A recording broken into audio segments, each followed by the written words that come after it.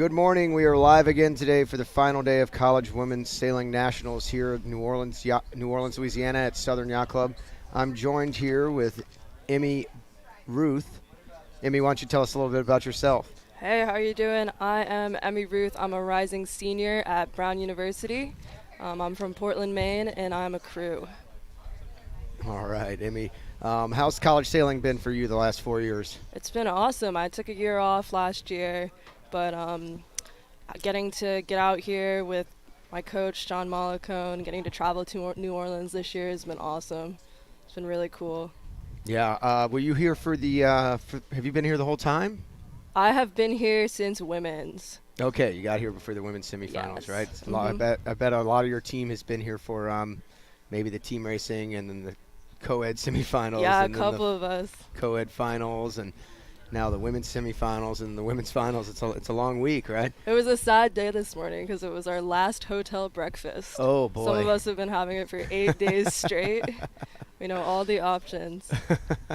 Oh well, today is also probably you're a rising senior, right? So you have one more year. I got one more year. Yep. Yeah. How many other do you have any girls graduating? This is We their last day do. of college sailing ever? Yeah, we do. We have quite a few actually.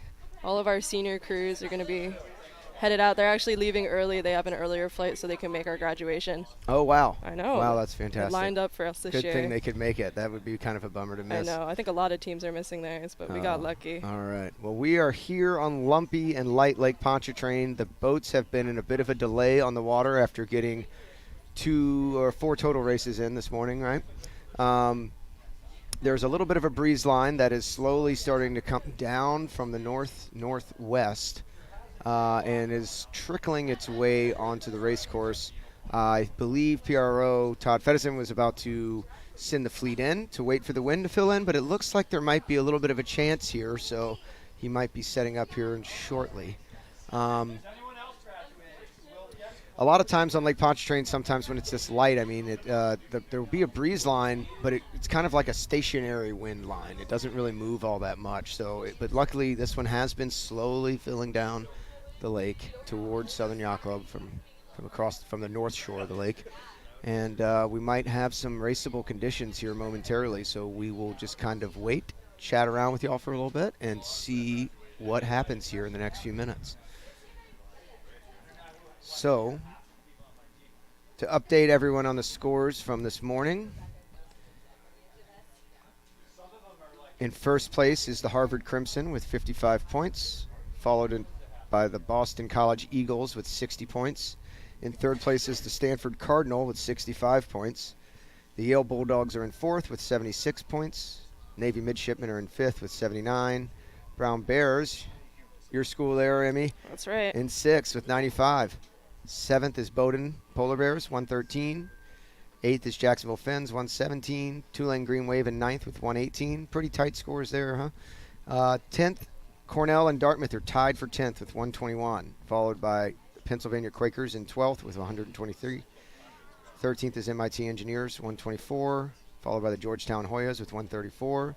Charleston Cougars, my alma mater, are in 15th with 152. Coast Guard in 16th with 161. St. Mary's Seahawks in 17th with 169. And the Tufts Jumbos in 18th place with 175 points. So it's pretty tight up there at the top. 5 points separating the top 3 schools there. 5 points is not very much when you have to get at least an A race and a B race in, right? And it sounds like I'm hearing horns from the race committee here on the water, so it sounds like they're about to go into sequence. Awesome. And we are looking at racing starting. They're getting ready to start race 7A. There goes the 3-minute sequence right there. You can hear it. Quite a change of conditions from the last 2 days. It's been blowing from the south, pretty windy from the south actually, but we've been sailing close to land, so it's been puffy, shifty, and kind of chaotic at times, I'm sure, for the sailors and Very. tacticians on the boat. Today is a little bit more straightforward, except for the fact that it is light and lumpy.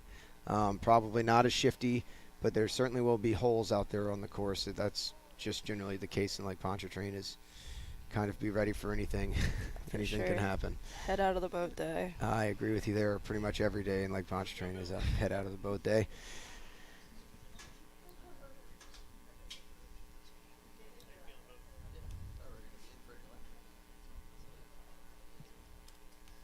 So this will be race A7.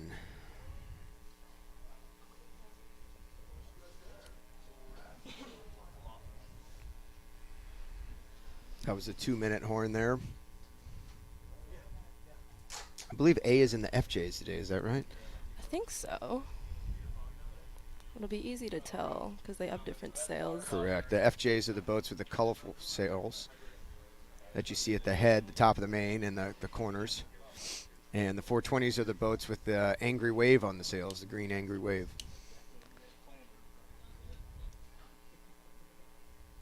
So it looks like A division is in the FJs, just judging from where the boats are lining up on the starting line here. I think the sequence caught a few of the sailors by surprise. They look a little unorganized in the pre-start routine here. Yeah, everybody's rushing back from wherever they were hanging out. Right. Right. So if we can maybe pan out just a little bit, we might be able to see both ends of the line. Or maybe the weather end is hit. Oh, there they are, right there. They were blocked by some boats. So that's your starting line here between the closer boat on your screen with the orange flag. Yep, and the further boat away with the orange flag. Somebody walking up near the bow of it right now. Getting set up. I think we're under a minute here. Is that right, Emmy? I think so. Certainly under a minute 30. We're making our way up there. So what boat are the brown bears in 30 here, Emmy? seconds. We are in... Looks like boat 6, I think. Yeah, I believe so. I missed the rotation because I was up here. 20 seconds there to start. Looking good. Everybody jockeying for position. It's 10. They're starting to accelerate. You got to think that this starts very soon. 4, 3, 2, 1. That's the gun right there. Boat 9 opting to win the pin there. That's usually a very powerful position in these conditions, especially light and lumpy. You're able to put the bow down, let the boat go forward. You don't have to try to manage your lane amongst other boats with the boat to windward and to leeward of you. They're looking pretty shot right now, too. Yeah, I think they're going to be looking pretty good here. Also heading towards the left side of the course, which is where the land is, can sometimes be beneficial as the wind bounces off the land and creates a bit of a shift to the left with this wind direction. So who's in boat 9 there winning the pin? That looks like the Stanford Cardinal. No surprise there. They've been sailing well. They have been sailing really well. They are currently in 3rd place in A division. That's Michelle Larkemp, Grace Austin crewing for in races 1 and 2, and Sammy Pickle racing races 3 through 18 so far. Let's see if they cross the whole fleet here. I don't know if they're going to get across boat 10, but it's kind of an interesting tack there if you're not going to cross. I do a big duck. Yeah. Not even that much of a duck, is it? No, not really. Just a little one. Looked clean, though. She must see coming something. right back. A little step out. So it is a little bit less exciting of a wind condition today for us to watch sailboat racing, but the sun is shining and it's nice and really not hot here in New Orleans, which is a shocker. And I'm kind of enjoying that right now personally. But we're going to, hopefully this wind holds on for this race to finish up. Looks like it's slowly starting to deteriorate, and that wind line that filled in is slowly backing away back to the north. Looks like people are going chasing it a little bit. Stay in that breeze. Definitely looks better on the left side of the course right now than the right. If we zoom out, we'll see the boats on the right trying to get back to the left side on starboard tack, just almost anchored over there.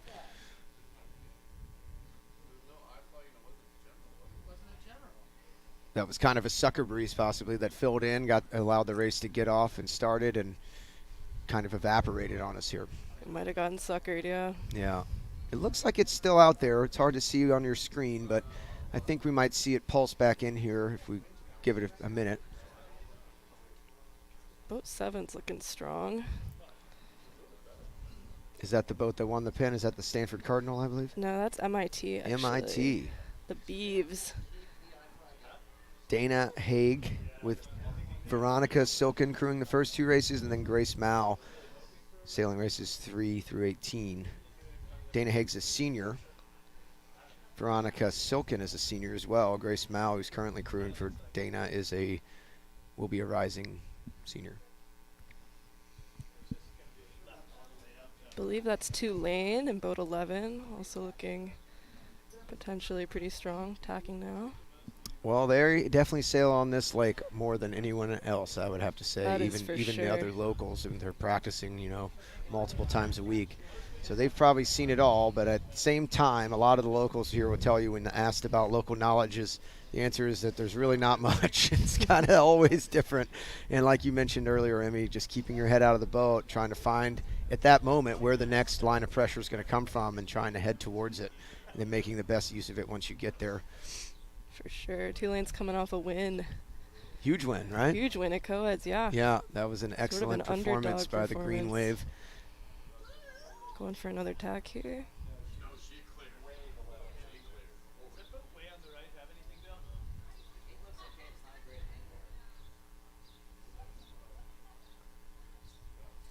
So luckily for us, the breeze does appear to be filling back in. It got a little sketchy there for a moment. It's looking good now.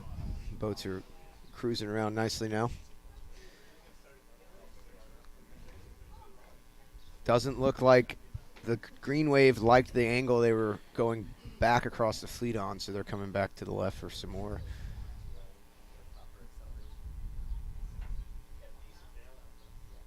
Lake Pontchartrain's kind of interesting. Sometimes the wind's not always on the water, and therefore the lack of wind is also not on the water. So you're cruising along looking good, and you run into a hole and just park it. And there's no no signs of that happening, and you just end up in an unfortunate situation. It can be very frustrating as a sailor on this lake, I'll tell you that.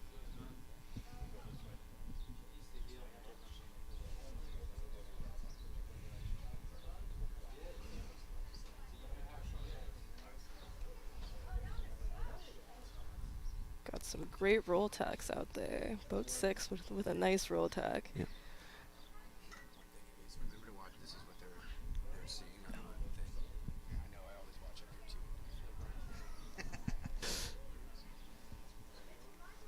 So if you're just joining us, this is race 7A. 7A. Currently on the first beat.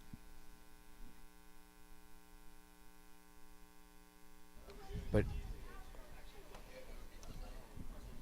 gotcha.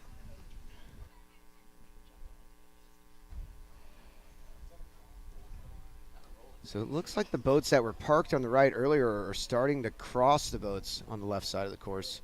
The breeze must have filled back in over there sooner. It looks like it's kind of getting lighter again. Boat 10 is looking in a pretty good spot. Who's that in boat 10 here? Let's find out.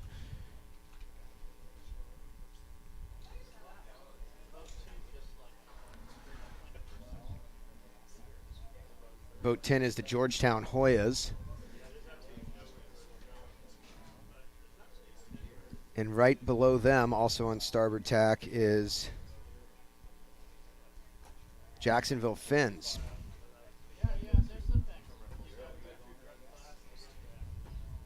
Both continuing to the left side of the course there. The whole fleet, if we zoom out a little bit, maybe pan to the right slightly, is everybody but 3 boats are on port tack right now. So they must see some kind of breeze line where they think getting onto port tack is going to get them to it quicker.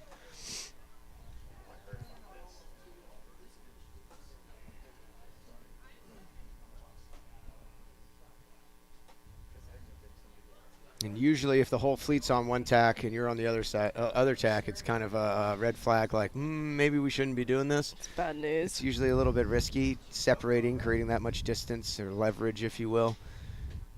It's either kind of a bit of a roll of the dice there a little bit. Either it's going to pay out really nicely or it's going to hurt pretty bad.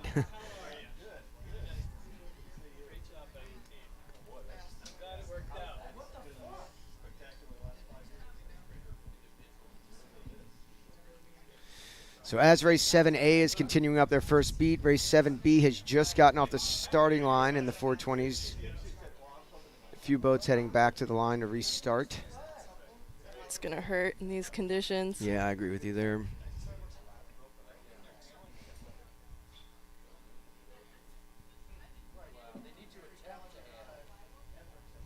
So where do we think the Harvard Crimson are right now in the race 7A, Emmy? That is a great They're question. currently leading the regatta by 5 points over BC and by 10 points over the Stanford Cardinal. They should be in boat 5. Boat 5. It's tough to see. I think 5 is one of those red boats. I was going to say the same thing. I think it's leading that red pack. Yeah. Oh, boy.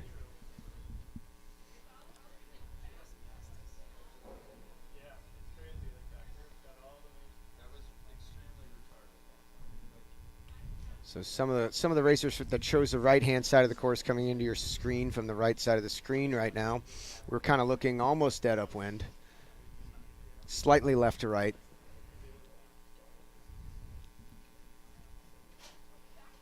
And it looks like the right is going to end up the boats from the right are going to end up rounding in front of the boats from the left. Boat 2 is currently rounding the mark first place. It's going to be Penn. Penn Quakers. All right. I had a fellow college sailor, Jordan Bruce, joining us yesterday from UPenn. I'm sure he's happy to see that. And they have a nice little lead, don't they? They do. It's great to see them out here. Boat 12, I think that's the Jacksonville Finns, were able to make the left side of the course work and get around in second place. Followed tightly by boat 7. I think that might be the Eagles. 7's going to be MIT. MIT, pardon me.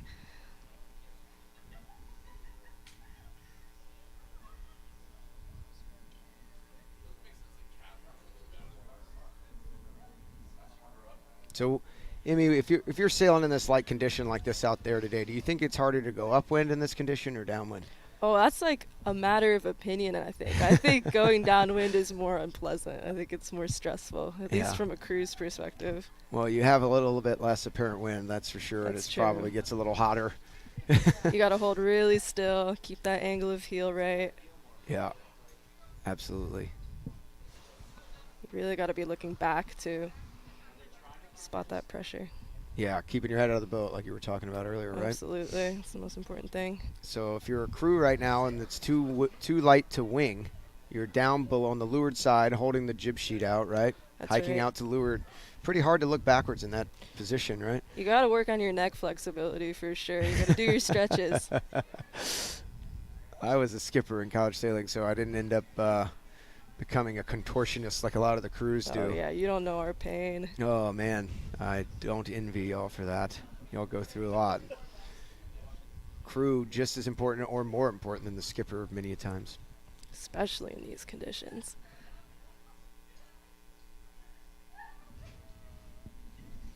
Looks like there's a little bit of breeze filling in from the back, so this is when the boats are sailing downwind. That's when the boats behind are kind of advantaged, right? They get the pressure first. That's right. And can carry that pressure up to the boats in front of them. Block the pressure from the boats in front. That's a big problem. That is something too, yep. Big pack there, and in light air, packs generally go slower. The wind doesn't want to go through all those sails. It wants to go over the top or around them. So the boats on the edges generally have a little bit more wind. I know if I was sailing out there, I'd be trying to avoid packs like that. You could tell all the boats in the pack, their sails are kind of limp there, and the boats sailing free and clear are going much more stable and sturdy sail shapes, kind of sailing away from the pack there.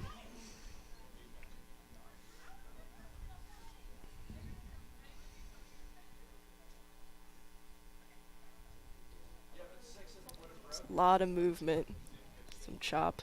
Yeah, it's almost never flat water here on Lake Pontchartrain. We've been very fortunate the last 2 days to have southerly breezes from off the shore. Mm-hmm. But any other direction, and the waves get kicked up and they don't really go away. They just bounce off the wall and bounce into other waves, and it gets very confused sea state, even in such light air as this.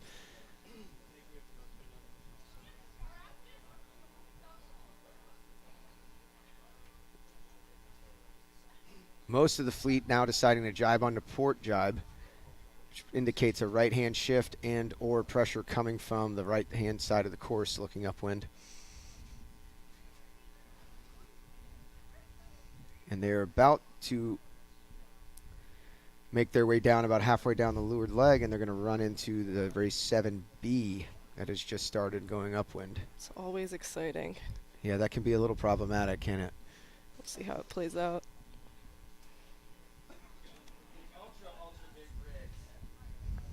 So pretty tight there between 7 and 9 for the second place spot. I think 12 might be in the battle too. Maybe they are in second in boat 12.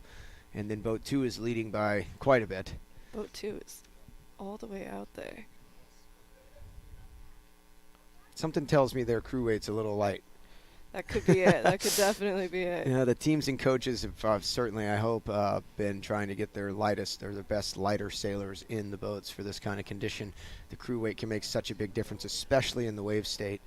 If it's flatter water, you can get away being a little bit heavier, but with the boat bouncing around so much and therefore the sails shaking around so much, being a light boat really helps get through the waves.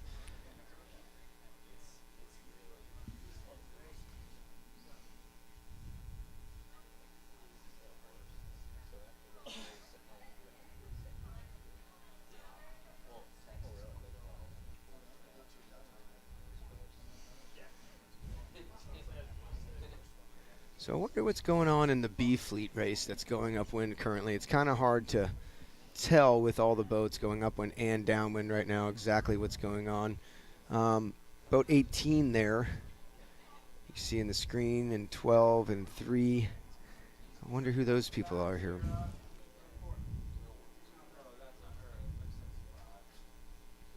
'18 is going to be Coast Guard. Coast Guard. All right. 12 is Jacksonville, and 3 is Dartmouth. Dartmouth. And then boat 15 is in front of them. It looks like the boats from the left. Well, it's hard to say right now, so I don't want to assume anything here. But the wind is light and the seas are lumpy on Lake Pontchartrain today. Makes for a bit slower pace of racing.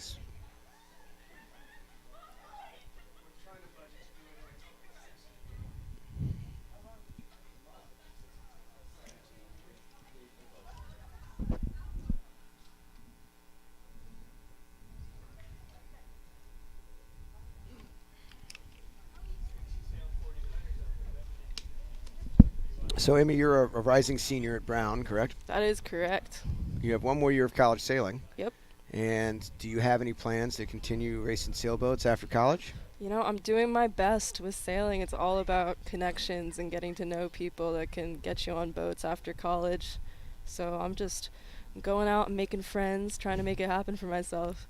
Do you have any type of boats you'd prefer to be racing in after college? I would love to sail snipes. Snipes. I've heard a lot of people after college will sail snipes and they love it. That is a very similar boat to college sailing style boats.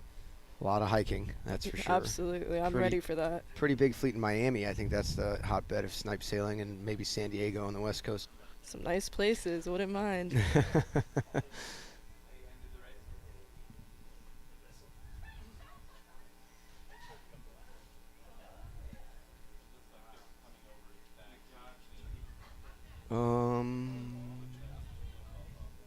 So we're starting to hear commentary from the coaches' peanut gallery here that we happen to be situated in the commentators' booth, and there's a consensus among the coaches that the races have been abandoned due to light air.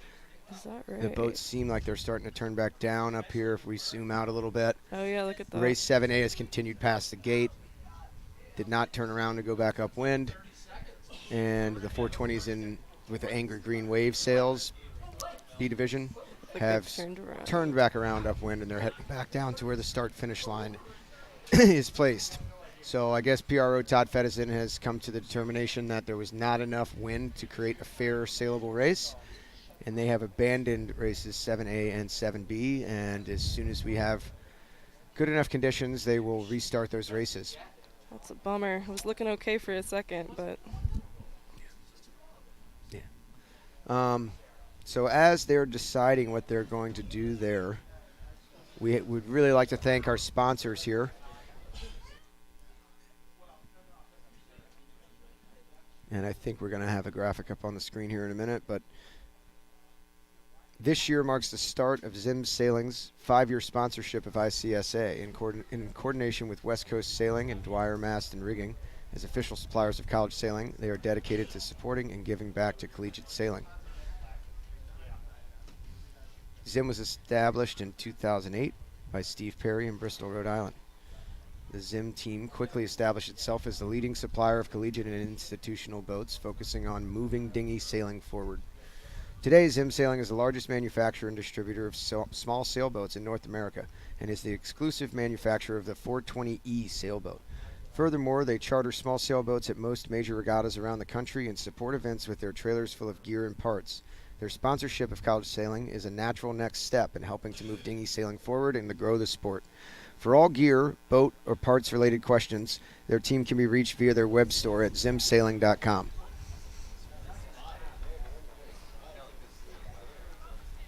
This year marks the start of West Coast Sailing's 5-year sponsorship of ICSA in coordination with Zim Sailing and Dwyer Mast and Rigging.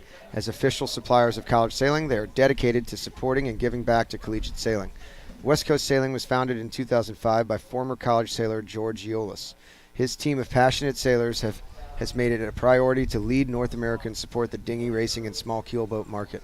Based in Portland, Oregon, they stock the best dinghy sailing necessities, with a focus on boats, parts, apparel, line, and accessories. They really lean into their expertise and knowledge of serving the industry for the last 17 years. Since many of their staff came up through youth and collegiate sailing, supporting ICSA is an honor and remains true to their roots. For all gear, boat, or parts-related questions, their team can be reached via their web store at westcoastsailing.net. And when I was living and working, coaching sailing in San Francisco, we did a lot of work with West Coast Sailing, and they were fantastic. Can't say enough good things about them.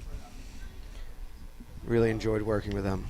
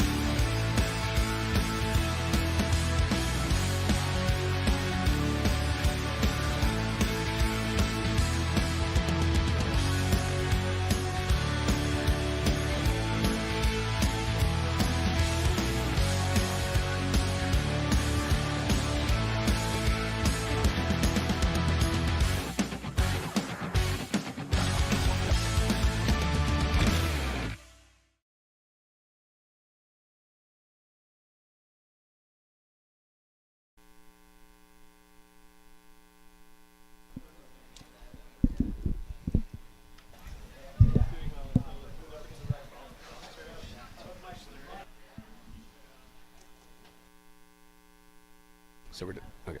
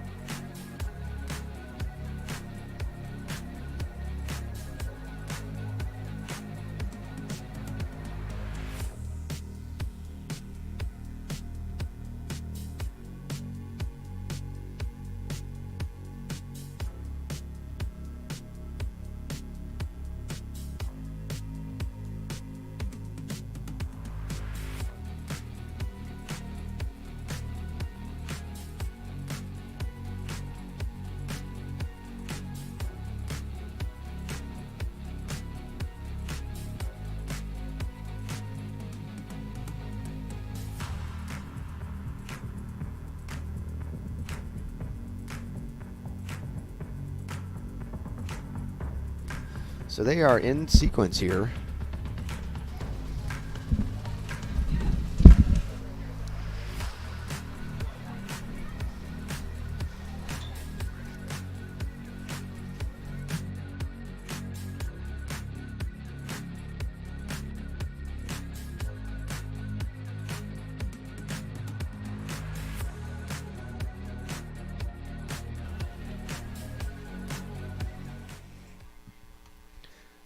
I think we're ready to go whenever y'all are.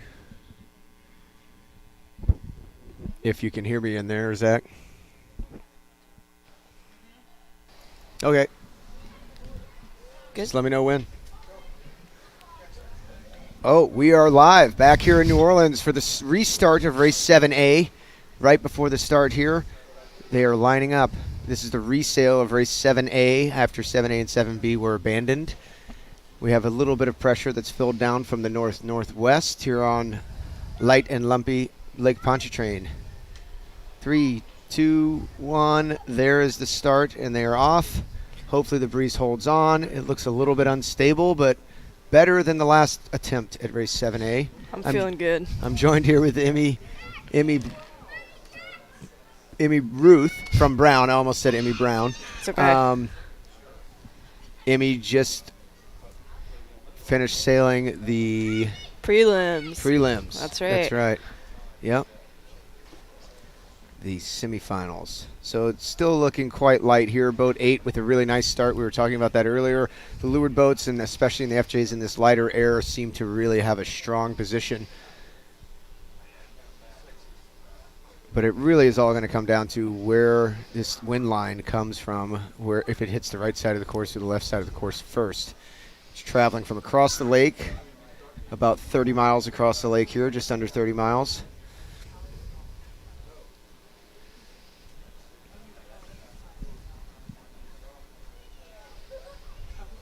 And currently leading the regatta with 55 points is the Harvard Crimson.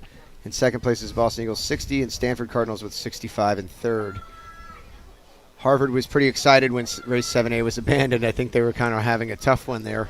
Coaches, I could hear a little cheering from them when the race was decided to get called off. So the pressure seems like it's filtering across the course. I'm not sure if you can see on your screen. We were luckily sitting up quite high at the Southern Yacht Club, so we have a nice bird's eye vantage point.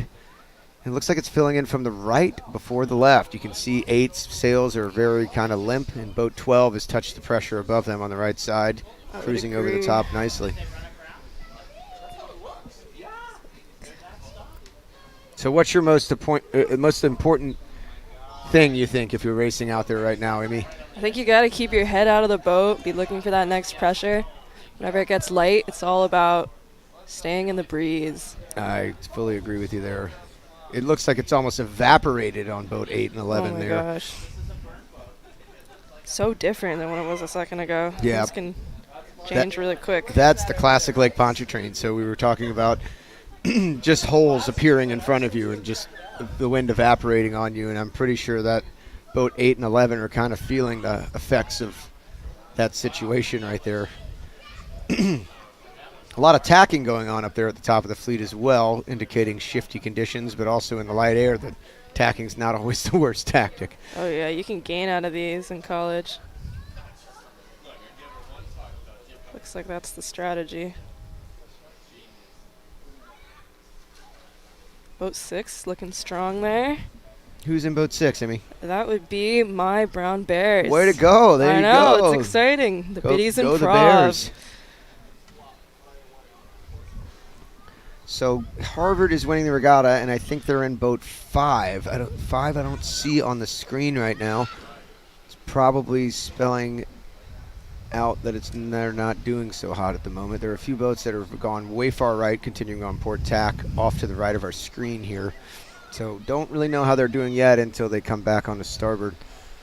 You never know what's going to work, but I don't know. Looks like boat 11 and 2 have found themselves a little breeze again. Harvard's in boat 5. BC in second place is in boat 4. And Stanford Cardinal in third place overall are sailing boat 9.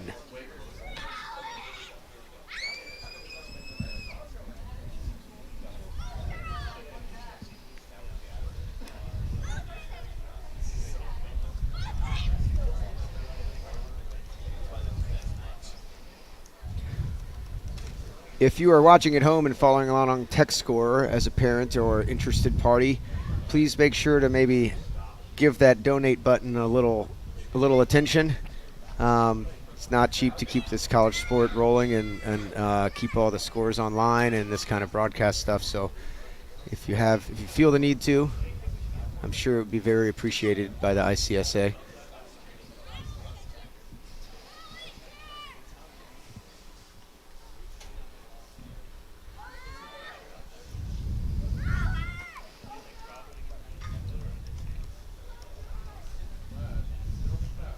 So what are the conditions like at Brown at the Brown Sailing Center? Where do y'all sail again? So we sail out of Edgewood Yacht Club right at the mouth of the Providence River into the bay. We're known for being really windy, but we get all the conditions, but this spring has been a really windy one in particular. Huh. So these light conditions are a bit of a shake-up for Brown. And do y'all have much current that flows through that bay there at Edgewater Yacht Club? Well, John always says we have the weirdest current in the ICSA. He says we have the whole Rhode Island EPA stumped as to what's going on with the current. Really? That's Wow. right, yeah. Heard it here first. But we do have some current. It just depends what the river is doing. I gotcha. So there's generally not much current here on Lake Pontchartrain. We did see some flow after racing in the harbor here, but it's a very big lake. It's very shallow, 12 to 14 feet deep the whole way across, 30 miles across as we're looking on the screen, and from left to right on the screen is about 60 miles across. We're pretty much looking almost due north right now on the screen. So there's not a lot of water flow. What we can have sometimes is what we call lake slosh, which is what was happening yesterday evening when you have like a low pressure system or a lot of wind that blows the water from one direction for a long time and it stacks up all the water in one end of the lake, and then the wind goes away and the water goes back to where it came from. But I don't believe that there's any effect like that happening right now.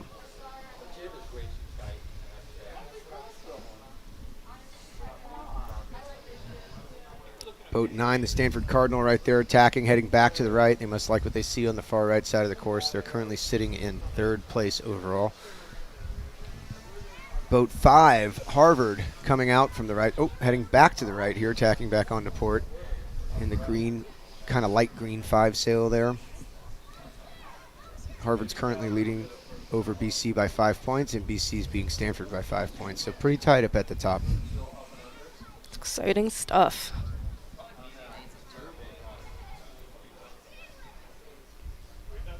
What we've been seeing with the wind is that a little line of pressure will come down, fill in for the course. They can get a race off, but it tends to kind of slowly evaporate. So we're hoping that this breeze kind of hangs around or it doesn't go as low as it has been, and they can continue to race these races. Certainly very trying conditions for the sailors, especially at a national championship. Wouldn't you agree if you kind of have things that are very far out of your control, right? Oh, yeah, that's really frustrating. It can be. You got to be really mentally tough.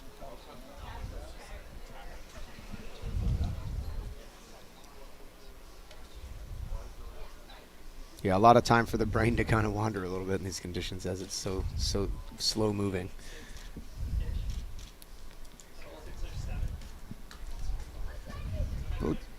Boat 6 has made it around the mark.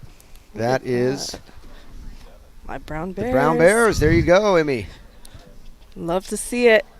I think it was the extra words of encouragement you I went to your imagine. teammate as they were sailing out past us into the lake. I've been sending them good vibes all day. Followed by boat 4, which is the BC Eagles. This would be a nice chunk of points if they finish this race and they stay in second and Harvard stays back a little bit behind them here. Boat 12 is the Jacksonville Fins. They were putting together a good race in the one that was abandoned right before as well. I think they rounded the first mark in third as well. Must be a lighter specialist or something up there.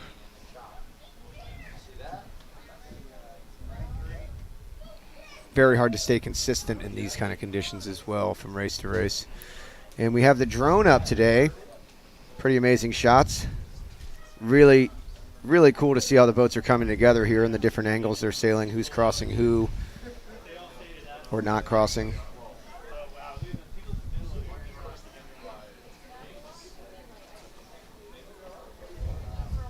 Pretty wide tacking angles here too in this light air.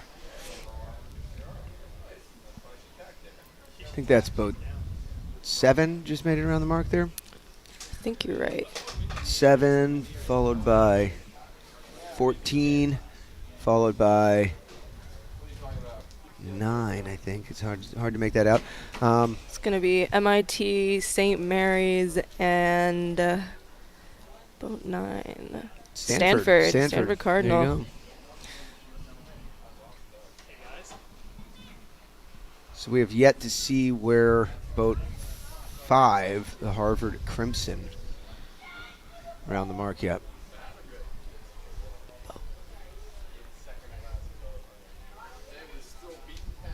Looking like it's getting lighter out there at the moment, but there's breeze not too far away, just upwind of the course. It looks like it hopefully will trickle its way down here. It's good news. There's boat 5. Harvard Crimson has made it around the mark. Yep, and the Seafoam sail. Yep, Seafoam. Seafoam. That's a great description of that color. I've been trying to get it to catch on. Nobody's bit. Oh, you sold me. I'm all in on that one. It's great news for me. A lot of boats jibing around the mark. They must see that pressure out on course right. They're almost like going upwind to get to it. Yeah, a good crew is going to be looking back and telling their skipper all about that.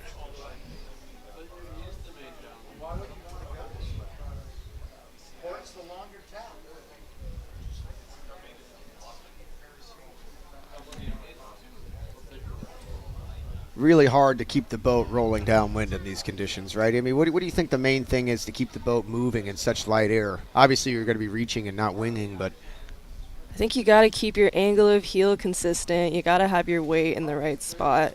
I think the most important thing for the crew to do anyways is to be looking back and seeing where that next pressure is going to be.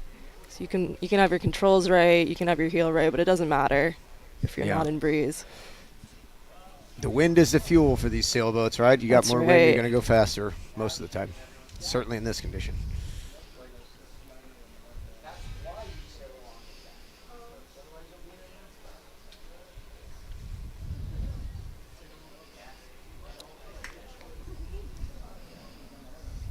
And the leaders in this race have really legged out. They must have been able to get around the weather mark in the puff and continue to sail on that puff a little longer downwind before the wind evaporated on most of the fleet up at the weather mark. They are now trying to sail downwind in a hole. Yeah, it's got to be a bit of a rich get There's your richer leaders. downwind. Yep, absolutely. I think at that moment, in that instance, usually the ones in the back get the pressure first, right? Right. But boat 6, they're leading the race, followed by 4 and 12. They have really opened up against the rest of the fleet. See if they can hold on here. It looks very light.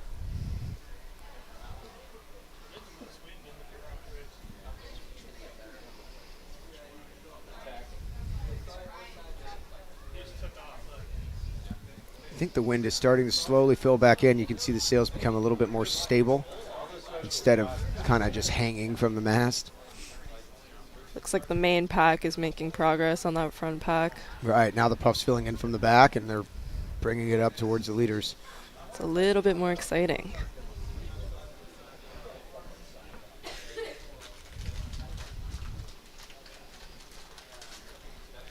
Race 7B is also on their way upwind. They've just started. They're halfway up the first leg here. Those are the 420s, the boats with the green angry wave that you see on the sails, as in boat 15 in the back of the screen there and boat 3.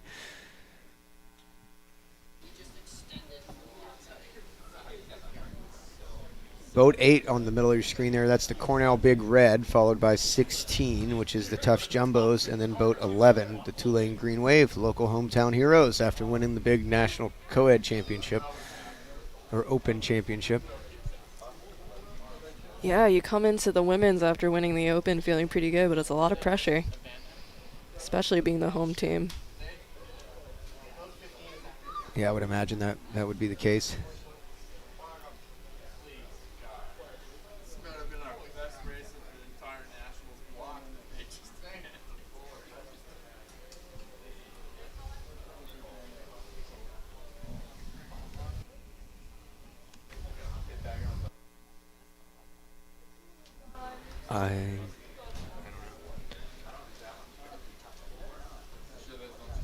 So the ICSA each year awards a. Oh, there's things happening on the course. I hear whistles, but can't really tell what is happening yet. Yeah, it does appear that the 420s have turned around and are heading back to their starting line. I'm not sure if the 8th race is still continuing or not. It appears to me like they might still be racing. Kind of hard to tell from here. But while we're trying to figure that out, the ICSA, Intercollegiate Sailing Association of North America, presents a few Hall of Fame awards each year.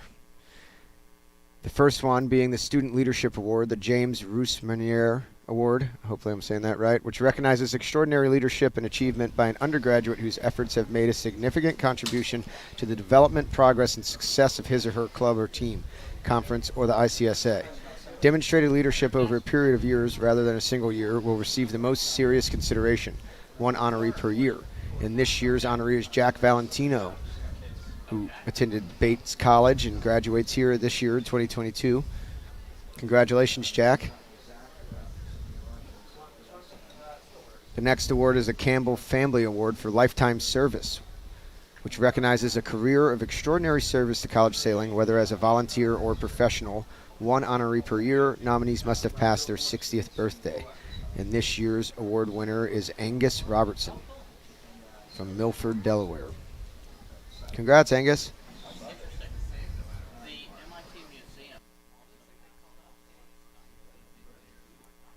The third award is the Graham Hall Award for Outstanding Service by a College Sailing Professional, which recognizes organizers, administrators, advisors, or coaches who have served the best interests of college sailing at the club/team, conference, or national level. One or two honorees per year. Nominees must have passed their 45th birthday, and this year's honoree is Allison Blair Jolly. Attended South Florida, and I believe she is involved with running the South Florida program. Is that right, Amy? I think that's right. Yeah. Used to train with them on spring break. She's quite a name in the sailing world and industry.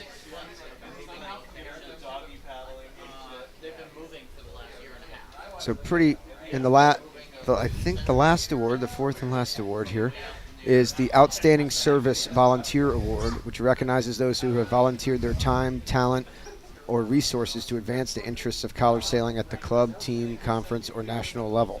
One or two honorees per year, and nominees must have passed their 45th birthday.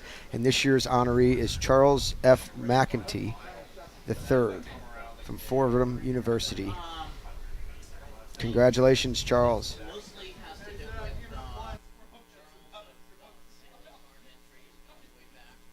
So they have abandoned races 7A and 7B now for the second time. The wind fills in. They try to get a race off. The wind evaporates.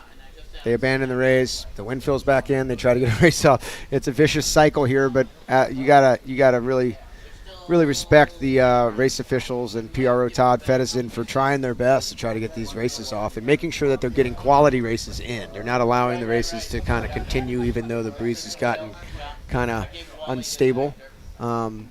So, I think he's just they're trying their best, and unfortunately that's part of our sport. It's kind of cool that you have to rely on Mother Nature, but sometimes she doesn't always cooperate on the exact dates where we're scheduling big regattas. It's tough. It's challenging when the breeze is doing this because you have to stay in your competitive mindset for so long. You don't get a break. Yeah. So how do you manage to try to stay switched on? I think a lot of people do different things. I think when you're out on the water, it's tough because you can't. You're stuck in a boat with someone. But I think people will come out of it and have like a little switch they turn, like a cue in the boat to come back in. I know some people have words, but it's definitely it becomes a mind game. Yeah, I always looked at it as either I was turned on or turned off. Exactly. And sometimes if it's been a long day, like yesterday, we had a 5-hour storm delay. So, in that amount of time, you got to be able to turn it off and let your brain rest for a little bit, chat with some friends from other schools, Yep. Maybe make some new friends. Have a snack, relax a little bit, and then be able to flip that switch back on as soon as, ideally you're kind of paying attention the whole time. And if it looks like the weather's going to pass through, like yesterday, or if the wind's going to come up like today, try to pay attention and then see that it might happen and turn it back on so you can start gathering as much data again before you head out there again. Sailing is a lot of, in my opinion, you got to gather as much data as you can, put it in your own little brain computer thing, and try to make the best informed decisions about what might happen next. Absolutely. You got to pace yourself, too. It's a marathon, not a sprint. Oh, right. And a lot of teams have been here for about a week so far. It's been a real marathon. That's true. So it looks like the fleets are going to stay out there as there is another wave of pressure that hopefully will reach the course soon. So it looks like the officials are going to hold the fleet out there with an attempt to start race 7A and 7B for the third time now. Third time's the charm. Let's hope.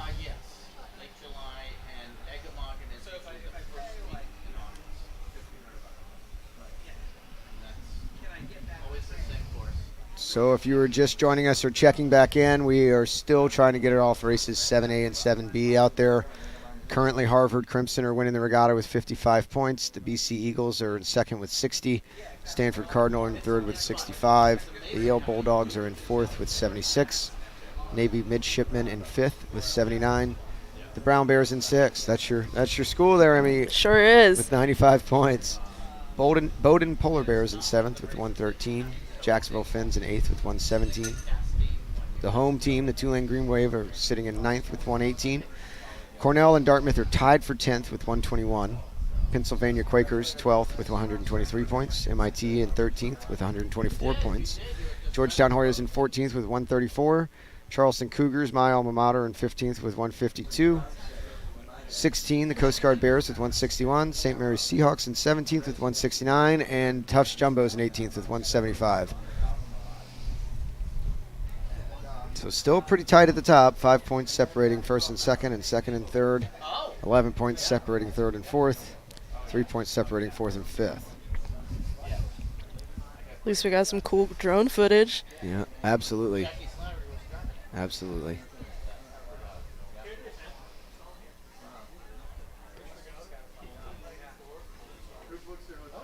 Kind of looks from here that the sailors are in the more of a switched off mode out there at the moment. It looks hot. I don't blame them. I don't blame them one bit. In New England, even if it is hot, the water's always cold, but the ponch is pretty warm. Oh, it is. It's like a giant mud puddle. It's really not deep, and it's fairly muddy colored water. Can be worse than this, actually. It's really not that bad right now, but it's kind of like alligator country, as we had Clearly. alligator dragged across the lawn here at Southern Yacht Club after being wrangled in the harbor yesterday. I touched an alligator for the first time yesterday. Yeah? What does an alligator feel like to you? It felt like it was room temperature is how I describe it. Room temperature. It was room temperature.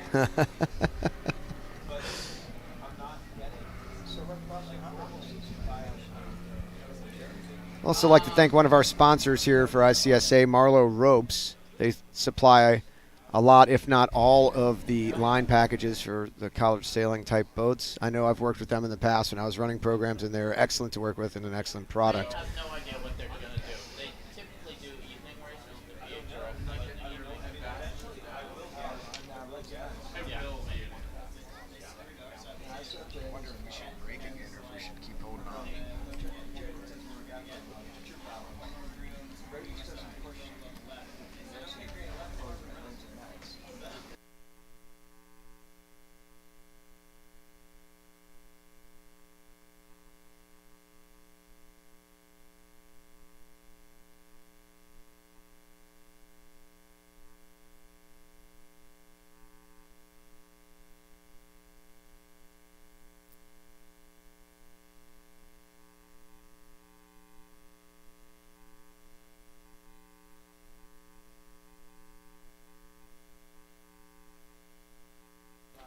Okay, viewers at home here, we are in a wind delay, and the wind is north of us. It does look like there's wind out there, but it is not making its way down here very quickly. I think the PRO, Todd Fedison, has decided to hold them out there. Yes, he has. And we are going to take a short, quick break here, and we're going to join back with you as soon as the action gets going again. See you soon.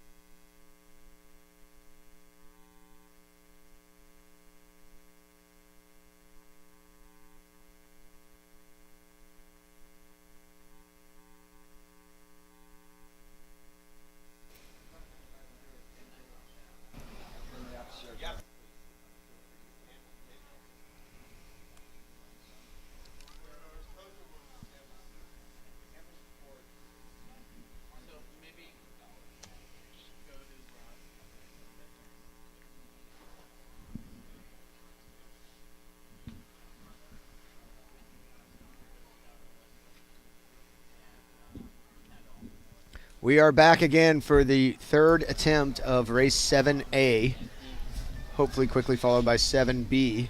Just had some horns from the race boat out there, the race committee boat. So it sounds like they might have just gone into sequence. The wind has come back. We are praying that it holds on to get these two races in. I'm feeling really good about it. Third time's a charm. That's what you said, right? I did say that. We'll see. We're going to manifest this race to finish, I think, It's the law of attraction. It is still light. It is still lumpy. Maybe not as lumpy as it was earlier this morning. That was 1:30 there, I believe. But this is like Pontchartrain. This is what happens here sometimes. So. That's the punch.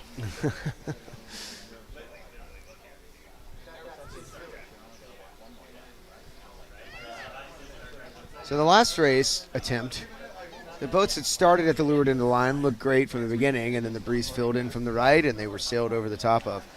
So let's see if that happens to continue like a pattern there.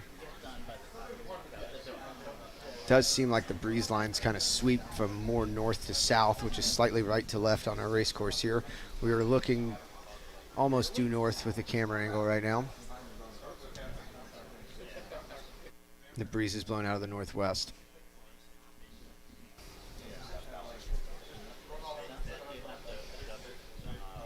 Not many people down at the pin here, Emmy. No, it's looking That was lonely. 30 seconds. Who is that down there? I can't tell. Oh, boat 9 is going to try to, I think, win the pin, or boat 8 is the furthest left on our screen right now. So, yeah, boat 8, that's it. Boat 8 is going to be Cornell, Big Red. 3, 2, 1. There's the start. All right. It's a nice start.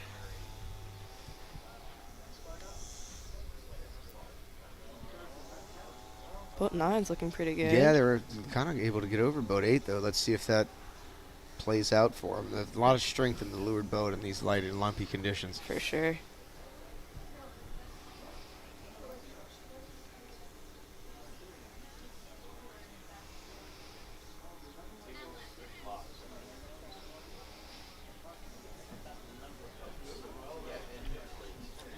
Boat 8 is the Cornell Big Red.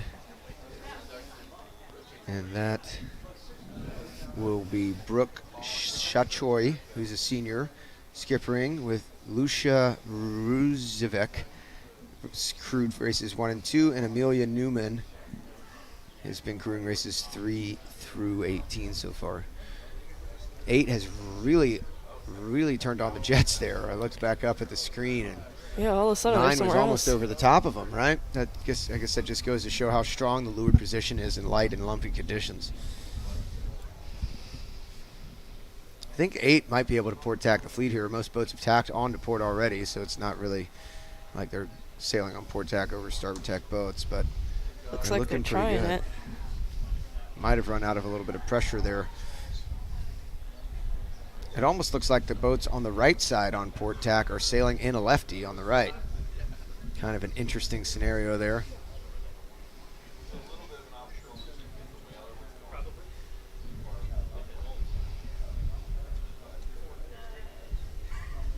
And looks like somebody is spinning. Feel like Oh they must have boy. valved. Boat 11. That's going to be Tulane, home Oh team. no. Well, at least they're keeping it clean on the water and Absolutely. not allowing anything to go to room. You don't want to go to a protest room on a day like this. Been inside too much.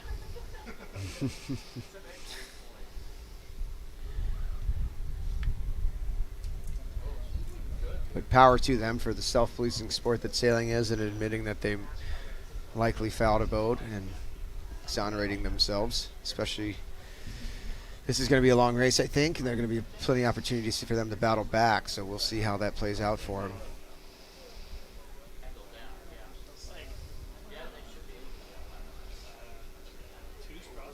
Boat 2 is looking better and better as they get lifted and lifted here. It's going to be your UPenn Quakers. UPenn Quakers. That is Amanda Majernick, a senior, skippering. Amanda sailed the first 2 races, and then Tori Chisari races 3 through 18. Claire Dubois races 1 and 2, and Ella Marsden races 3 through 18. Really looking nice for boat 2 there, and these other boats on the left side of the course. They sailed in a little less pressure initially, but the angle is really turned on for them here coming out of the left side.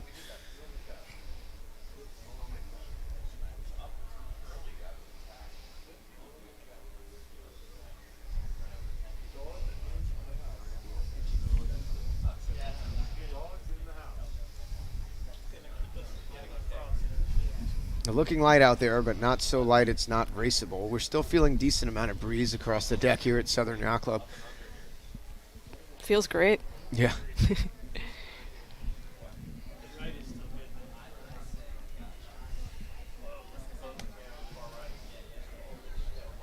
As race 7A is halfway up the beat, race 7B is just about to get underway down at the starting line. So if you're sailing in B division, Emmy, and you're starting behind a fleet that's already started, how much attention are you paying to the fleet that's racing in front of you? I mean, I think you definitely want to look at what's been working out. I think, we said it earlier with sailing, it's all about getting as much information as you can and making your decisions accordingly. So I think that's definitely a big piece of information, but not the only one. Yeah, I know I'm trying to. It's hard to get all the things done and pay attention to another race, but maybe I'll try to pick a boat that's on the left that's doing okay and a boat that's on the right that's doing okay, and trying to figure out which one crossed at the top. That's definitely a good thing to keep in mind.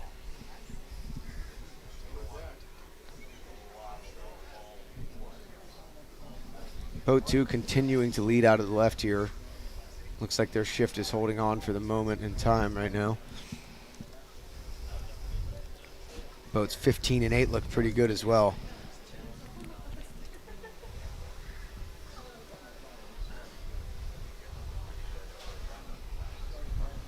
I think boat 15 is the Yale Bulldogs. They are currently sitting in 4th place overall. Boat 8 is the Cornell Big Red. You can see boat 5 there, Harvard, in the middle of the screen, sailing a lefty out from underneath the boats to the left of him. Usually that could forecast that the breeze is going to go left for the boats on the left as well. But Harvard is, the last 2 races have been abandoned. They weren't doing so hot, so it's good to see that they've put this one together. They might actually cross the boats from the left now. Wow. Yeah, look at that. You got 2 kind of breaks there as the wind evaporated in the first 2 attempts at race 7.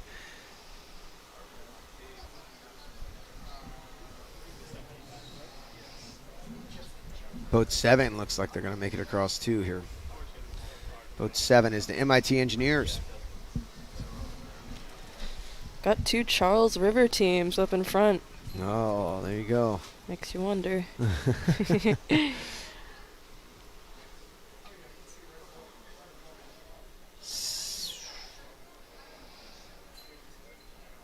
Sailing within the MIT Engineers boat is Dana Haig. Veronica Silkin sailed the first 2 races, and Grace Mao is currently crewing for Dana.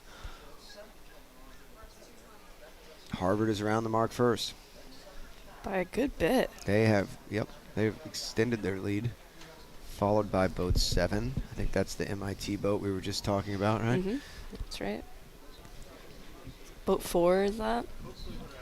Who's boat 4? That's going to be BC. Another Boston team, not the Charles, BC, though. that's Sophia Reinecke sailing with Sarah Schumann. Laura Ferris sailed the first 2 races of Regatta with Sophia.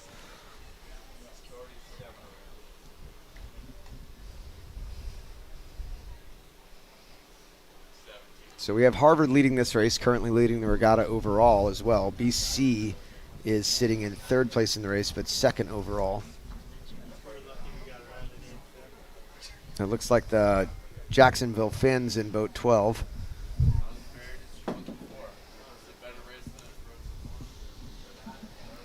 They've been up there. It's very, like we were saying, very hard to be consistent. But the Jacksonville team in the A division has been in the top 5, I think, at every mark rounding of the 3 attempts of race 7. So they've been up there. That's pretty hard. That's pretty impressive. Unfortunately, none of those races have counted yet. Right. But you know, they're looking to get. If I was a betting man, I bet that they are hoping to get as many races in this condition as possible. I think a lot of teams are. Breeze is getting stronger across the deck here at Southern Yacht Club. That is very, very exciting here, because we have not had a very stable breeze.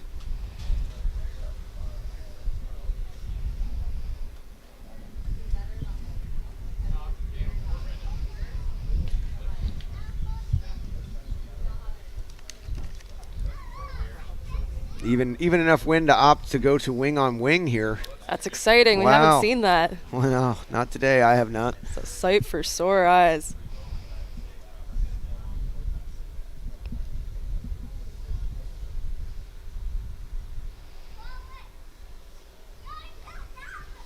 That is the 420 fleet, the B Division race 7B, going upwind in the 420s with the angry green wave sails.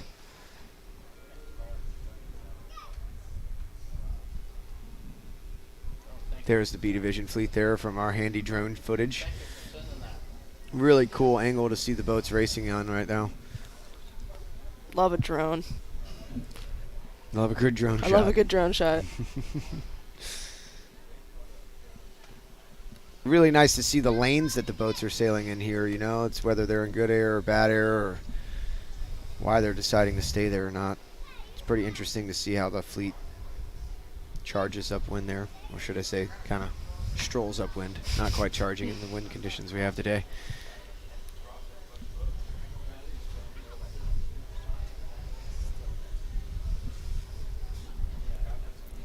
We have yet to see the fleet round the gate in attempts of races 7 and A and B. Funny comments from the coaches' corner over to our left regarding how their teams are performing. Colorful bunch. Yeah, the coaches in college sailing, I think they pretty much travel around the country hanging out with each other every other weekend or every weekend pretty much, so I think they get to know each other pretty well. Big happy family of coaches. Happy? Are they always happy? So it can be controversial. Families fight. So Harvard Crimson, Emma Canetti, sailing with Alexandra Dorofiv, rounding the gate mark in first place. Marley Belsley sailed races 1 and 2 with Emma. Boat 7 opting to split gates from the leader, taking a right-hand turn. Finns have kept in the top 5. They're in third. Boat 12. BC has lost a position or two. They've rounded in fourth. I think that's the Stanford Cardinal in boat 9. Is that right, Emmy? I believe so, yep. Stanford Cardinal, boat 9. That is Michelle Larkham sailing with Sammy Pickle. Grace Austin crewed races 1 and 2 with Michelle.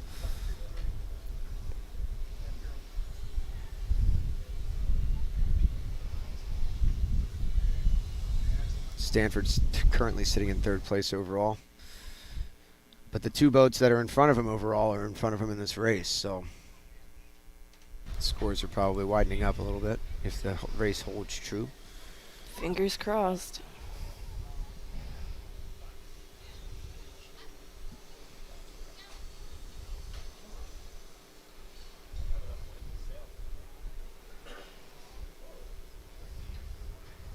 Really need to see from this drone footage how the fleet comes in at all different angles downwind, and they all managed to round the leeward mark and end up tip to tail, spaced out almost the same amount. Takes a lot. They make it look easy, but it takes a lot of training and a lot of communication and coordination on your team's part to have a good mark rounding where you can live following 1, 2, 3 other boats dead behind them.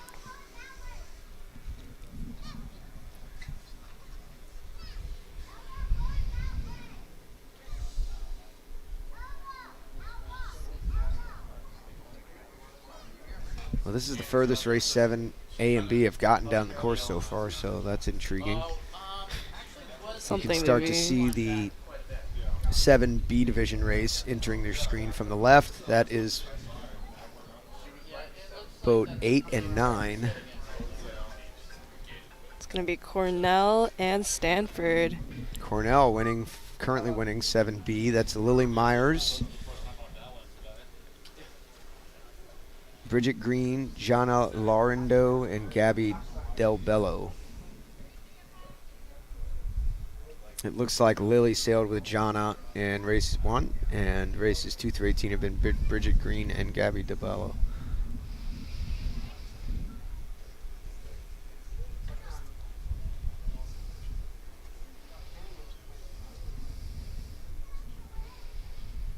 Boat 5, Harvard doing a nice job trying to keep everybody protected in their zone behind their boat. If you were to draw a line straight off the transom, off the center line of the boat pack, and then perpendicular to the direction of the boat right now, all those boats are more or less inner zone, which makes it really hard for those boats to get around her boat, even with a shift or any change in pressure. It's good fleet management. It's important.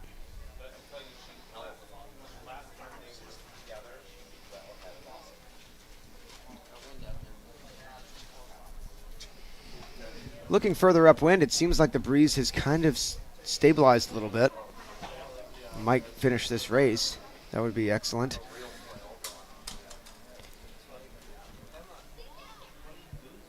Boat 8 there on the left side of your screen is sailed all the way to the left side of the course, almost on the port tack lay line. Trying to take advantage of a nice left shift, possibly.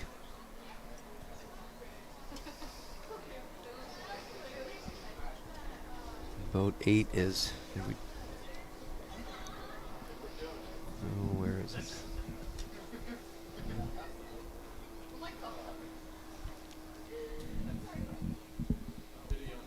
Boat 8 is the Cornell Big Red.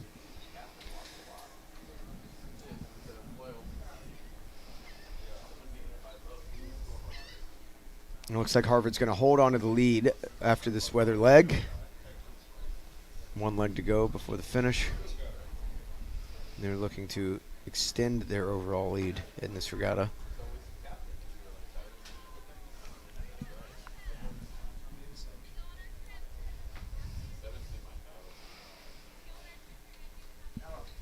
You know, the breeze is up and it's stable and they can race, but it's like still pretty light. Wouldn't you agree? Yeah, it's all the crews you can see on the drone footage are sitting in the boat on the upwinds, on the downwinds. Everyone's holding their boom out so it doesn't swing back at them.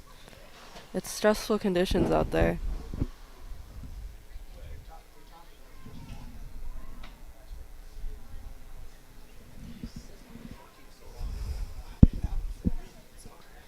So leading this race, we have Harvard, followed by the MIT Engineers, followed by Jacksonville Finns in third. Fourth place, we have the Stanford Cardinal, then the BC Eagles, and then the St. Mary's Seahawks. It's a good race for St. Mary's. I think they've been kind of not performing as well as they are right now so far, so that's maybe they'll get the ball rolling a little bit.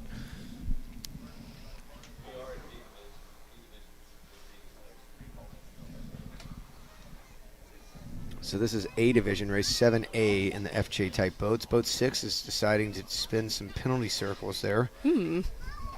That's fun. Is that the brown bears there? That would be my brown bears. Always honest. There you go.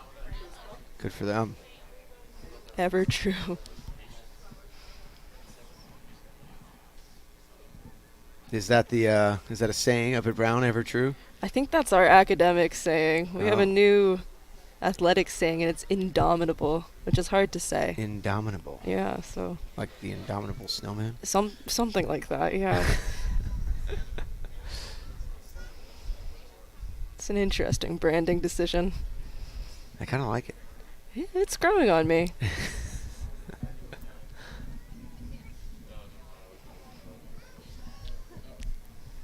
Most boats opting to stay on starboard, reaching on starboard here.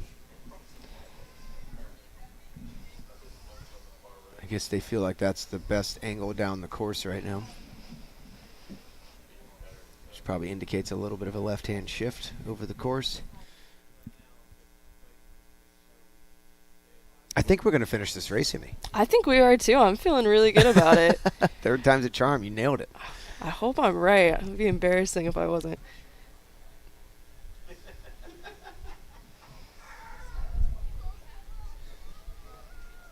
Boat 12 opting to jibe onto port, split with the boat that was right in front of them, trying to get around them. Let's see if that pays out for him. Making the pass. It's always a challenge. Well, you're not going to pass them by following them, right? That's true. The trick is do you have enough space behind you to risk it a little bit? Because you certainly don't want to lose a boat or pack of boats.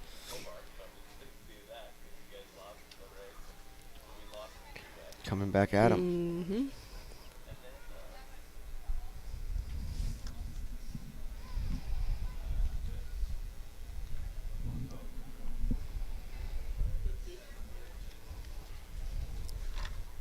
Well, at least it's a beautiful day here in New Orleans. The wind has not been super cooperative, but it is beautiful out here today, much to the opposite of yesterday where we were surrounded by lightning and thunderstorms all day. That was a damp one. So that's a welcome change.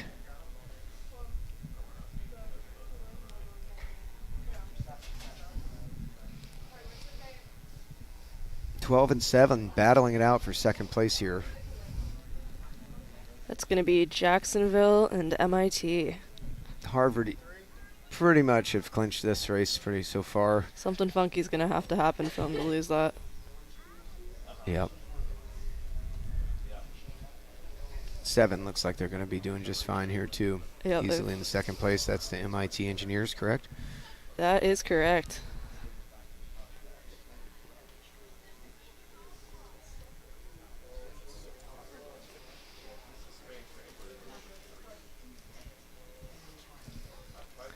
See the crews in each boat using their body weight to help steer the boat through the maneuvers, rolling the boat and allowing them to pull the sails through the air and squash the boat into the water to accelerate the boat on the outside of the maneuver. It's pretty important to know how to do that really well, especially in these conditions. Super important when it's light. So Harvard takes the win in race 7A. MIT engineers take second place. Jacksonville is going to be third. I think that's the Stanford Cardinal in boat 9. I think so. Yep. We're going to be tight between 4 and 17 here with the lured boat situation. I think 4 took it. I agree. Just by a hair. And then it's going to be 14, then 3 most likely. 8, 15. So Harvard, the regatta leader, wins the race. Do we remember where BC ended up in that race? BC was maybe 4th or 5th. I think you're right. So they're going to open up the lead by another 4 or 5 points. It's a great regatta for Harvard. And it's interesting, the B division fleet has caught up tremendously to the 3-minute head start that A division had. That's funny. So it's the difference in the 3-minute or boats. more head start. Different in the boats, yep. Difference in maybe the wind conditions in each fleet as they sailed around the course, possibly. So leading race 7B in the 420s with the angry green wave sails is boat 8. It's going to be Cornell. Right? Nice drone zoom for us there. That's a nice finish for them. I think they're hanging around, and yeah, they're tied for 10th at the moment. It's going to be a big move, hopefully. Tied for 10th, and unfortunately eating an OCS, which was on course side at the start of race 1 of 1A, sorry. I believe one of 3 boats to do that in that first race. Cornell being one of them as well. Interesting. Yeah. Oh, Brown being one of them. Sorry. Brown, yeah. Brown and Cornell. St. Mary's is the 3rd. Oh, brutal. Tough way to start the regatta. That is it's not all that common in college sailing that boats are over and don't end up returning to restart. Yeah, that was an unusual one.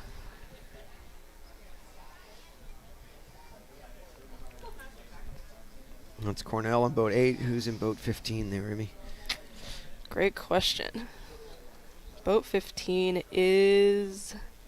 Oh, I had him and I lost him. Ah, that's Yale.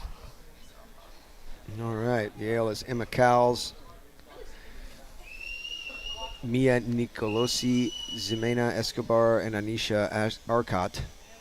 Currently winning I that think B Mia division. and Anisha are currently on the water right now. I believe you're right. And for Cornell, who won the race,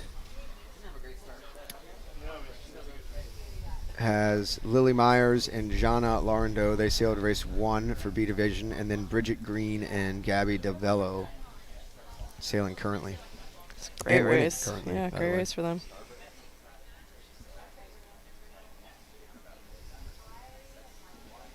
So where's Harvard in this one? What boat are they in? I think Harvard is about B to division. finish, right? In boat They're in 5. 5. Yeah, B you can as see well. that nice H. Pennies make it easier. Yep. So they were probably 5th or 6th or something like that. Have we seen BC finish yet? BC is going to be in boat 4. All right, So they've yet to finish. But Yale finished in front of Harvard, right? So Harvard's kind of extending their lead with these 2 races. They got to be pretty happy about that. Yeah, you can't complain. Pretty tight finishing down here in B division. Yeah, everyone's all grouped up. The race committee has picked up the weather marks, moved them significantly to the left, and are going into sequence here already for race 8A. Trying to squeeze them in there, get as many races off as we can.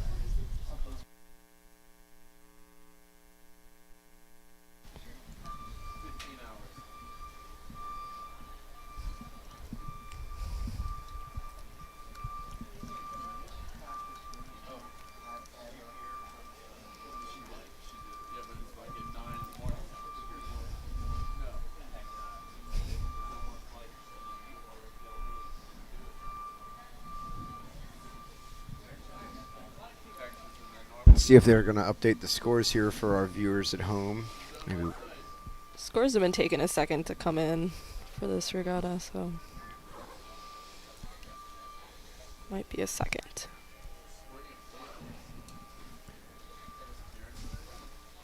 So it sounds like that was 1 minute and 30 seconds before the start of race 8A, which is the colorful sails and the FJ type boats.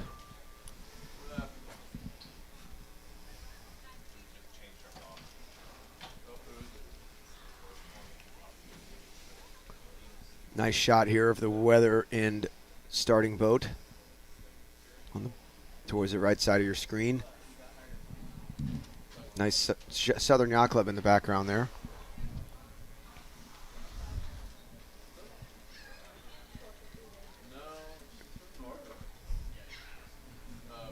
So if you're sailing in this race, Emmy, what's your pre-start routine in between when you have just a little bit of time between each race?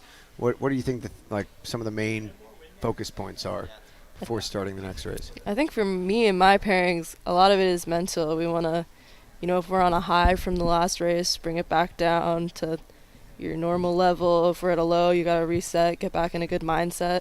But a lot of it is also, adjusting your controls, if the winds change, looking up the course, seeing where we want to go. There's a lot to do, a lot to fit in. Yeah, it's a zero-sum game, right? You have so many things that you can focus on, but only time to focus on just a few of them. Exactly. Boats 8 and 9 back down at the pin again. They started there, I think, in the last race as well. I think that's 3, 2, 1. That was the gun there. 8 not making it around the pin. Does not look like 9's going to make it either. It's a bummer. 9 was able to tack, though, and didn't have to jibe around like boat 8. Sometimes that works out, but we'll see. Looks like boat 6. That is the danger of trying to win the pin consistently, is eventually it will bite back. The pin does bite. I'd say boat 6 is looking pretty strong here. Yep, I agree with that. Brown Bears. Breeze has shifted considerably to the left, which means it's almost blowing out of the due west direction. And thankfully has stabilized and looking farther upwind all the way to the west of the causeway. It looks like there's good breeze. Causeway is actually, it's a bridge that runs north and southbound across Lake Pontchartrain. It is the longest continuous bridge over open water in the world. We keep asking our coach to take us on a drive of all over. He doesn't want to do it. It's not all that exciting. It's kind of interesting, though. In the middle of the bridge, you cannot see land on either side of you. We want to experience that. You got to pay money to get him coming back southbound. You can pay. It'll be all right. He's an adult. It's only about an hour-long round trip, though. He doesn't want to spend that much time in the car with us. Fuel costs, too. Woof.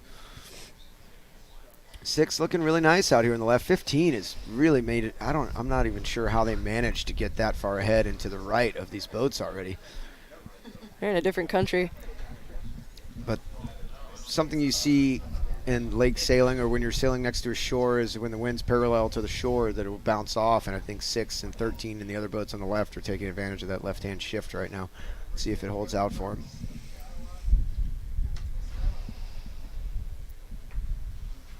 Who's in boat 6, Emmy? That's my brown bears. Oh, the brown bears again. Look at that. They were winning around the first weather mark last race, right? I think that was on one iteration. Oh, that might have been. Oh, there you go. We started 7A. that race about 3 times and tried over again, didn't we? We did.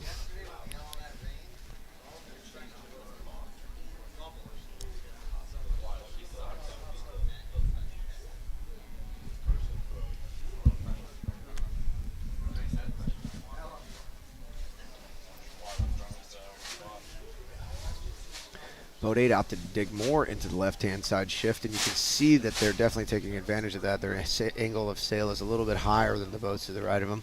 It's looking pretty nice. It's going to be Cornell. But as they sail out away from the land, that shift starts to deteriorate on them and go back to the right slightly. So generally, we'll see if that holds true or not.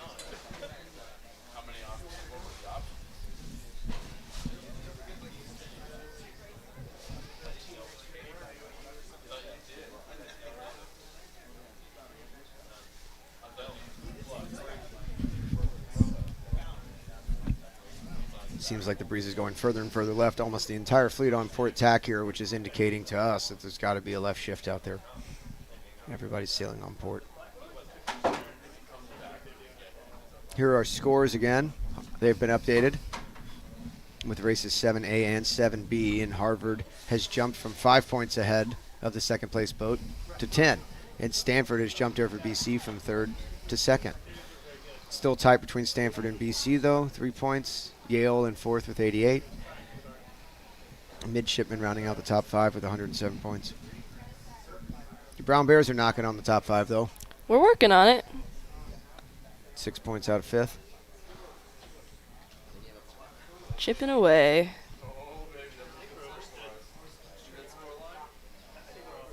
So it does appear that the left-hand shift is kind of faded out where the boats are sailing, and now the whole fleet's tacked on to starboard.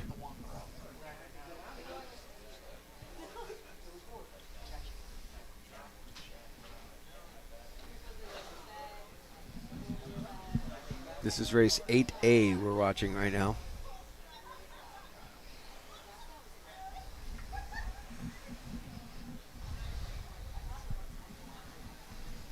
I think that was a pretty good time for the Brown Bears to leave the left-hand shift sailing in it towards the right, and then we're able to take advantage of a little bit of a right-hand pressure and shift, it looks like.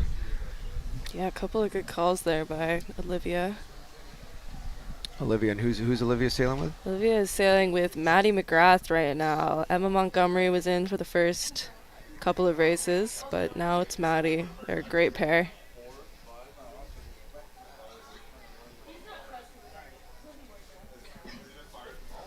There's the picture of the causeway in the background we were discussing just a moment ago.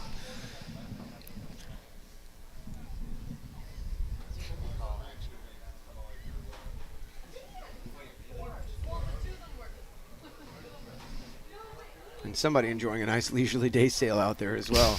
It looks nice. It does.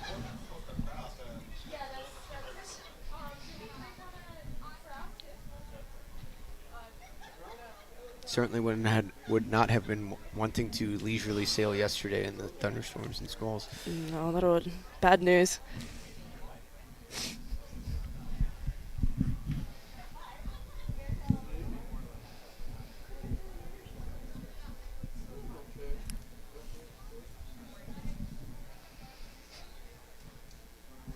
Tough duck of a lot of boats there for one boat. I can't exactly tell who that was, but that was a big pack to go behind, unfortunately for them.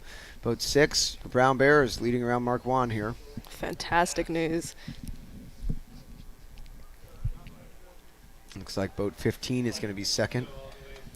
Boat 15 is going to be our Yale Bulldogs. Little inner NISA rivalry there between Brown and Yale. Sailing for Yale is Carmen Cowles and Meredith Ryan. Megan Grimes sailed with Carmen in races 1 and 2.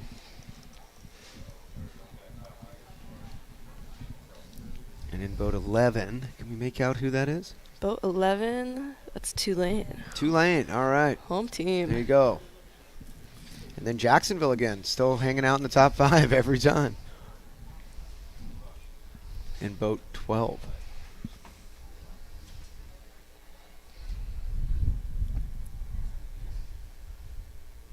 See some bailing going on in boat 18, I think. Is that St. Mary's? Boat 18, that is, I think you're right. It must have come from Boat 18 is Coast Guard. Coast Guard. Coast All right. Guard. Must have, it's all not all that windy, so it must have been from a heavy roll tack or something like that to get that much water into the boat.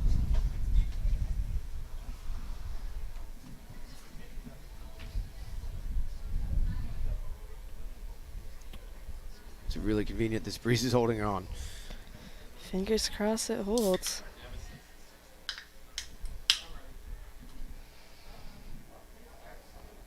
Six continues to leg out on the rest of the fleet here. That's kind of a common scenario we've been discussing is the first boat or first 2 or 3 boats can kind of sail free and clear, and the rest of the fleet ends up in the knife fight in the middle of the pack.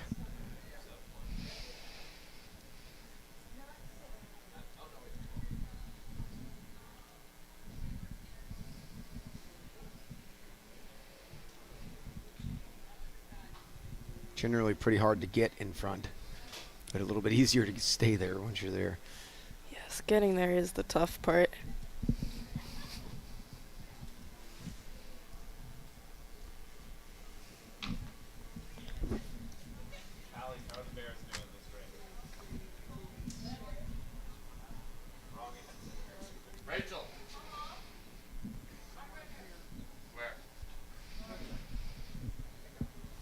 And even enough wind for the boats goes to wing on wing still. It's looking more and more promising for the rest of the day here, I think. You don't want to jinx it.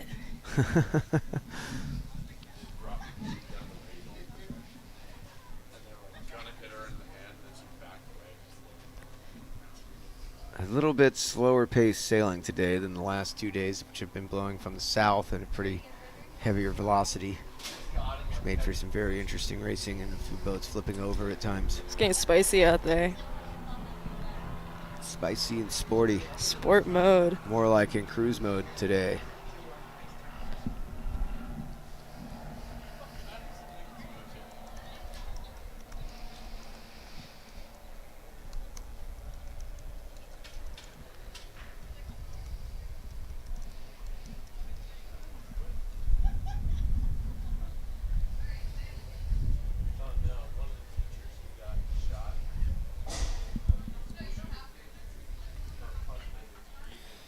The Bears, your Brown Bears are currently sitting in 8th place overall.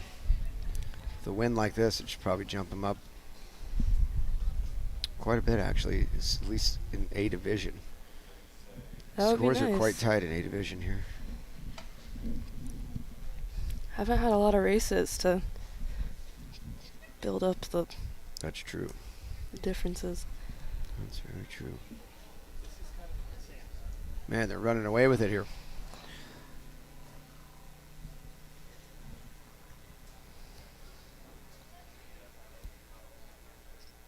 Drive around the mark there.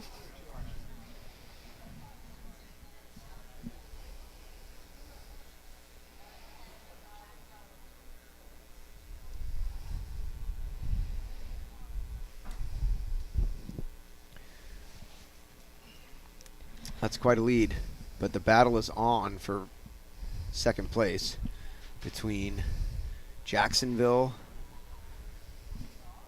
and Tulane and Yale. Yale currently holding on to second place position. I think that's MIT in boat 7.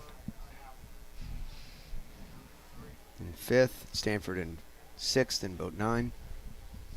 And here comes the full-on knife fight. Man, that's a busy mark Looks like rounding. 13 was able to get room on Miss Reinecke there for the BC Eagles in boat 4. That is a tight rounding. Interesting if we see anyone spinning out of this. I think it all looks clean at the moment. Yeah, So far. it's looking pretty good. Oh, that was a close one.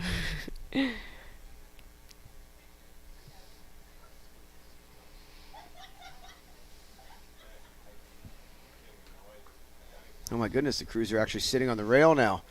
The wind has come up. This is amazing. It's good news. It's more comfortable up there. Oh, certainly. Race 8B has yet to get underway, but they are currently in sequence, and we'll be starting shortly. If you're just joining us, we're watching race 8A right now.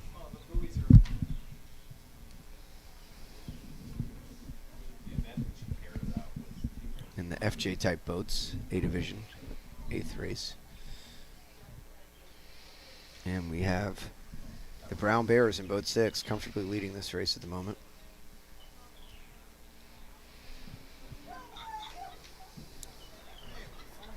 And a fairly big split amongst the fleet. Probably a third of the fleet opting for the right-hand side of the course and 2/3 opting for the left side. The left side sure paid out in the last leg, didn't it? Last weather leg. Yeah, it did, but you never know with the punch. No, you know. It's a little like sailing in the Charles River in Boston. I could see those similarities, yeah. You can see some of the Boston teams are doing really well.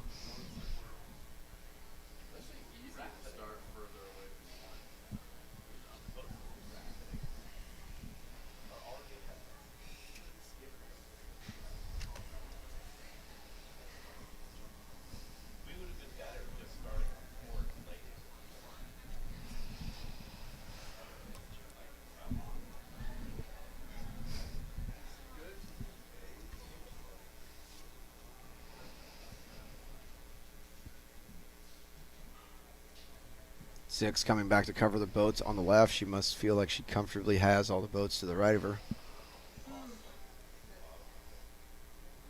And from our perspective, it looks like that statement was true.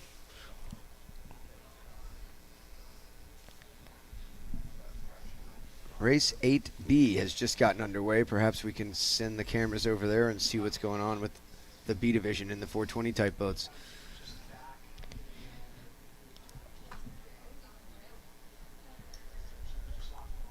Here they are, boat 2 with a really nice start there.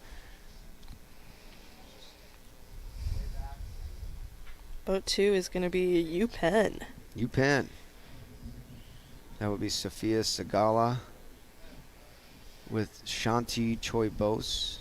I think I'm saying that right, maybe not. Crewing for her, races 2 through 18, and Sophia had Kiki Bruzi crewing for her in race 1. College sailing is a little bit unique in the fact that they can sub out and in personnel. Stronger, heavier crews in the windier conditions like they had for race 1, and lighter, smaller crews in the lighter conditions to help the boat go through the water in the less amount of wind that they're sailing in. How often do y'all rotate through skippers and crews on the Brown sailing team? Oh, quite a bit. I think we brought 4 skippers to women's, and we brought more than 4 crews.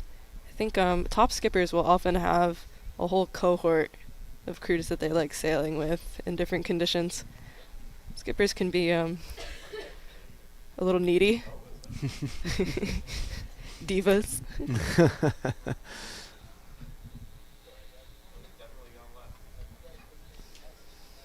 Now we're going to race back to race 8. A here in the FJ boats. Six is looks like they've extended their lead. Brown Bears sailing really nicely. Boat 11 around in second place. I'm not sure who that is at the moment, but That's boat 12 is the Jacksonville Fins. Tulane in 11. 11, all right. So kind of the top three staying the same there. That'll be a great race for Tulane if they can hold on to it. Well, they've certainly spent some time here on Lake Pontchartrain. Home turf. They're not afraid of the Gators. Amy's referring to an alligator that was wrangled out of the harbor and dragged across the lawn here at Southern Yacht Club yesterday during racing. It was quite a spectacle. It turned into a petting zoo for a moment and then hopefully was relocated somewhere and not turned into alligator sausage or alligator po' boy somewhere.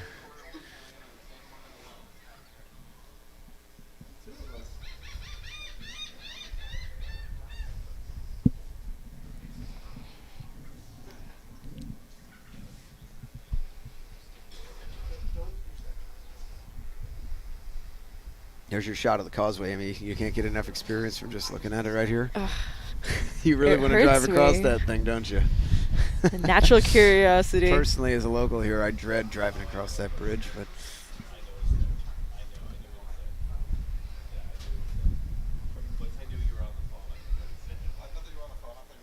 there's a lot of tight lanes for these teams to manage here going downwind with all the boats so close together. Making sure you keep your air clears extremely important, but very difficult at times with so many. It's like a wall of sails sometimes behind you. It's the worst feeling, having that big wall behind you and not really being able to do much. So what are your tricks for trying to manage staying in good wind? Well, I think it's all about not getting yourself into a bad situation. You know, you come around the mark and you have to think about where you want to end up and how you're going to get there. I think it's different in every situation, but it definitely requires some planning ahead. And monitoring what that pack is doing behind you, too. Definitely, yeah. If you're in front, you've got to have your head back all the time.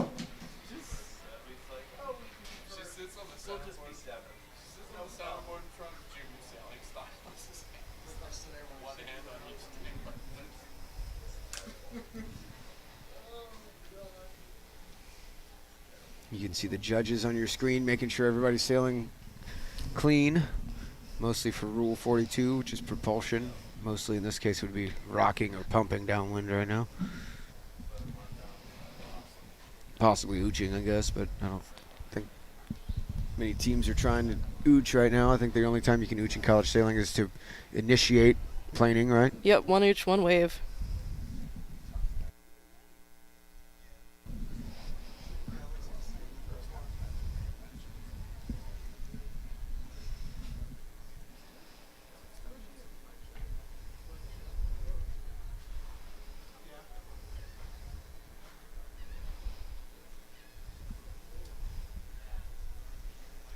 Fairly straightforward racing here right now. Not too many variables. Small shifts, managing your clear air lanes up downwind, probably the most important thing. Good transitions from going wing to wing and reach to reach, also key. Absolutely, you can gain on those. Or lose. Or lose, definitely. I was trying to be optimistic, but...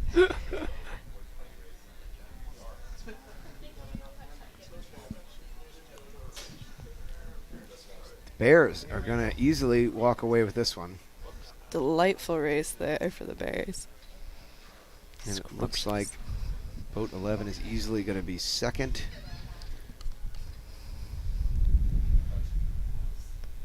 Great addition to the Tulane scoreline. They're going to be happy with that. Sailing for Tulane is Ciara Rodriguez Horan. She's a senior. Crewing for her is Lucy Spearman. Andrea Refcol Gonzalez crewed for Ciara in races 1 and 2.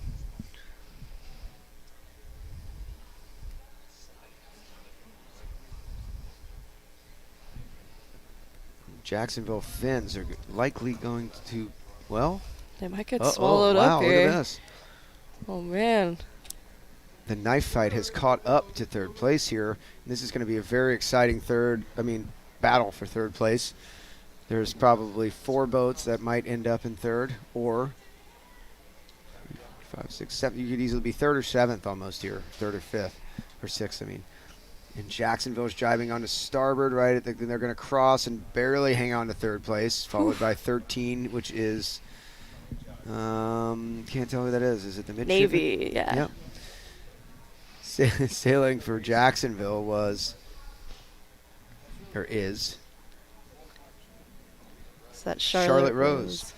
Crewing for her is Caroline Bourgeois. Elizabeth Johnson sailed with Charlotte races 1 and 2. Pretty exciting finish there for third place. That was, do you think that the team of Charlotte and Caroline, do you think they were panicking there for a moment when that attack caught back up to them? It's a bad feeling right at the end. But they were able to hold on to it, so it's like a woof. You got to keep a cool head there. Nice boat handling, I think, kept them just barely. Absolutely, yeah. Nice work. Great.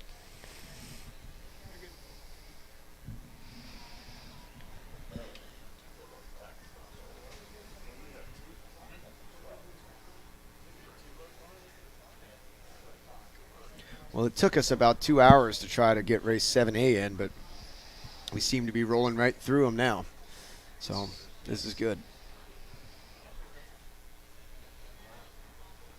Back to race 8B here. And in boat number 4, looks like that could be BC, right? I think you're right. 9 is the Stanford Cardinal, so BC, then Stanford. Then Yale in boat 15. Mm-hmm. And then your Brown Bears in boat 6, right? That's our number right now. Wow, yep. so races 8A and 8B. Looking good for the Brown Bears. Fingers crossed. Coach John Mollicone's got to be happy with that. Nothing better than a happy coach, John Mollicone. Stu McNay has been coaching the Brown Bears recently, right? He sure has. He's it's been a great addition to the team. He brings the Stu cast to the table, which is the Stu McNay weather forecast. Oh, really? Well, Stu's definitely got a lot of experience. He's a multiple-time Olympian. And a weather expert. And a hell of a sailor. I see him quite from time to time in the Etchells fleet, racing against him. Great competitor. He actually coached me when I was younger. He's a great coach. Once or twice. He likes wheat thins.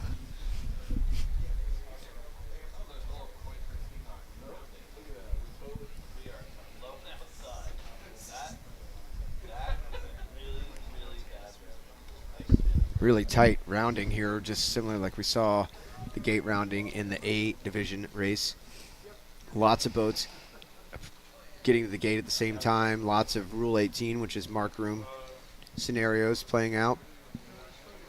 Pretty advantageous to round on the inside versus the outside, because on the exit of the mark, you're either in decent, good, or bad air. If you're around on the outside, it's usually you're in bad air.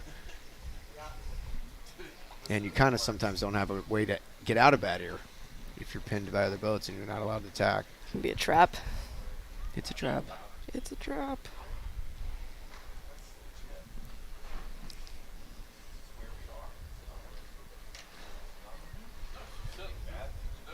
Tight race for first place here between 9 and 4 as well. Stanford and BC are in 9 and 4. They're also doing quite Yale's well in overall. charging up towards that duo as well. Mm-hmm. Teams 2, 3, and 4 at the moment.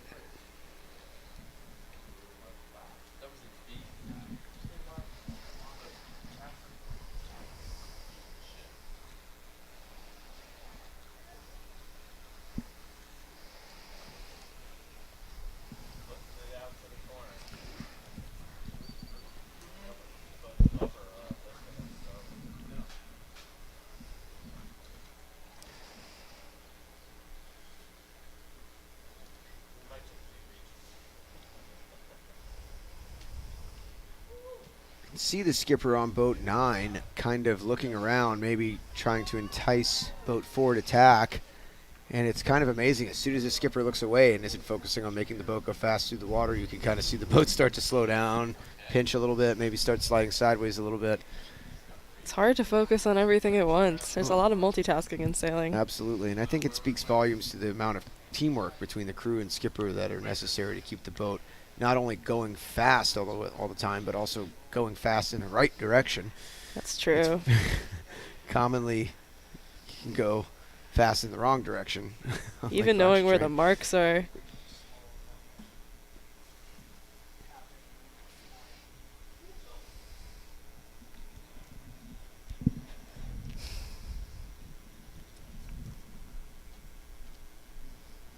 A lot of tacking amongst the fleet as they're getting towards the second half of this second beat. But luckily, both the skipper and crews in most boats appear to be sitting on the rail, more or less. Maybe not all the way, but it's a good sign for continuing racing here on Lake Pontchartrain. Looks like a big duck there by, I think, BC.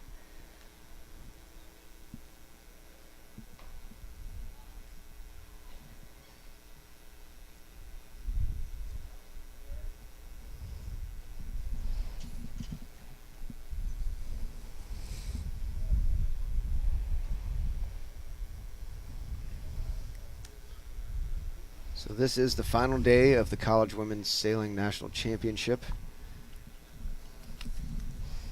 Currently Harvard is winning the regatta, but the points have gotten much tighter after Harvard finished 17th in race 8A. So without the B division scores from race 8, Harvard is only 2 points ahead of the Stanford Cardinal. The Stanford team is only 7 points ahead of the BC Eagles. So it'll be interesting to see how race 8B finishes up. It's just more and more exciting.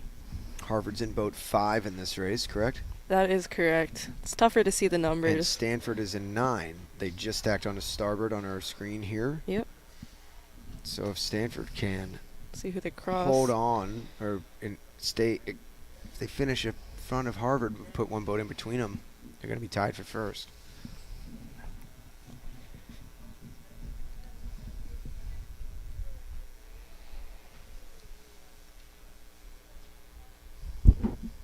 See if we can spot boat 5 in this shot here. I don't see them, which means that Stanford might be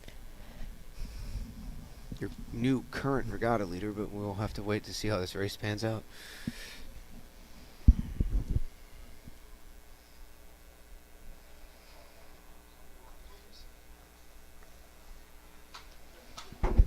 Boat 4 getting around the mark first. I think that's the BC Eagles, followed by the Stanford Cardinal in boat 9, and Yale in boat 15.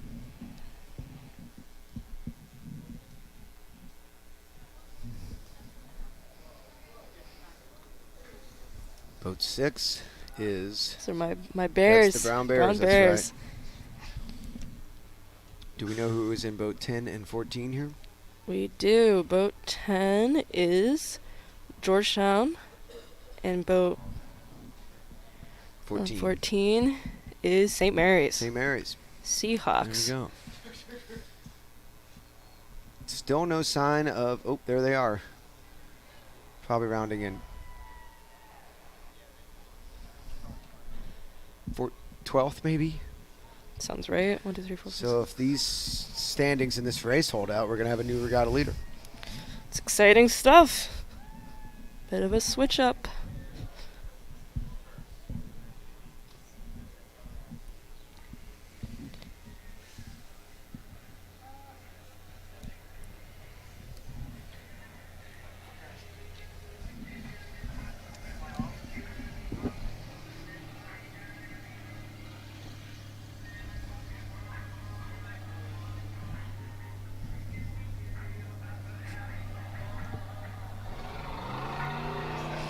Few local power boats heading out of the harbor right now, blasting some music. They're out for a nice joyride. Looks fun.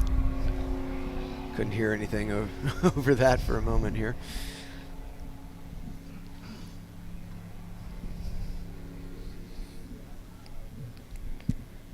Really nicely balanced boat there on boat 4, trying to keep a constant angle of heel, keep that jib full. Some good crewing. Especially even though there's not much wind, there's always chop on Lake Pontchartrain. So trying to keep the boat angle of heel constant can be a challenge.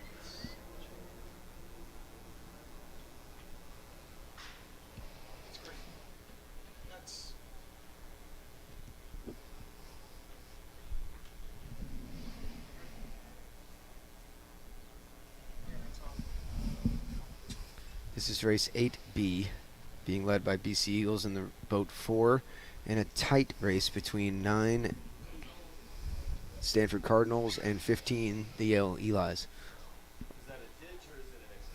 Bulldogs, I should say.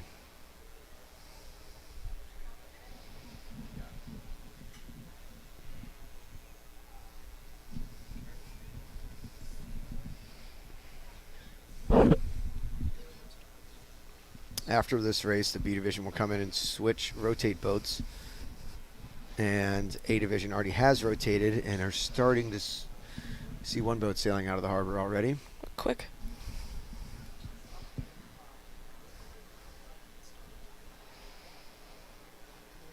Kind of interesting here. I'm not so sure that it looks like boat 4 on port jibe is not really moving quite as well as the other boats on starboard tack. Oh. He's being gained on pretty quickly. Absolutely. This is a battle for first now. Man.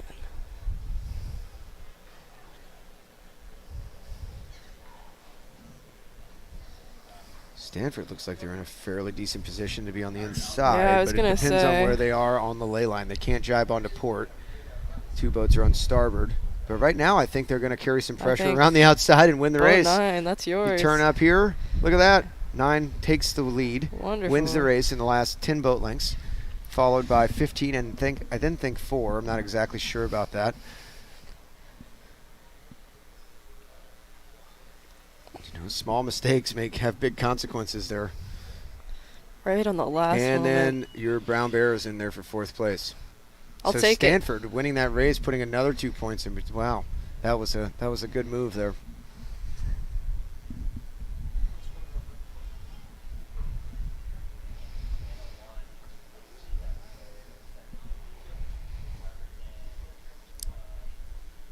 All right, we were going to have a short little delay here as before race 9A gets underway. The boats are sailing out to the race course, and I'm sure Todd Fettesen, the PRO here, will not wait around too long to start that race.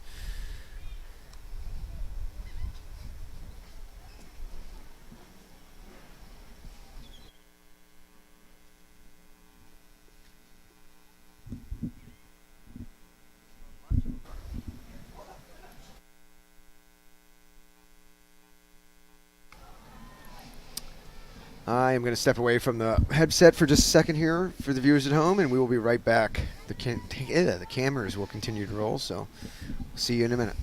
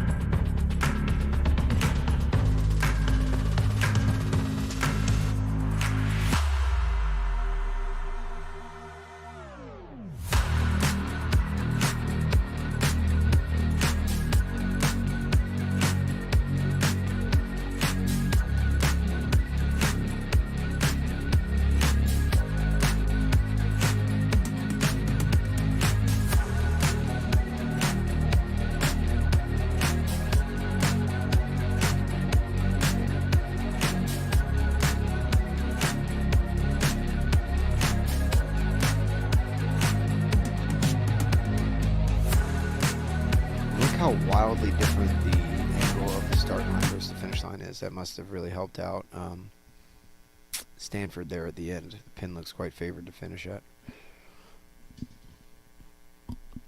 You would think those three things would be in a straight line.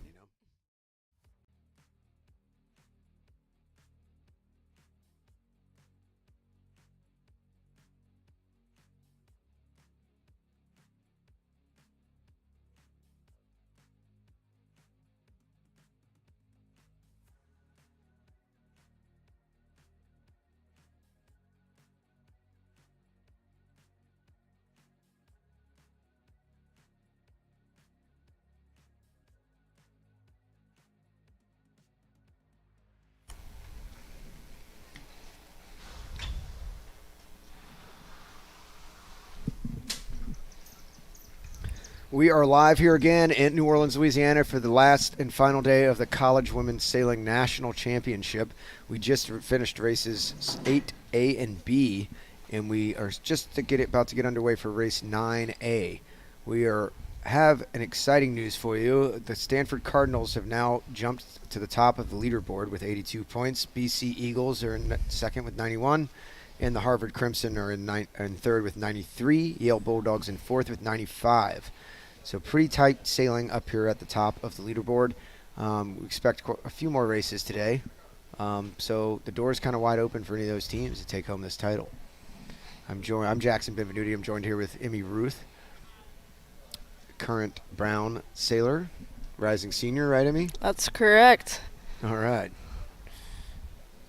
So here we are, Lake Pontchartrain, light air. And then you keep saying that it's very similar to the Charles River. I think it's a little bit similar, yeah. You can look at it, some of the river teams are doing really well. A little bit light, a little bit shifty. Light, shifty. You don't really get the wave state. You don't get the wave state. No. That's new. Yep. Make it a little even more challenging. They're switching it up. So I think I'm hearing the whistles are probably under 2 minutes here. That was 1 minute right there. Yep. That's the boat end of the line we're looking at here. And there's the pin end. This is race 9A in the FJ division.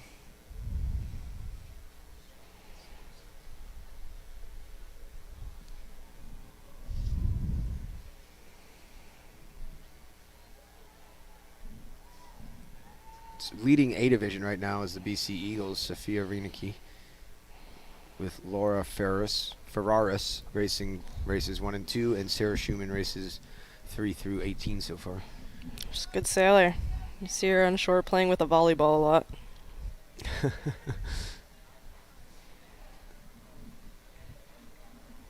Under 5 seconds. 3, 2, 1. Oops, sorry. There's the start. There it is. 10 just barely squeaking over the anchor line there and being able to hold on to their lane. Man. 14 with kind of a hole shot start there. Way to go. Who's boat 14? Boat 14 this round is going to be Yale. Yale. Good team. Currently sitting in 7th overall in A division. Carmen Cowles, Megan Grimes, and Meredith Ryan. Yale women's won the women's team racing nationals a couple of weeks ago. Yep. Fantastic. I think they're in pretty darn good shape for the Fowl Trophy this year as well. I was going to say, I think they might. Fowl Trophy being the overall top best team for college sailing throughout the whole season, throughout the whole year. Mm-hmm. All the nationals. I think that's Bowden in boat 16. The nice lane out to the right side of the course. Bowden. But if we zoom out a little bit, we'll see boat 6, which I believe might be Harvard, pan to the left slightly. They're the leader heading out to the right, at least on the right side. Boat 6 is actually off the left side of our screen. MIT. MIT, all right. Pardon me. Wrong river. Wrong river. There you go. Harvard's going to be in 4 for the next couple of races. You can see them towards the back of this chunk. Oh, yeah, having a tough one here. That's always kind of, they were kind of ahead by a lot through most of the regatta. Not a lot, but a little bit. And when things start to go south on you, it's really tough to get the ball rolling again. Absolutely. And it's tough coming in from winning during a long break and not knowing if you're going to do more races and having to go back out. I've definitely been on the short end of the stick I on that a have few too. times. Yep. 14 and 10, really pushing the left side of the course, almost into the jetty here. They must be banking on the historical data of the last few races where the left side paid, and I don't think that's a bad tactic. Sailing onto the shore, you usually might get a little bit of a left-hand shift. Sure. Playing chicken with the rocks. Yeah. I would have been a little nervous if I was them sailing I'm that close. nervous already. We saw a team run aground on the way out onto a rock yesterday, so. Is that right? I missed that. I'll spare the school name, but Let me know off air.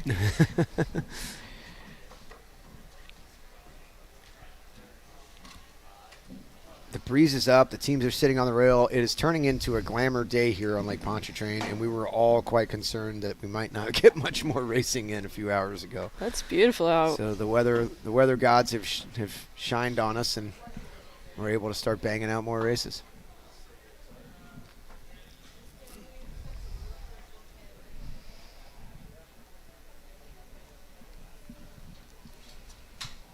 You can see how 10 and 14 are even lifting off the boats to the right of them. The boats to the right of them are still on the left side of the course, but they didn't quite dig in as far to the rocks as 10 and 14 did. I would imagine you're going to see 8 start to lift off of boat 10 as well as they dug more to the left even. There it is right there. Yep, look at that angle. Yep. It's pretty easy sometimes to take that initial shift, and if you're looking good, and if you're don't have your wits about you and have people, you or your crew or vice versa, looking backwards, it's easy to kind of sail back out of that shift and not take it again, not go back and dig in for a second time. For sure. The left side that we're focusing on here on the screen is looking quite strong against the right, I would say, currently. 7's going to go back for more. Why not? It's not a bad idea, I don't think. I like that decision. Just a little hitch there. Nice. I'm surprised they didn't go a little bit farther. I Maybe they were know. just trying to clear their air.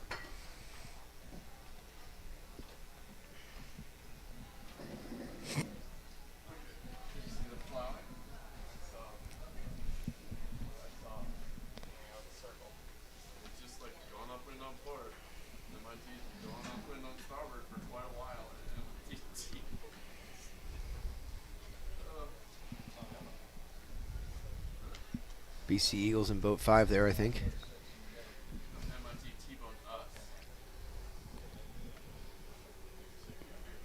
That is correct. BC Eagles are in boat 5. Harvard coming back on to starboard. Mm-hmm. See if they've been able to make the right-hand side of the course work. This left sure looks like it has a nice angle, though. 7, who came out for just a little hitch, just decided to go back again. Why not? All right. It was from like a mile away, too. Yeah, but we were on the beach and they were not racing. True, but it was like happening from like a mile away. Better was when he did the cruise show in the Lark. Yeah. So 10 and 14 that took advantage of the early left-hand shift does look like they've made out quite well. No surprises there. They did. Maybe they lost a little distance to the boats that continued further left to them, but looks like they know more than we do sitting here in the broadcast booth. It's an interesting third mark out there. That is not a mark of your course.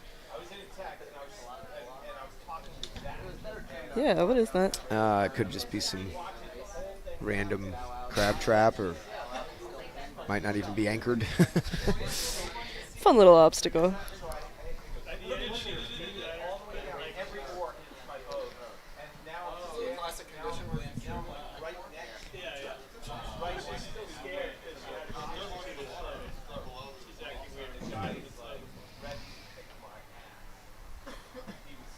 So the top 3-4 boats battling out for the top position, but then here comes the peloton, if you will, where every little inch can be the difference between 4 points or 8 points. So that's where regattas are really, when you get stuck in that and you're able to manage that well and pick off a few boats, Absolutely. that's where regattas are usually won and lost. Those points count just as much as the difference between third and first, between eighth and fifth. BC opted to jibe a little early, and it looks like it's paid out for them. At least they sailed in clear air for a little bit longer, or got back into clear air a little sooner. By the time the guy realized that I was, This is race 9A. I was already away. Currently, the Stanford Cardinals are winning the regatta with 82 points. BC is in second with 91. Harvard Crimson in third with 93. Yale Bulldogs with 95. Brown in fifth with 118. Navy Midshipmen in sixth with 122. Jacksonville Finns in seventh with 144. Cornell Big Red in eighth with 149. Bowdoin Polar Bears in ninth with 157. Tulane Green Wave in 10th with 158. MIT Engineers in 11th with 160. Dartmouth Big Green in 12th with 162. Pennsylvania Quakers in 13th place with 167. So between 13th place and 9th place is a 10-point swing. It's pretty tight. 14th is the Hoyas, Georgetown's 177. St. Mary's Seahawks have jumped up to 15th at 207. Coast Guard Bears are in 16th with 210. Charleston Cougars are in 17th with 212, and the Tufts Jumbos in 18th with 238.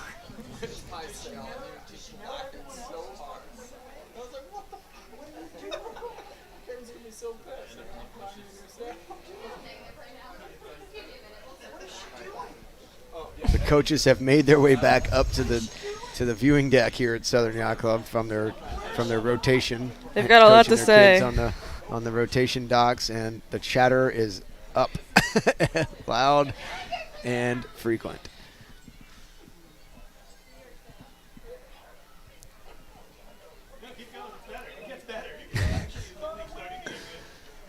It's almost like we should just have a microphone and stick I it know. over there and let the listeners hear what's going on. They certainly tell it how it is. That is true. There are no holes barred.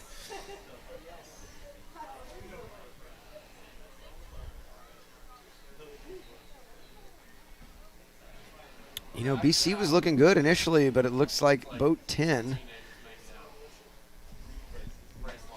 is pulled away quite a bit. That is Tulane, I Tulane, believe. home team, going to round the gate mark in first. They know something we don't. It looked like they didn't really sail that far away from the other two boats. I think they just sailed better than them downwind. Yeah. Maybe better approach to the sea state. I don't know. Possibly, or better winging technique, or Sure. maybe they're a little lighter. Could be a little bit lighter downwind. That could be helpful. Possible, yeah. And here comes the knife fight, all approaching the gate mark at the same time. This looks like it's going to be a bit of a tricky one. Let's see. Who's going to pop out on Looks top? like there's a little rubbing. If you ain't rubbing, you ain't racing going on That's here between right. 2 and 11. Wow. Harvard opting to take the first left-hand turn, free and clear by themselves. That's probably a really good tactic. Usually the path of least resistance can be quite helpful. Sure.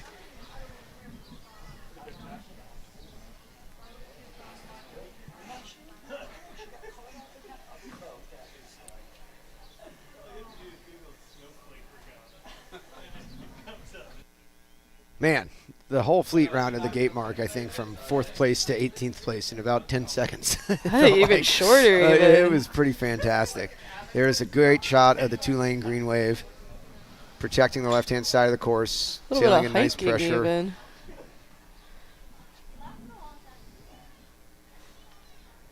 I like both of the way their bodies are positioned with their hips in and their shoulders out, trying to keep the boat at a constant angle of heel. That was nice.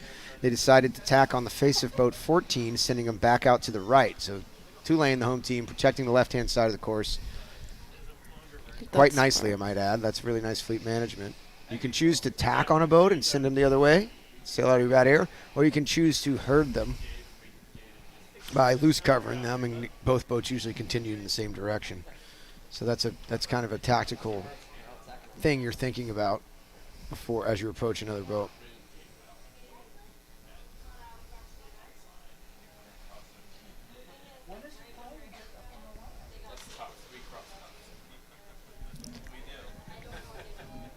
10 and 14 with the two boats that sailed really well off the pin into the line at the start of this race, right?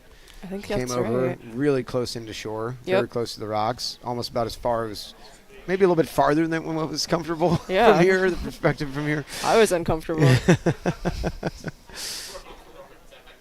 But it does look like it's paid off. Sure does. High risk, high reward.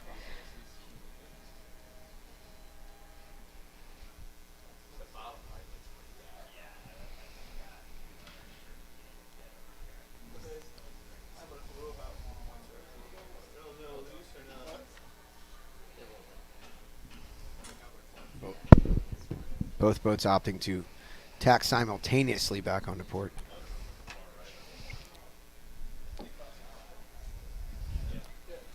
'18 also coming back. Who's in boat 18, Emmy? Boat 18 is Charleston. Charleston, my alma mater. Look at that. Need to put a good few races together here to finish out the season. I'm sure that would make coaches Ward Cromwell and Connor Bluen happy.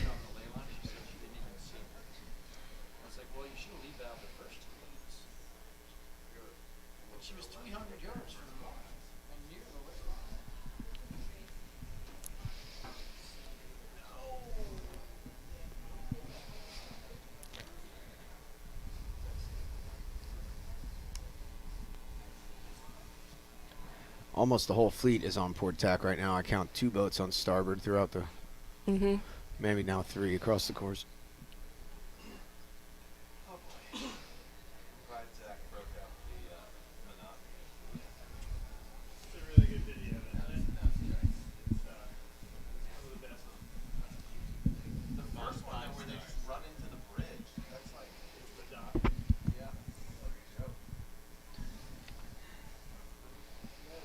A little lee bow action from the Georgetown Hoyas there. And I think Stanford Cardinals in boat 8 there, the current regatta leader. Yep. Playing offense. Quickly getting pinched off by the Hoyas there. That's brutal. All right, Hoyas.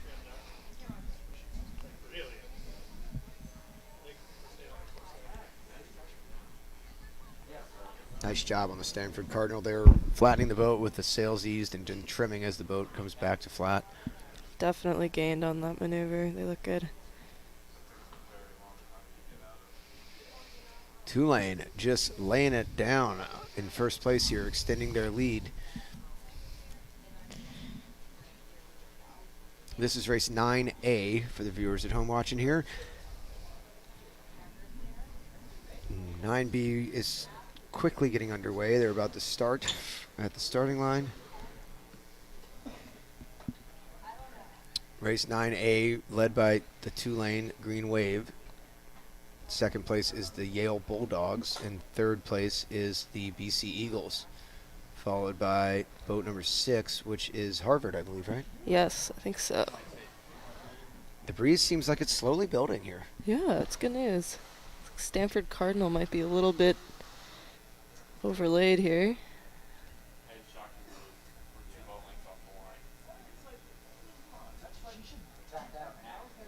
Seems like there's a bit of a left shift. The teams are having a hard time winging on starboard. Slow down and back out.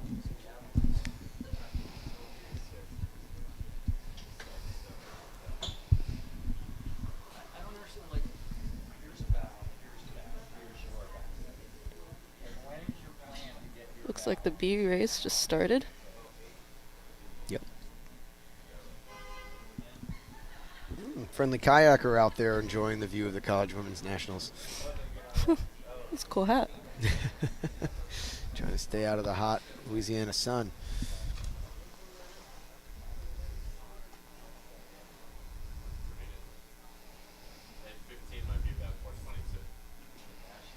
But see, here's the problem, like, that's what shit lane to tackle. Now you're getting pinched off by all the boats that tacked already.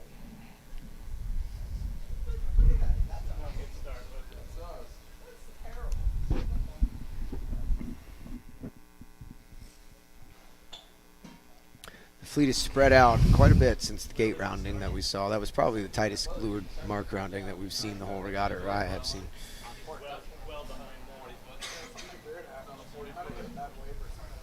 They're still quite close together, but They Ooh, were very tight earlier. some motorboat wake might come into play here. That guy's also very close. It's a little dangerous. This guy's motoring pretty quickly right past all these sailboats. Yeah, I don't know how I feel about that.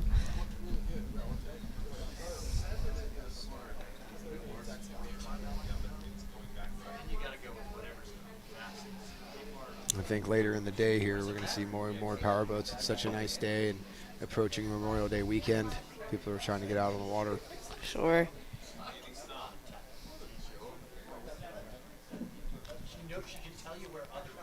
So let's see if we can pan the cameras over here to the B fleet race in the 420s with that green wave on the sails. There we go. They just have exited the starting line. First beat for race 9B. Yes. Looks like boat 7. It's taking an early lead here.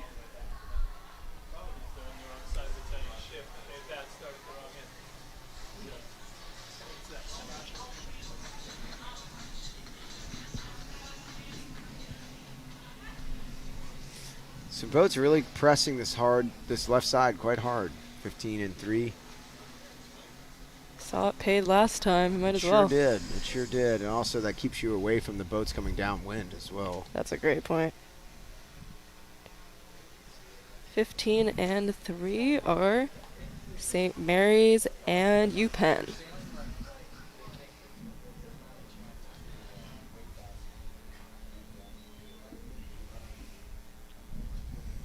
.420 fleet in the B division looks a little bit more spread out on this beat than the A division class was.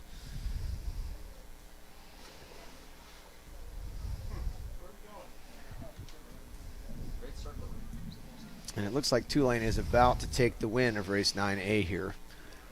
By quite a bit. Yeah, they've really legged out. All right. Kind of coasting on into the finish line there. Crossing the line just now.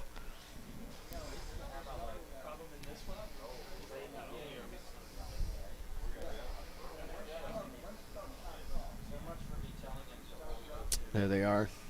A little congratulations there between skipper and crew. Always like to see that. Quite a lead there. Looks like Yale is currently in second place. Ooh.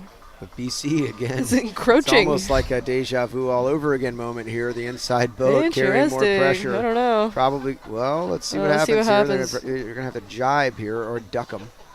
They've opted to go for the duck on, Looks on like a the Yale good- Bulldogs. Good job for Yale. Yale pulls off a 2. BC pulls off a 3. Nicely done. MIT in 6th. It's going to finish 4th place. I'm not exactly sure who's in boat 7. I believe that is the Brown Bears. There's your Brown Bears. There you go. Roll Bears.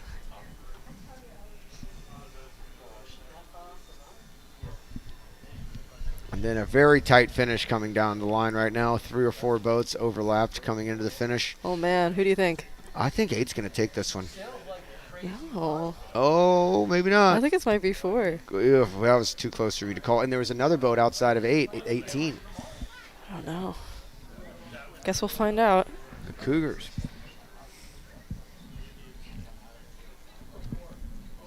You know, there was some rubbing going on at the gate mark. I wonder if there are going to be any protests filed after that. Yeah, there might be. Especially at a Nationals. On the last day of the Nationals, you got to think that there's not much room for. Not many people are going to tolerate boats running into each other. I don't No. think. Have some scrappy protests. Hopefully not, but usually on the last day of a national championship, that's not uncommon. This is race 9B going around their first weather mark. First weather mark. Really cool drone footage here.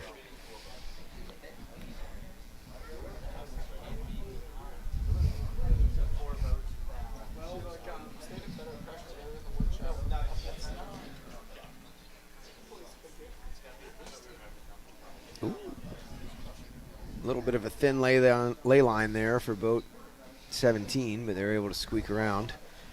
Same thing for 13 as well.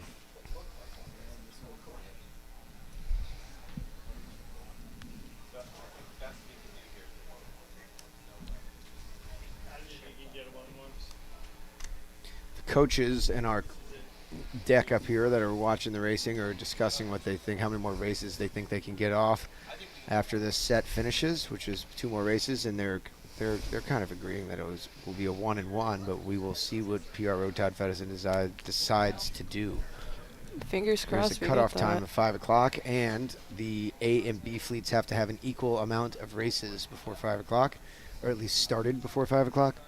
It's like finishing a puzzle. So I'm trying to squeeze in as many races as we can here before the cutoff time.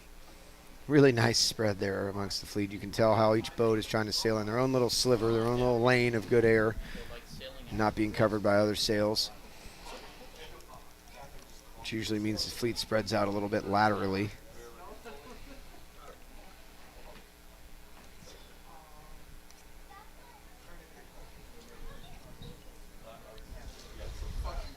Amy, have you ever been sailing in regattas where drones are flying over you?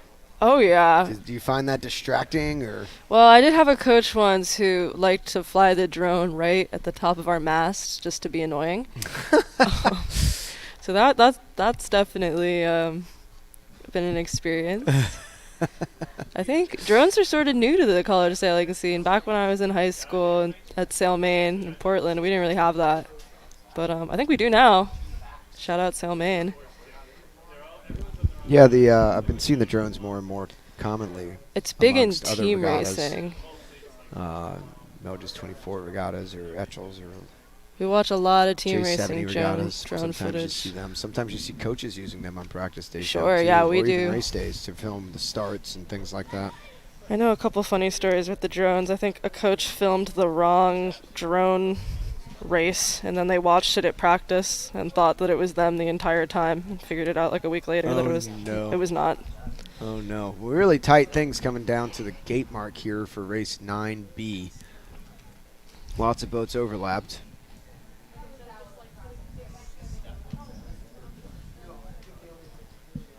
Looks like boat 14, Yale, probably going to be the ones on the inside taking a right turn. And we'll see what happens if boats decide to take a left turn here. It looks like boat 9 might lead around the left-hand turn mark.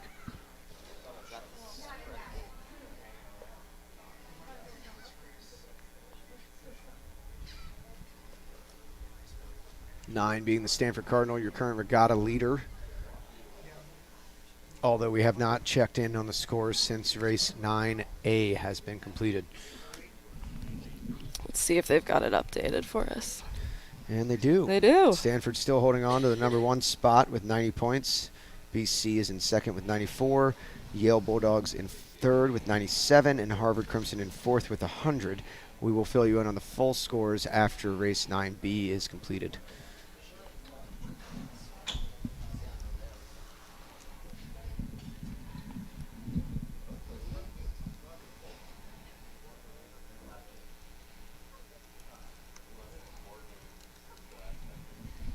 Pretty nice mark rounding there by boat 1.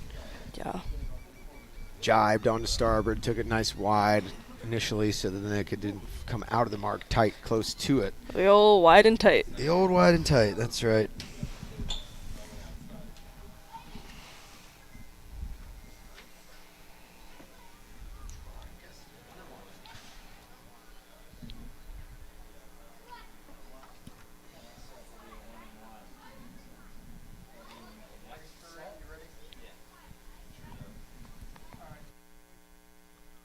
That's not a bad port angle there for boat.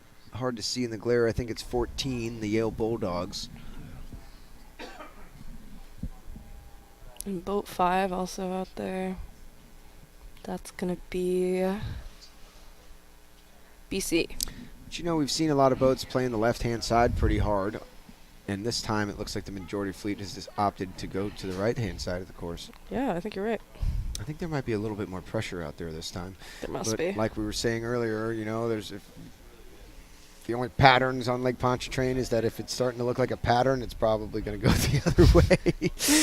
It's not very formulaic sailing, if you will, here on Lake Pontchartrain. Always got to make sure you're keeping your eyes looking upwind and seeing what the wind's going to do next. Keep the head on a swivel. Trying to like look upwind and look into the future of what's going to happen next.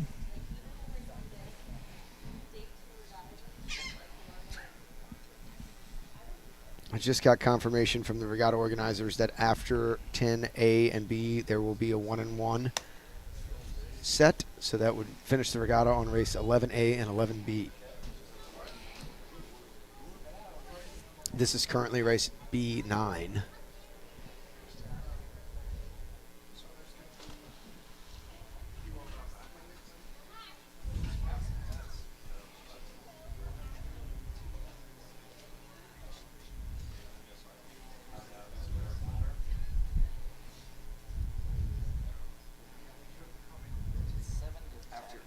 After this one finishes, this one's got to do one more race.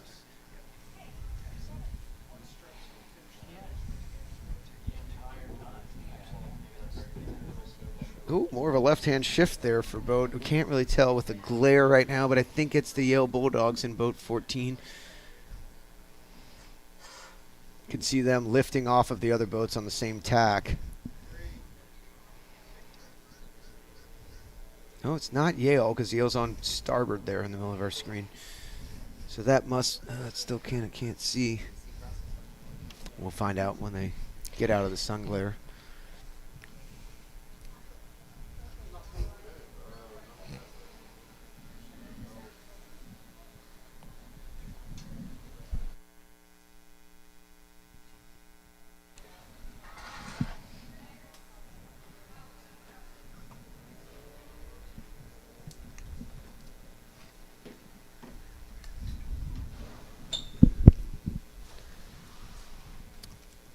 Still can't get over that we're starting to get this many races in. I thought today was going to be almost a wash after. I know. We got lucky. Boat 5 coming out of the right side.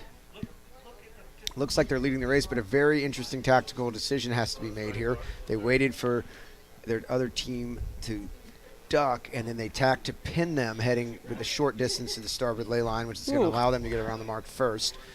It's a little vengeful. Nice work there by, I think, Sophia Reinecke. It seems like something. And BC in boat 5 and Yale Bulldogs in boat 14. Man. They have a bit of a gap between second place and third place, so you can imagine that the tactics downwind between these two teams should be fairly aggressive. I know if I'm in second place, I'm pushing forward and trying to attack the first place boat because you have some room for error. Absolutely. If you mess up, you still finish second. If you don't, you win. So why not? You can see that she's already doing that. She's reaching instead of winging, and the pressure trying to get on top of the boat 5's breeze. Boat 5 decided to stay on the wing there and sail a little bit higher to try to clear their error. And BC switching sides and going to the wing.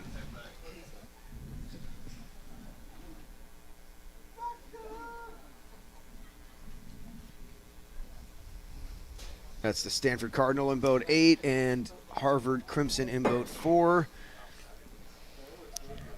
I think St. Mary's in boat 9. Is that correct, Amy? St. Mary's is in...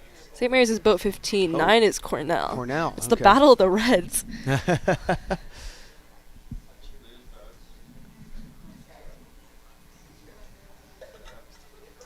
So race 10A has started and is on their way upwind here.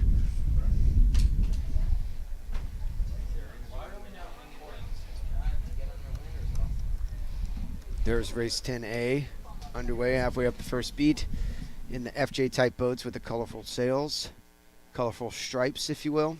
That's your race leaders of B9 in the background, racing downwind, almost in a match race at the moment.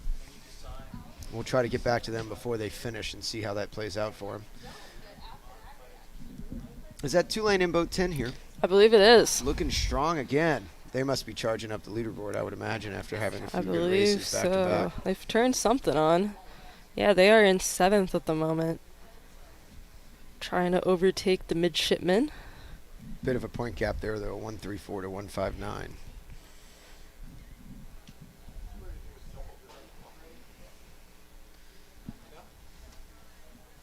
Here is your race 9B leaders.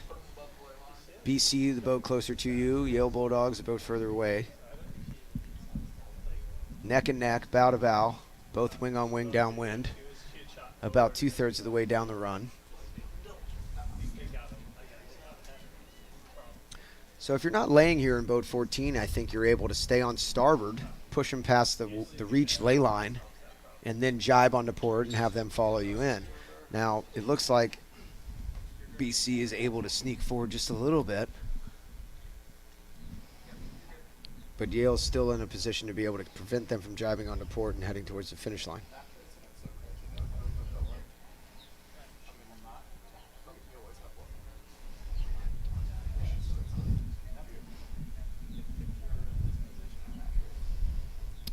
My gut tells me it's going to come all down to this last maneuver if they are not laying the finish line. Hard to tell if they're laying or not.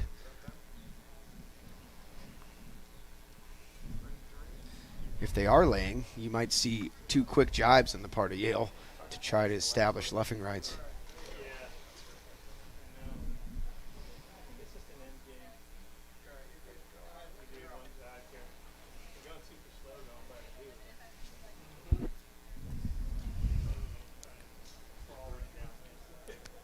Interesting. We got 2 different techniques from the crews there. Yeah, the sitting versus the standing, right? Mhm. You know, sometimes I think that's dictated by your, you know, what the weight is of your skipper. Yeah, for sure. You know, if your skipper's a little heavier than you, then you can sit further to leeward and sit down. I think it also varies by team. I know. You're right about that. I think the lower center of gravity is generally better. I agree. That's what I do. But, you know, plenty of different ways to skin a cat. So Sure. whatever works well for the 2 people in each boat. So they're going to jibe. Oh, there they go. Yeah, they simoed. Ooh, nice drive by Yale. I think BC's on the inside and is going to be able to square down I across the finish agree. line in first here. But a good effort. Really close, actually. It's really too close to call. I think Yale took it, to be dead honest with you. I think They she's did. celebrating. I don't So Yeah, I think they won. nice, nicely done. Nice work, Yale. Congratulations. Very tight finish there. That's fun to watch.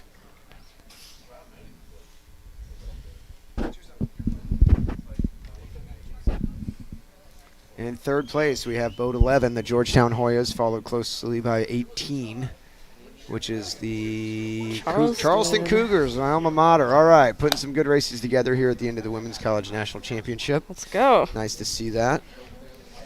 And then Cornell in boat 9, right behind. Couple They of were nice 1, 2, races 3, there. 4, 5th. Cornell was 5th probably. Bowdoin in 6th. In boat 16. And then another really tight finish coming in here after boat 10 and 7th. Looks like a few boats are overlapped. It looks like boat, oh wow, that's too hard to tell for me. 3 and 7. 4 and 8. Harvard over Stanford, I think they were right at the finish.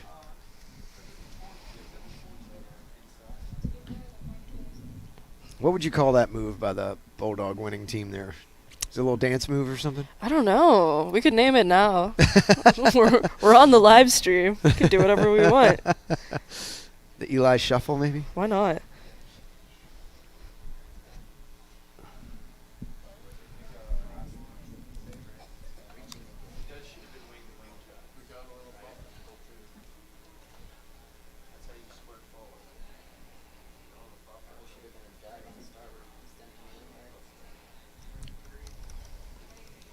Back to race 9A, I think, right? I think. Starting to lose track. 10A, 10A, 10 Alpha.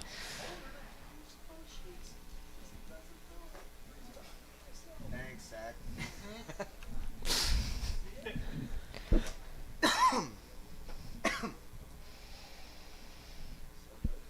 So this is race 10A of the College Women's National Championship. Excellent work by the drone pilots. Getting some comments in the YouTube comment section over here too from Paul Griffith. I'm sure Andrew's happy about that. Great drone guy. Yeah. We couldn't really fly the drone much yesterday in the stormy conditions. What didn't feel quite safe. Drone That's what I was down. told. Things are expensive. And the fleet's pretty spread out here. You know, like everybody's fighting to manage it, sailing a nice lane of breeze, and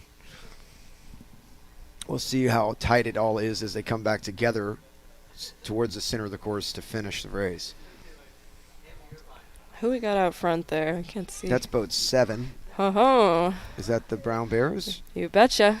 You betcha. And Eli, the Yale Bulldogs in 14, I believe, in second. Yale is putting together some really nice races here at the end of the event. Where do you think the Stanford Cardinals are? I think Tulane's in boat 10 in third. Yep. Can't tell who's BC's in boat 5. So where is that Cardinal? I don't boat know. 7 is, I already forgot. Let's see if we can tell who that is. Boat 7 is Brown. Brown. Okay, that's right. right. Followed by boat 14, the Bulldogs, Yale Bulldogs. Boat 10, Tulane in third place. BC in boat 5 in fourth place. And boat 12 is in fifth. That's the Navy midshipman. Everyone opting to take a right-hand turn down here, heading towards the left side of the course. Boat 13 is the first boat that's going to take a left. I'm always pretty happy when I'm the first boat to get around one of the gates, even if you're sitting in 5th or 6th. It's Absolutely. a pretty big advantage to be able to round clear and free, sail in your own air. Oh, lots of overlaps coming into this gate man. mark here. Things are getting complicated. Yes. Oh, boy. But you know what? It looks like such chaos, and then let's look at the way they exit the marks, and they're all going to be tip to tail, more or less, I bet, here. Absolutely. Good sailors here. Oh, interesting. Rubbing and Ooh. racing 17 and 18 there. Who is that? I don't know what happened, but That's going to be I'm sure Charleston somebody is going to be Tufts. not excited there, Mm-hmm. if not both boats. So my tip to tail comment did not come to fruition. It was Had a bit good of a wild bet. card there It at the was a moment. good bet. Yeah. We try to give people the benefit of the doubt. Yep.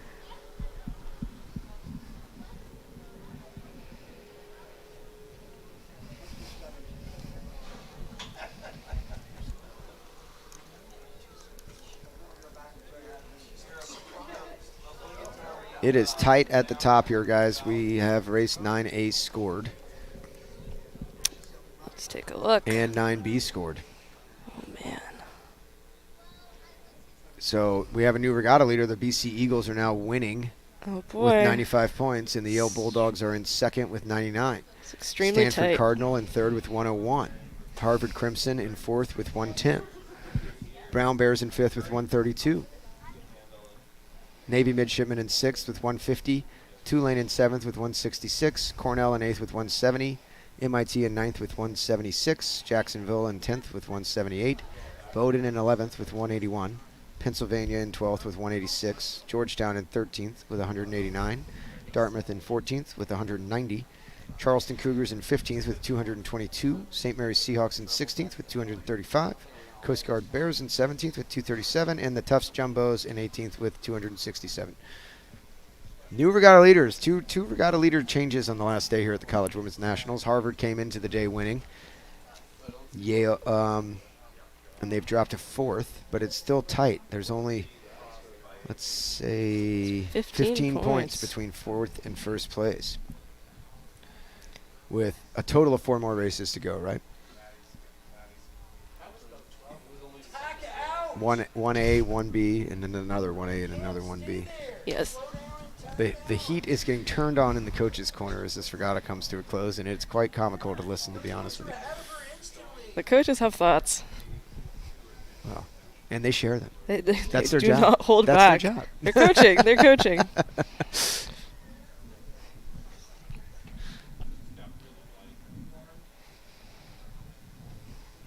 So we are this is race 10A in the colorful striped sails, the FJ type boats, on their second beat up wind. Much easier What is going on spectating. there? Is Oh, almost looked like someone had fallen out of a boat, but I think the 2 boats just sailed into a hole. It looks like the wind is starting to fall off on us here and deteriorate slightly. yeesh. Look at the difference in I think I angle might have there. jinxed it, saying it was such a nice day. It turned into See, such I a knew nice it. day. I knew it. The boats are starting to bob in the Lake Pontchartrain lump Not the Bob. and kind of limp upwind right now.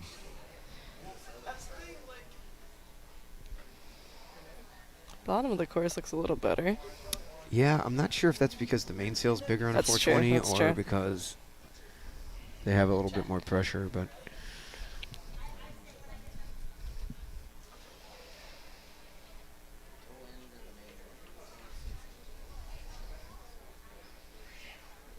the left side of the course continues to be favored by most teams doing well, though I will point that out. Seems to be a little bit of a formula. I think it's just the course is so close to the jetty, and the wind is parallel to the jetty, and you get over there, and the wind, it wants to bounce off. It doesn't want to go navigate over the jetty and things like that. So Sure. you get a little bit of a left-hand shift when you sail on the jetty, and then you tack on the left-hand shift, take advantage of it. Makes sense to me. Jokingly, people used to call sailing next to the shore, there'd be like a stingray current or something in there. When we were kids, you couldn't figure it out. We knew we wanted to go over there. That's funny.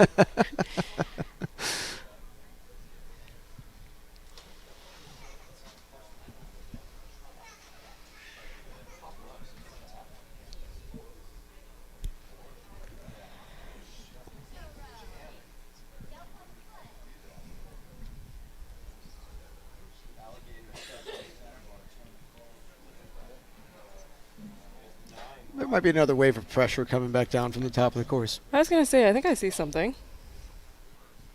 Things are looking a little better. These 420s might catch up. They might. That'd be exciting. I think there is the boats at the top of race 10A in the FJs. They're starting to move quite well again. Boat 8 I is think charging. that wave of pressure is making its way down here. Yeah, I think you're right. It was just a momentary lapse in wind velocity there for the whole course, but it appears like it's slowly building again. Made us all nervous. Yep. Boat 7 really opening up a lead here. Unfortunate for them, they didn't lay there, but instead of trying to shoot the mark, they took the more conservative approach, threw in 2 quick good tacks, and That's why you gotta have just good a boat little distance handling. loss, not much at all. It's my brown bears out there. Brown Bears followed by the home team Green Wave 2-lane.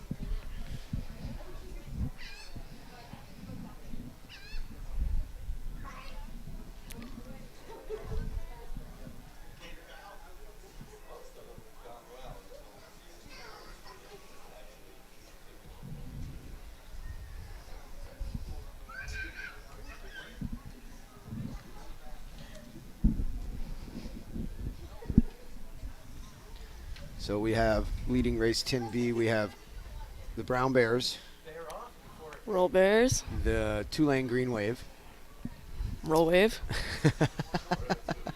and then in boat 5, I just lost a sheet here. That is boat 5 is BC. BC, I don't have anything for that Boston one. College Eagles. Fly, Eagles, fly, something like that. I don't know. Not quite. I think that's the Philadelphia Eagles. And then in Dartmouth in boat 2. Nice. Good to see Not Dartmouth sure out who's here. in boat 1. Boat 1 is Coast Guard. Coast Guard. And then I think MIT is behind them in boat Boat 6. 6. Yep. Yep. Maybe the Jacksonville Jaguars in 13. I think 13 is Jacksonville. Yep, there we go. Yep. And the Stanford Cardinal, just dropped from first to third on the leaderboard. Oh, man. In boat 8, they're kind of struggling in this race a little bit. But they have a pack in front of them. If they can pick off that pack, keep the dream alive here, heading into the final 1-1 set for the Women's College Nationals 2022. It's going to be tight.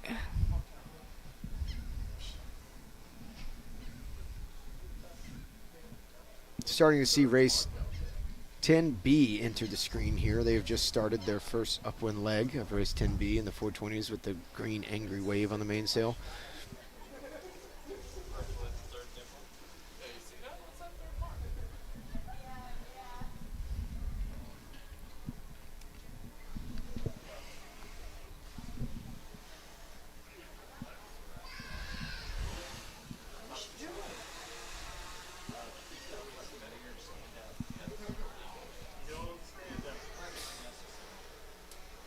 Kind of easy going here for race 10A. Sailing downwind, everybody's fairly spaced out in the front. Kind of coast to the finish line for the top 3 boats, and then it starts to become more condensed. Yeah, the middle pack there is going to be interesting to see how that shakes out.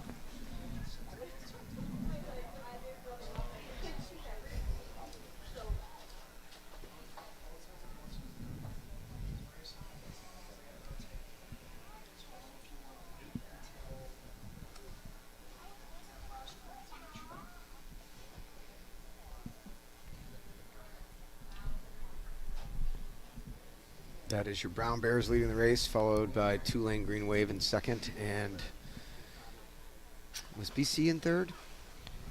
I think so, yes. As of the last time we checked anyways.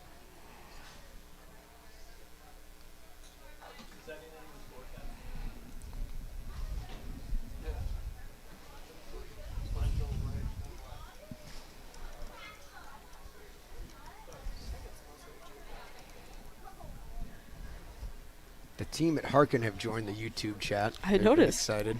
Left a very nice message. Yeah, I've been sailing recently with Hannah Knoll on the Melgers 24 team, Shaka. And cool she's name. been very fun to sail with. Great sailor, great attitude. And then I sailed against her boss at the Lightning Worlds right after that, right before I came home. Lightnings are fun. Yeah, Bill Foudy. Nice. I guess maybe he's her boss. I'm not sure. I think she said that.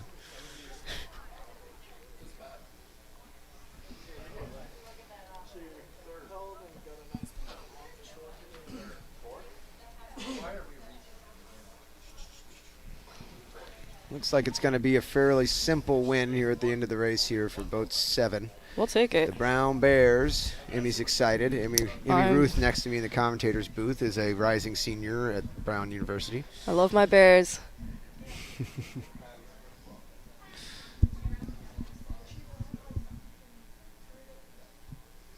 And Tulane's going to take a very, very nice finish of second place. You're not upset with that. See if they'll keep climbing in the standings there after that. Up from 7th at the moment. Who's in front of them in the standings there, Emmy? We got the Navy midshipmen at 16 points ahead. Yeah, there, Tulane takes the second place finish in race 10 Alpha. And then BC in boat 5 is going to take third place. And it looks like it's going to be an easy 4th place finish for a boat that at 14, I think that's Yale. That is Yale, yes, you're right.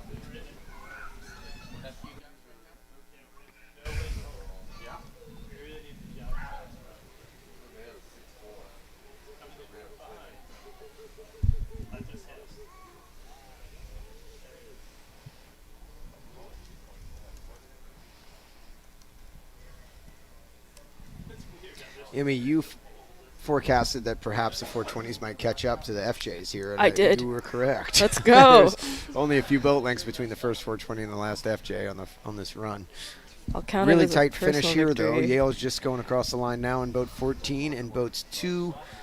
I can't see down the leach of the mainsails of the other 2 boats. So Looks when good. they jibe, if they jibe, it looks like 6 is going to take this position here in 4th or 5th. I mean, 6 and then 2 and then Whoever else. 1.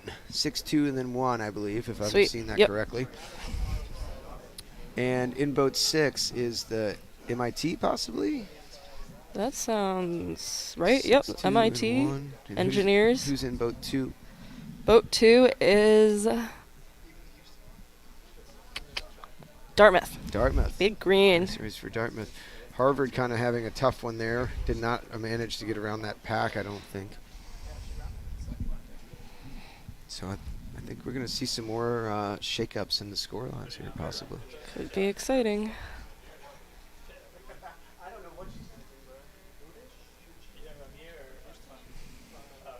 It's good to see Dartmouth up there.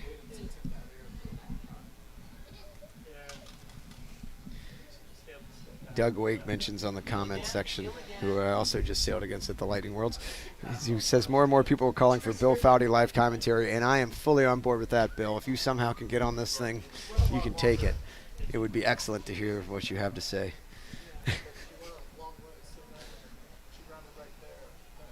And the gate, if we can pan the camera over to the gate mark rounding, the race 10B Yep. is going around the gate here. Boat 4 looks like they're leading the race, followed by boat 14. Boat 4 is Harvard, I think, right? I think that is correct. So that's good That news is for the Harvard Harvard, yep. Crimson. They had a bit of a tough one in race 10A. See a bit of a Harvard bounce back here.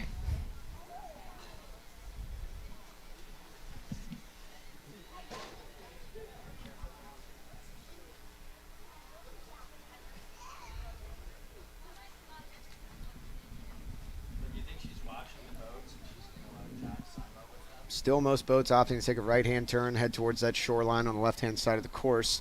The breeze looks like it has stabilized a little bit. Kind of had a dip in pressure for a moment. But I think PRO Todd Feddersen is going to be able to squeeze in a 1-1 here to finish out the College Women's National Championship of 2022. A division sailing into the harbor right now to rotate. Can you take this for a second? I gotta run it back. Sure.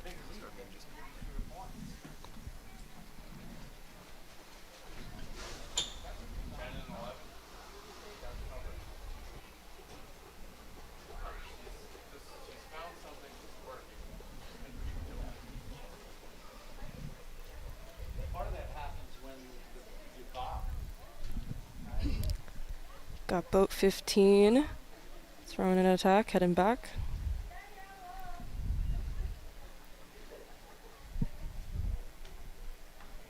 I think it's just not in it.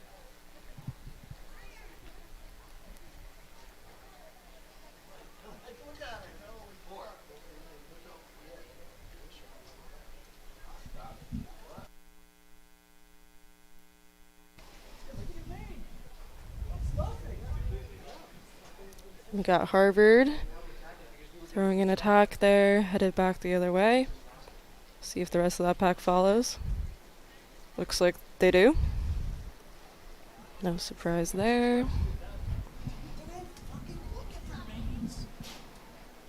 No.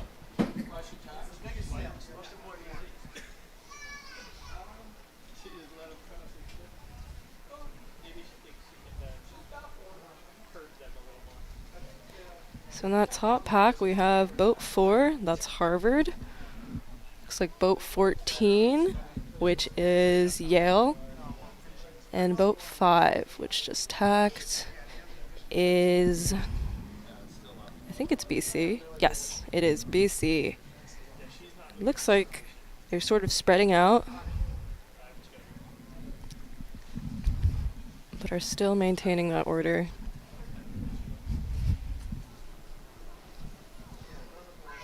The point behind using your main is if you sail lower with it still working.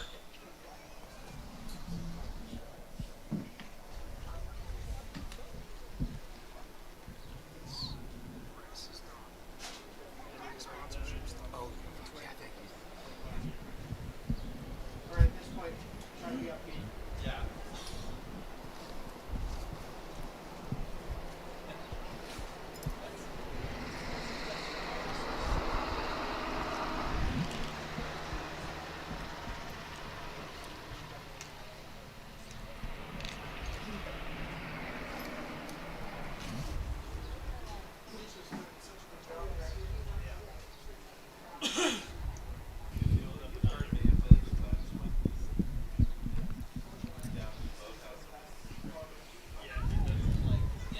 Pretty tight up here for race 10B at the first weather mark.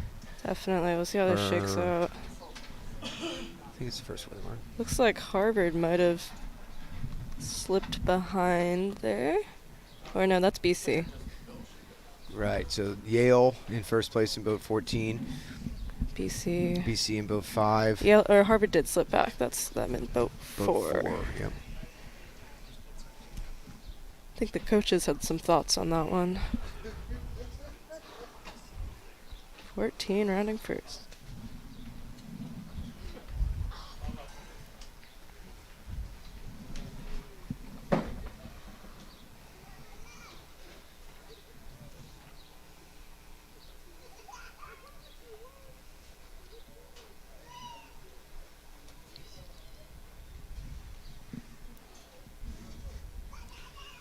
Kind of a really spread out race here for race 10B.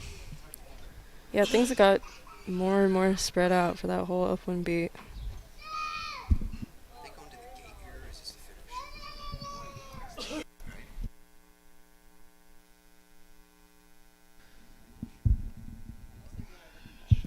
The finish.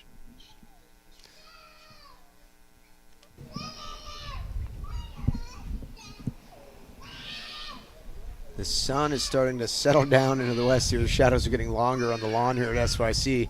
There's only 2 more races left for the College Women's National Championship of 2022. A 1-1 set, 1 race in each division. And then we will be able to crown our new national champion. High stakes. High stakes, that's right. End of a long week or so plus for a lot of coaches and team members here in New Orleans.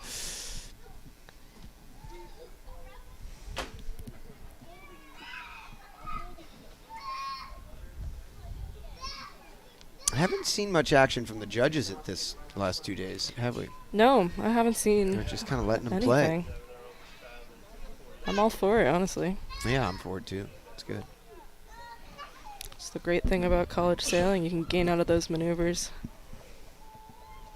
Right, there's no restriction on how fast you come out of a maneuver, right? As long as you follow Nope. the procedural rules for ICSA Exactly. kinetics. Leads to some really dramatic, fun boat handling. Absolutely.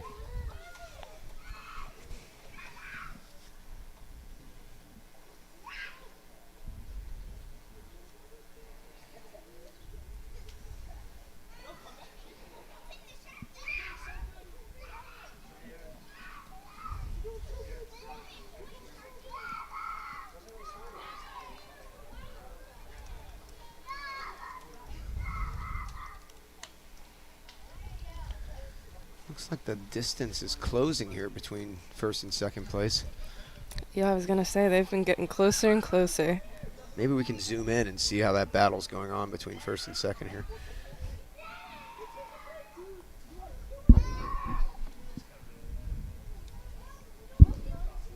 That is the BC Eagles in boat 5 and the Yale Bulldogs in 14. Is this a deja vu all over again moment? It is. I was going to say the same thing. We'll see. See how I it think goes. Yale, I think the positions were swapped last time. I think Yale Yes, might have been on the that's right. on the leeward boat. That's correct. So we'll see. Was that race in A division too?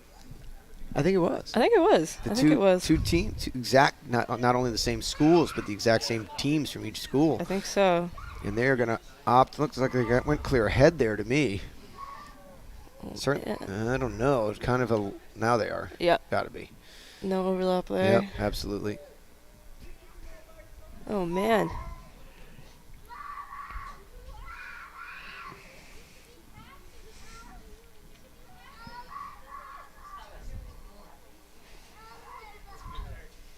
Yale moving well there with their boom out a little bit more than the BC team.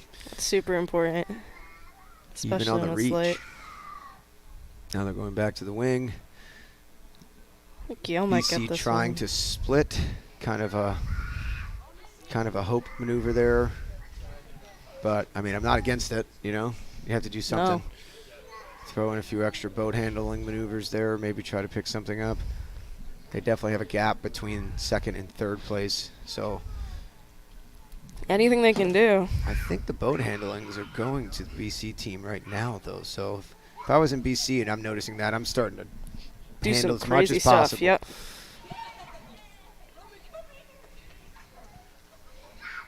I think in NISA, Yale is known for their boat handling. But Maybe it's just that it might be the same, but maybe they're just so smooth. yeah.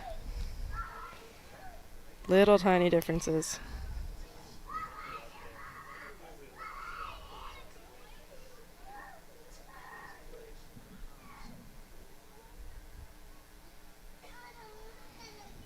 Here come the boats through the finish line. Looks like Yale's going to take this one again Yep. over BC there. No question. But you know what? BC's winning this regatta right now. That's the truth. And 1 point differences Not going to do are a it. point, but they're not. We'll they're see. not a lot of points, We'll so. see. Well, I'm and good. Yale's coming in tight though here. They're only 5 points back on BC. They'll only be 4 points back now after this race with 2 more races to go. Looks like they've had 1, 2, 3, 4, 5, 6, 7 top 5 finishes in a row, counting that. It's pretty impressive.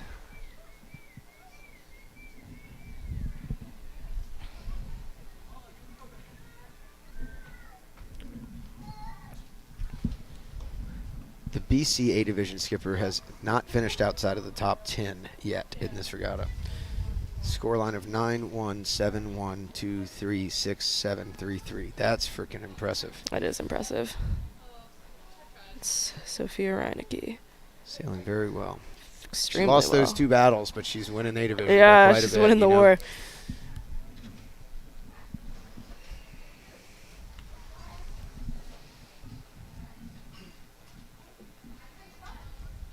The Yale B division skipper has only finished outside of the top 6 once, and she had a 12th place finish. That's impressive too. That's also impressive. A lot of impressive sailing. So for Yale in A division, that will have been. Oh, sorry, for BC in A division, that's Sophia Reinecke, Laura Ferraris for the first 2 races, and Sarah Schumann from 3 until now, I believe. Let me see if they have updated this sheet. It does not seem like they have updated this sheet. So we're just going to go with that. And for the Yale Bulldogs in B division, First race was Emma Cowles, and it looks like Mia Nicolosi's had the rest of them. that's right, with Zemina Escobar and Anisha Arkad. So a team effort there.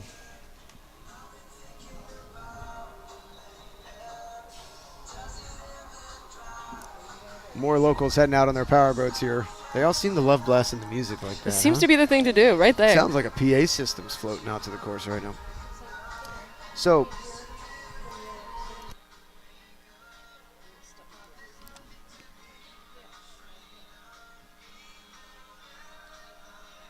this year marks the start of Zim Sailing's 5-year sponsorship of ICSA in coordination with West Coast Sailing and Dwyer Mast and Rigging. As official suppliers of college sailing, they are dedicated to supporting and giving back to collegiate sailing. Zim Sailing was established in 2008 by Steve Perry in Bristol, Rhode Island. The Zim team quickly established itself as the leading supplier of collegiate and institutional boats, focusing on moving dinghy sailing forward. Today, Zim Sailing is the largest manufacturer and distributor of small boats in North America and is the exclusive manufacturer of the 420E sailboat.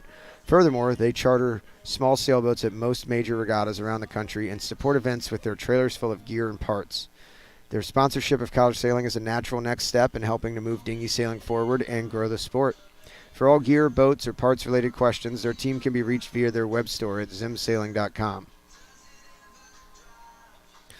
This year marks the start of West Coast Sailing's 5-year sponsorship of ICSA. In coordination with Zim Sailing and Dwyer Mast and Rigging as official suppliers of college sailing, they are dedicated to supporting and giving back to collegiate sailing. West Coast Sailing was founded in 2005 by former college sailor George Eolas. His team of passionate sailors has made it a priority to lead North America and support the dinghy racing and small keelboat market. Based in Portland, Oregon, they stock the best dinghy sailing necessities. With a focus on boats, parts, apparel, line, and accessories, they really lean into their expertise and knowledge of serving the industry for the last 17 years. Since many of their staff came up through youth and collegiate sailing, supporting ICSA is an honor and remains true to their roots. For all gear, boat, or parts-related questions, their team can be reached via their web store at westcoastsailing.net.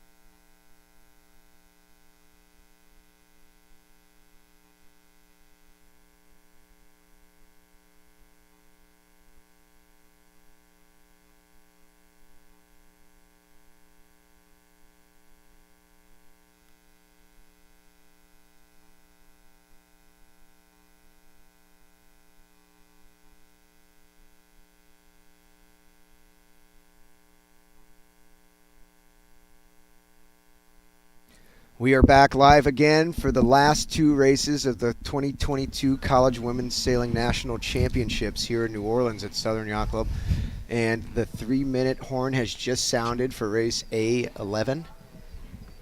Followed them by will be race B11, and then we will crown a new national champion. The breeze has continued to hang on, stabilize itself out. It might be a little bit lower than it has been throughout the day, but not as light as it was at the beginning, that's for sure. And we are looking forward to quite the last two races to round out the 2022 season. Here are your scores. Boston College is winning with 100 points, followed by Yale with 104.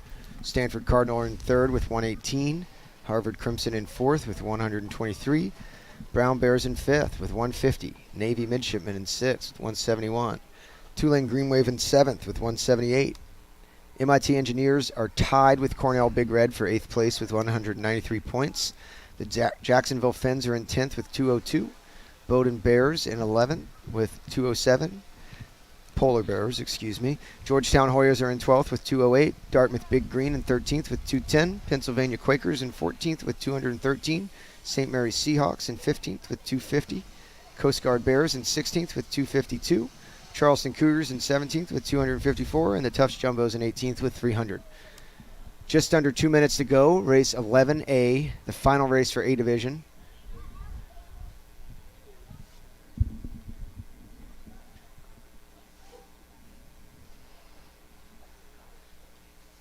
So, Emmy, if you're sailing here and you're the Boston Eagles or the Yale Bulldogs, what's your tactic here? Let's see if you were the Yale Bulldogs. What do you think what's going through your head? Well, there are two approaches, I think. Whenever you've got one team that you've got to beat, you either try to beat that team or you ignore them. Pretty simple. I am a fan of ignoring them and sailing your own race, but when it gets this tight, this close to the end, you do want to maybe start thinking about it. So it's tough. It's a personal decision. Well, some teams don't look at the scores even. They might not know. Oh, I'm sure they got to know going into this race. I feel like that might be a coaching blunder if they didn't. But to each, there are many ways to skin a cat, like you're mentioning here. The other thing is that in A Division here, they're not the last race of the regatta, you know? That's true. The B Division has to really close it out. So here's the race. 3, 5, 4, 3, 2, 1, start. Oops, sorry, I was a little ahead of you there. There's the start. There we go. Got a little eager beaver on the end of the commentators. Beaver, the MIT reference. Oh, there we go. Look at that. And there's a bit of a pileup at the pin down there. Oh, man. That's not the way to start the last race. Let's see. Boats 8, 9, 11, and 2 looks like they escaped, but 8, 9, and 11 are in a bit of a pickle. 8, 9, and 11. So we've got 8 is Brown, shoot. 9 Tulane, and 11 is Navy. Oh, boy. Real cocktail. Oh, 11 looks like maybe they're spinning. Yep. That's what they're doing. Breeze looks like it's lightened up a little bit on the sailors out there. So we're looking for BC and Yale here. That's the big ticket item for us here. Boat 7 is about to possibly port tack the fleet. Really nice start near the pin. Didn't get tangled up in the pin end. Like they didn't start as close to the pin as some other boats that ran into the pin or got tangled up with it. Wow, that is a heck of a way to start the last race of the regatta. They're looking really sweet on boat 7, which is the Stanford Cardinal, coming back to protect the left as well.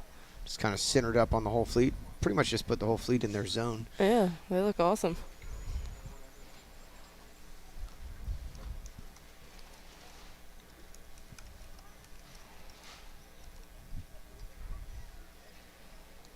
Stanford Cardinal, that's Michelle Larkemp, sailing with Sammy Pickle. Grace Austin sailed crewed races 1 and 2.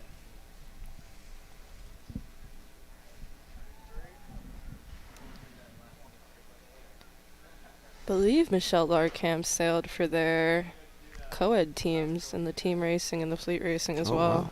So she is Really running a marathon here. Just doing amazing. Yep. So BC should be in boat 3, is that correct? And Yale in, let's see, BC is in boat 6. 6, sorry, pardon me. And Yale is in 13. 13. So those two boats are Yale on the screen here heading towards the left side, and BC on the full other side of the course, I believe. Wow, maybe they've decided to ignore each other. Yeah.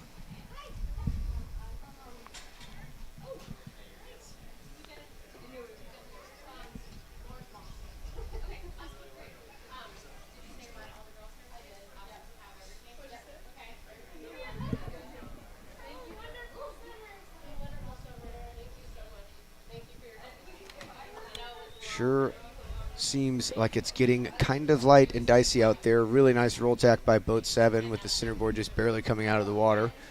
Nice flatten and acceleration away. But if I was a betting man, it looks like the left side of the course, which has been predominantly the favored side of the course today, is looking pretty nice compared to the right side. I think you're right. Yale Eli's in 13 on the left side. BC Bears in boat 6 on the right side. Cannot see them on our screen right now. Yeah, I'd say 7, 15, and 13 are looking pretty good. NCAA doesn't let me bet, so I can't say that. But if they did. That first good start in like 8 total races. We haven't had it in a while. I don't really remember. But I think it might, it's so light. It is dangerously light out there. The coaches are commenting on that as well. If you're Yale right now, it looks like you're in a pretty good spot at the moment. I don't know. It's kind of hard to say. It might be a little pressure filling in from the right. I think when it gets fluky like this, anything can happen.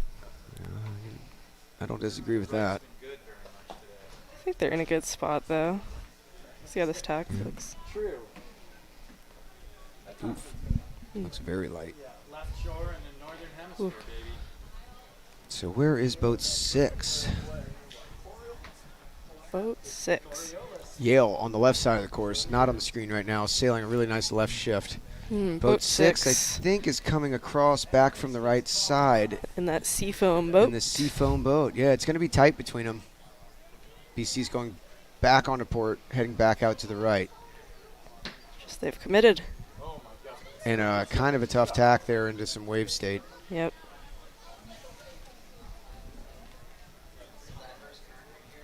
Can be a big hit when it's There's late. boat 6 in the middle of our screen there, just below the blue boat and above the red boat.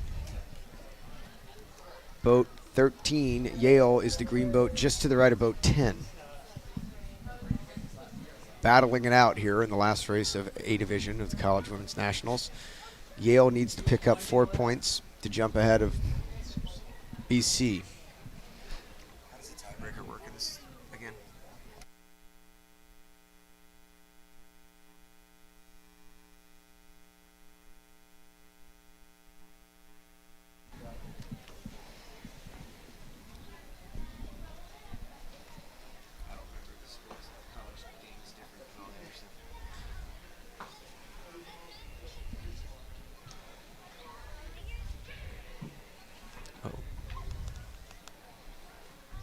So boat 7 sailing free and clear. They port tacked the fleet, tacked back onto starboard, dead upwind of the whole fleet, and now have played the left side but have continued on port for quite a while, I think, to consolidate some boats that were on the right side of them. Stanford Cardinal sailing extremely well. There's Yale 13 on the left side of your screen, battling it out for first overall, just 4 points behind BC. BC is in the middle of the course somewhere in boat 6. Have not been able to really have a crossing situation between Yale and BC yet, but that will be a big moment of truth for this race and the College National Championship. Although we do have race finale 11B to really determine who the national champion will be. It's a big one. Yale opting to dig back into the left over here. The breeze looks like it might get even more holy than it already is, looking upwind here. Hopefully this breeze hangs around to finish out these 2 races. I think I see boat 6 in the middle of the course on starboard now on that seafoam green colored striped sail.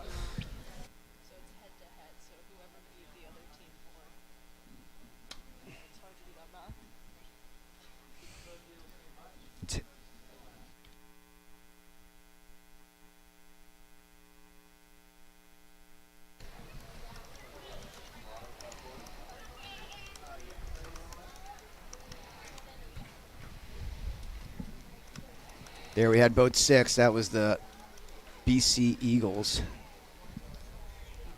There's Yale 13 on the left side of our screen. Still not a time where they have come back together since the start of the race, so we're still a little bit in the dark about who's in front of who.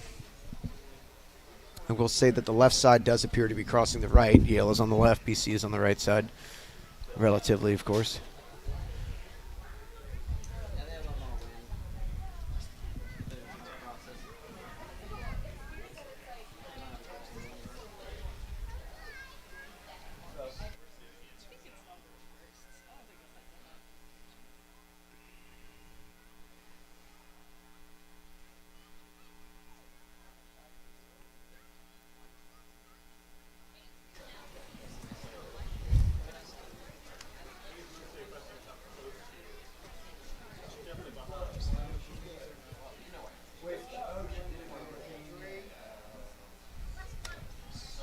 Boat 7 looks like they're getting around the mark in first.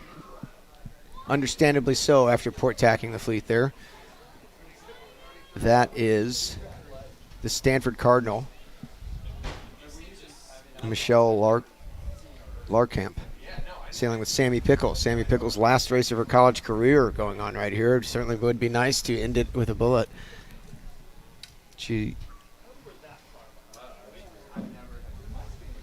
And ahead by a mile, I might add.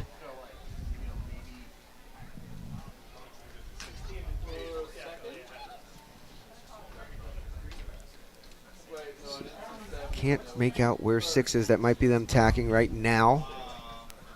Kind of bow to bow with Yale. This is a battle. This was going to be a battle all the way around the race course. Wow. It looks like a very tight scenario come here. Will Yale decide to lead bow? No, they will duck and follow in BC around the weather mark. Interesting. I think that's a safe that's maneuver smart. there, you know. Attack right in that bad air from 3. Yeah, right. There's Harvard again. Harvard in boat 3. 3. Emma Canetti. And Alexandra like, Dorofi. Yeah. Marley Belsley sailed races 1 and 2, crewing for Emma.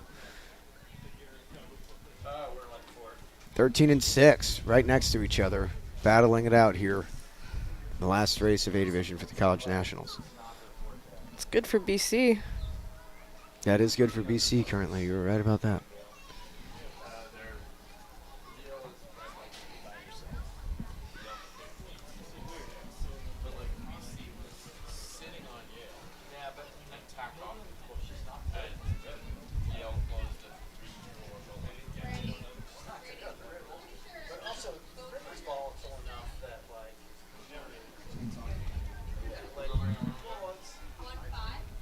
Oh.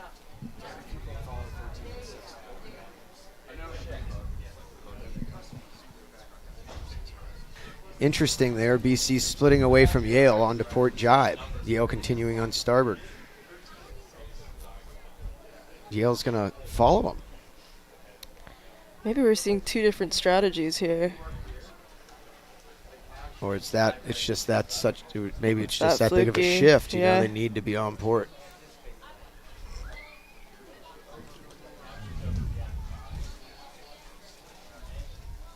Or maybe it's a lane management thing.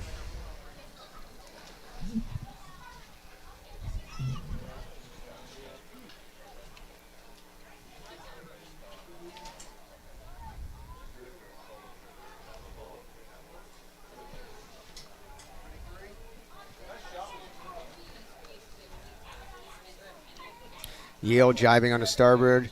BC staying right next to him. I think that's a good tactic there, to stay next to him. If you stay in the same zip code, they can't put that many points on you, and they are in front of him at the moment. So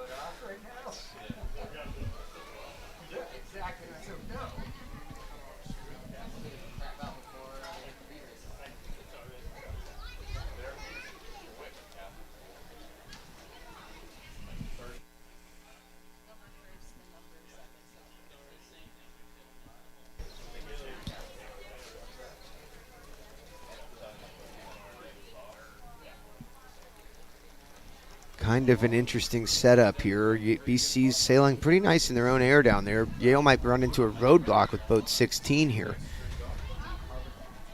this point, they're probably forced to jibe away to not get caught in bad air.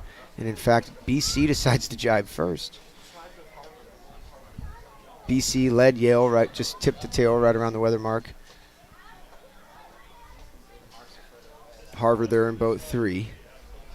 Another good race for Harvard. Is that Tulane in boat 12? No. Boat 12 is Georgetown. Georgetown, second place currently. Cardinals, Stanford Cardinals currently leading this race by a decent amount there. It's only been at 1.5 legs, and they're already that far ahead. That's pretty impressive. I keep losing track But, of them, yeah. you know, if the pressure comes up, they're going to have the fleet sail up to them, which might be happening as we speak. It does look like they're heating up out there.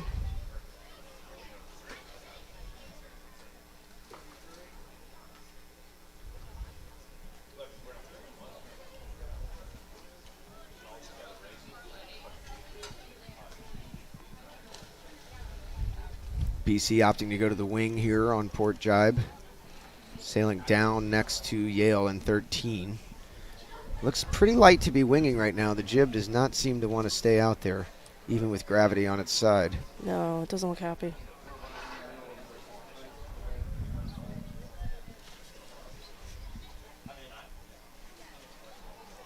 I think BC's sailing in a little bit more cleaner air at the moment, though, right now. So Yale looks like they're kind of suffering a little bit from the boats further up the course than they are.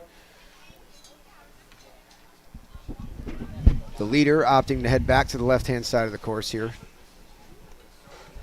Now, I believe for co-eds, Yale came in second by 1 point. A little bit of context. Looks like we're going to have a split here. Yale looks like they're opting to go to the right-hand turn mark, with BC leading Yale around the left-hand turn mark. And going to have a lot less traffic around the left-hand turn mark here for BC.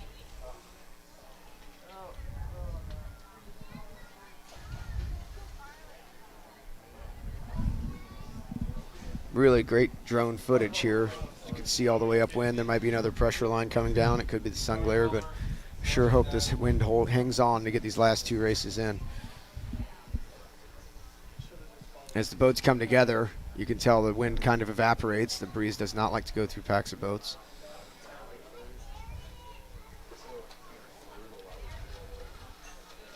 Yale and BC coming back together quickly on the upwind here. I think Yale's going to go right back again, just trying to clear their error. Sophia Reinecke in boat 6 for BC has certainly made a good decision to take the left-hand turn. A little less traffic. Yale's getting tied up, getting ping-ponged around. That's going to hurt a little bit here. Not really. The tax 6 looks like that straight line speed is definitely helping them. It's quite easy in this position if you're behind or, you know, in a battle for a national championship. The things that I've seen on boats is people start to tense up and they overshoot the sails. Absolutely. And they sail a little funnier and they Rush the tax a little. You got to kind of keep calm, cool, and collected, and that's the name of the game. Yale especially has in this really such light good air. boat handling. See if they can hang on to that.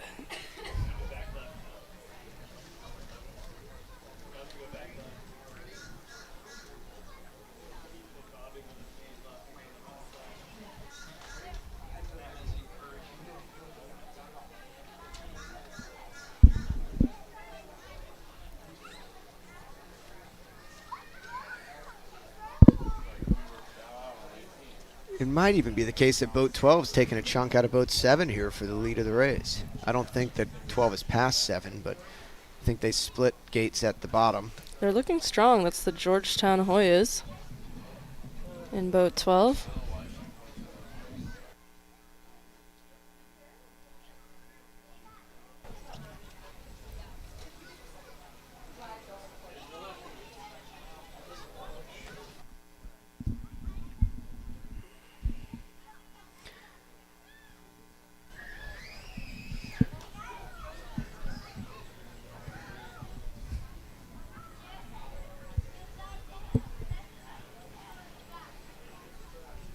Even though the breeze is light, the waves are still up, making these conditions very hard to sail when the breeze drops and the waves still stay pronounced. You can see the boats kind of porpoising through the waves a little bit. They are certainly bobbing. Sitting in the boat and going through waves is not always the most fun thing to do in college sailing, but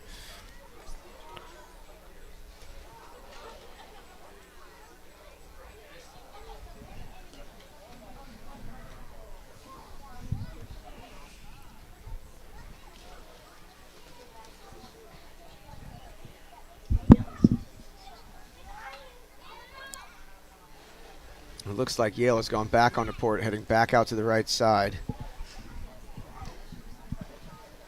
And BC's gone back onto port too to stay with them on that side.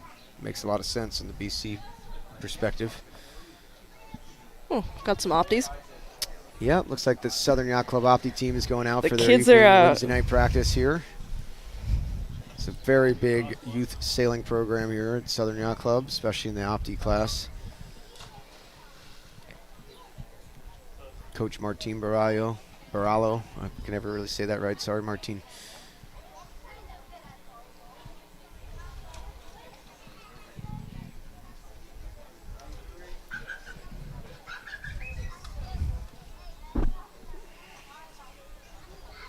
Seven is just kind of putting on a clinic almost, it seems. They just continue to sail quite well. Free and clear by themselves. Helps a lot, especially in this light and lumpy condition. Got a great angle there.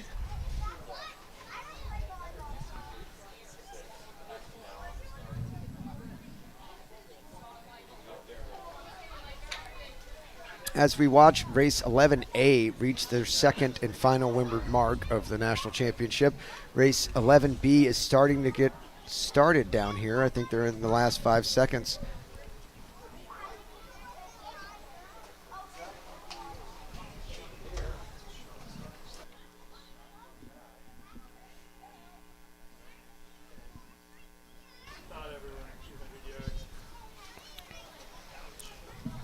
Boat 7 rounding first by quite a bit. Yep, and look what BC's done. They might round here in second. They've really sailed a nice beat. They took that left-hand turn. They sailed away from the traffic that was still coming downwind. Sailed in their own kind of air, and I think they're going to round, if not second, overlapped with second. Really smart decision there. Nice job by Sophia Reinecke and Sarah Schumann, it appears on the RP sheet here. Sailing her own race.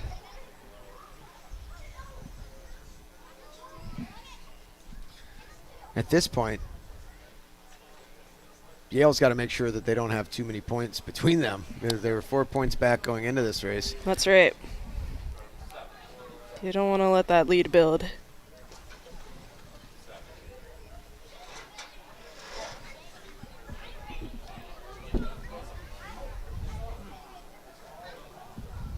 That's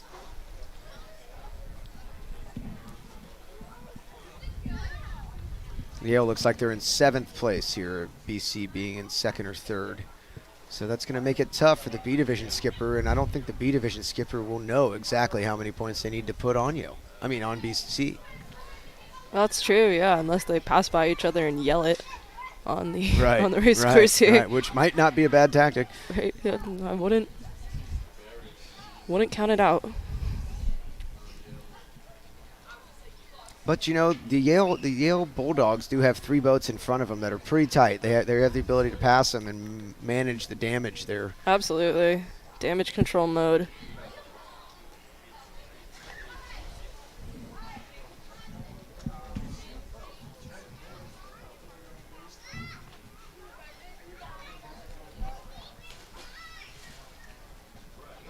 In the B Division race, boat Yale seems to be ahead of boat 6, if I'm looking at this correctly, right in front of us here. Oh, they're kind of bow to bow. Yale also opting to stay on the left side of BC. It's going to be another tight one. Sure will be.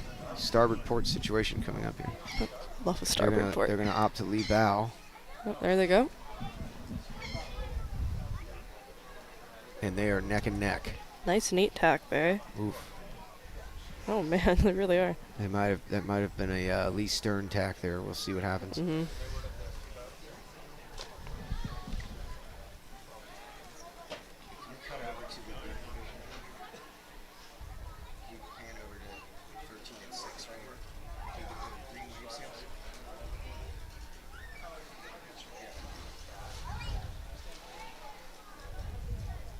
Mainly right there at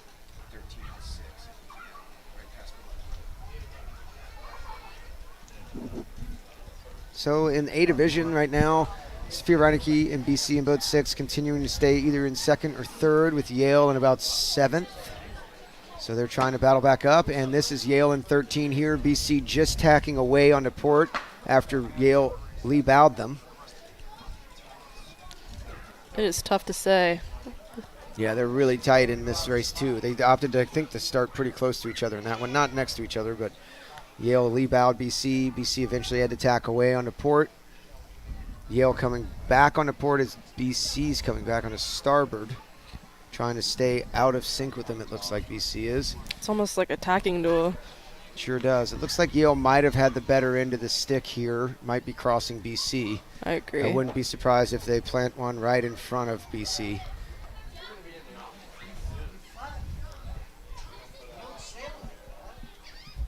Or they're going to let them go. Okay. All right.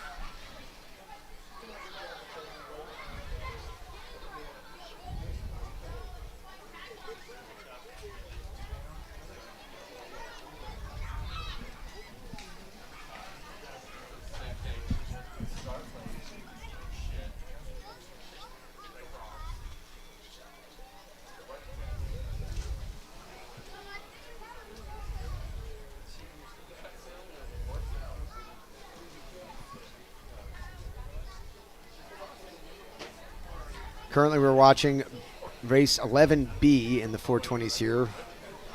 And race 11A is on their way downwind to the finish of their final race of the championship. We're drifting along. It's getting pretty late.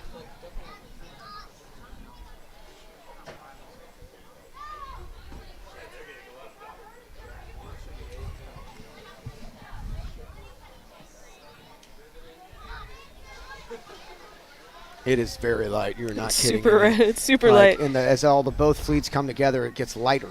You know, it's really wow. There's no breeze coming Almost hard across to the tell porch. what the heck is going on out there right now.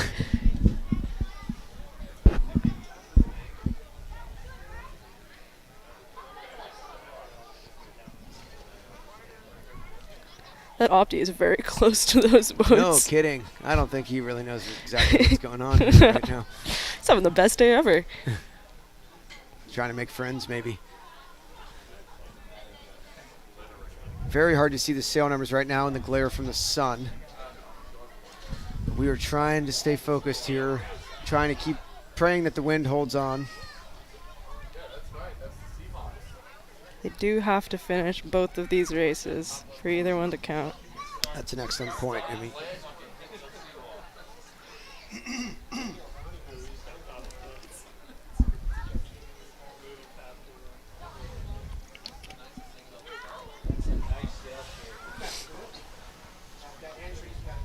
Thomas, what are we thinking about our radio? Got a good setup?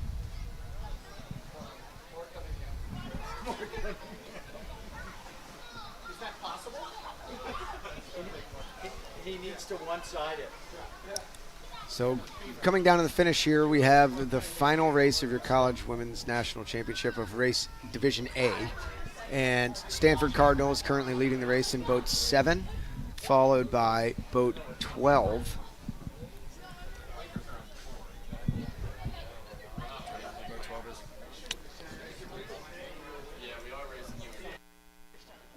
Oh, Georgetown in boat 12. So we have Stanford Cardinal winning, about to win race 11A. Looks like Georgetown's going to hold on to second, and BC will be third. Too far away to call all the other things.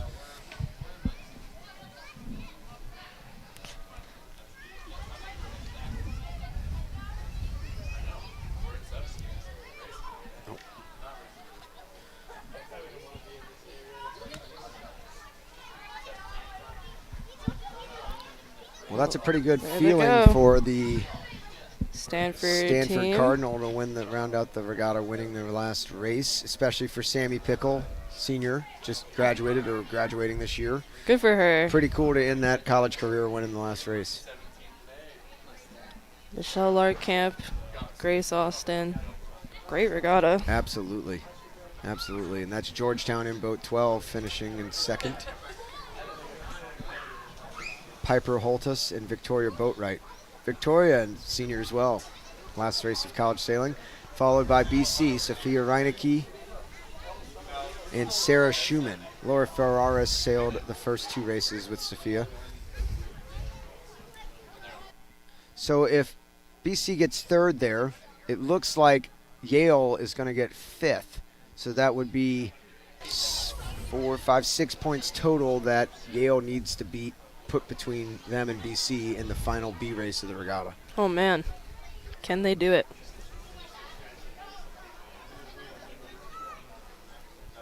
That's no small feat. 6 points is a bit. 6 points is a good bit, especially between two really good teams. It's certainly doable, but it is quite a bit. So there's Yale on your screen, boat number 13. Still not a for done deal that they end up in fifth here, but looks like they're in a pretty good position to do so. The breeze is got to be just above raceable limits here.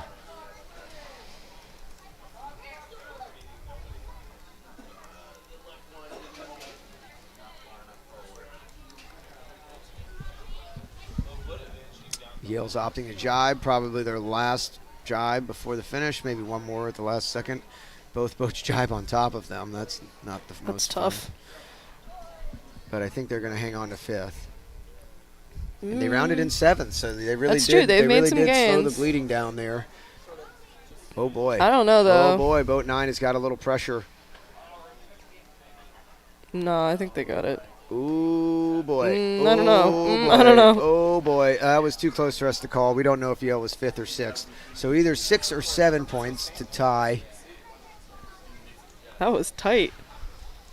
And let's go. That was Tulane coming in boat 9 there. Boat 9, Tulane. There you go. Home team. Home team heroes after winning the co-ed national championship.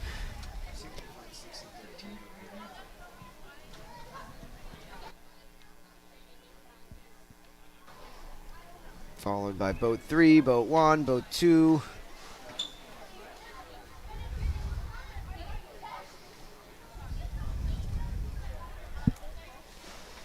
Boat 3 was the Harvard Crimson. Boat 1 was Dartmouth Big Green. Boat 2 was the Coast Guard Bears.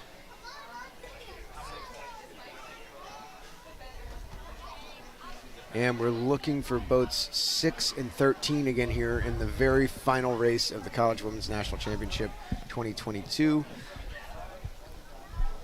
Seems like maybe a tiny bit more pressure. A little bit, but man, it looks kind of sketchy. Yeah, a little bit barren.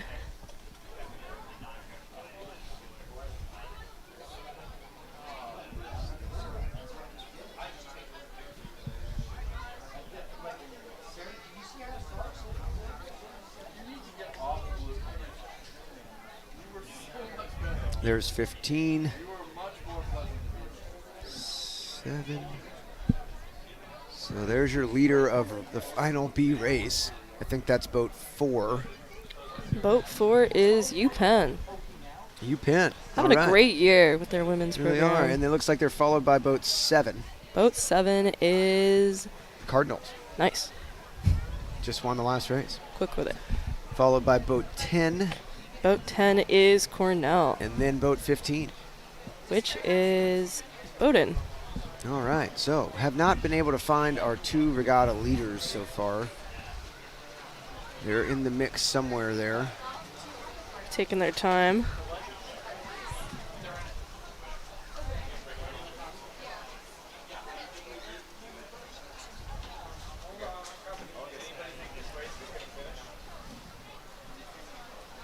There's 13. We're looking for 6. 6 is behind them. So Yale does have at least 1 or maybe 2 points on them. They're going to need 6 or 7 points to at least tie BC Oh, in man. this race. See what they can put together.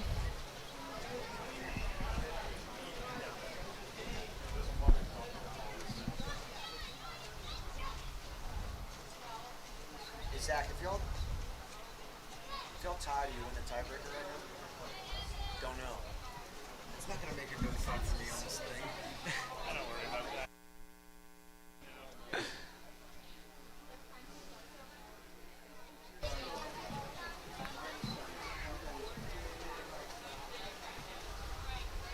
So Yale with at least 1 boat between them and BC. It's not going to do it. They're going to need 6 or 7. We're not sure exactly how the A race panned out. It was so tight between Yale and Tulane to see who got 5th in that race.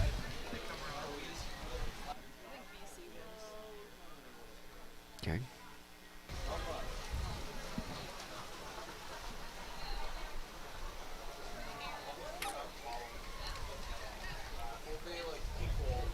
Looks like Yale was 5th in the A division race. So BC is currently winning the regatta with 103. Yale has 109, followed by the Stanford Cardinal 119, Harvard Crimson 131, Brown Bears 154. So Yale is going to need to gain 6 points to tie BC. And from our math here, I think we said BC might win the tiebreaker. I think that's correct, if I counted right. I'm not great at counting, so don't hold me to that. I think that's correct as well. It feels good to have backup.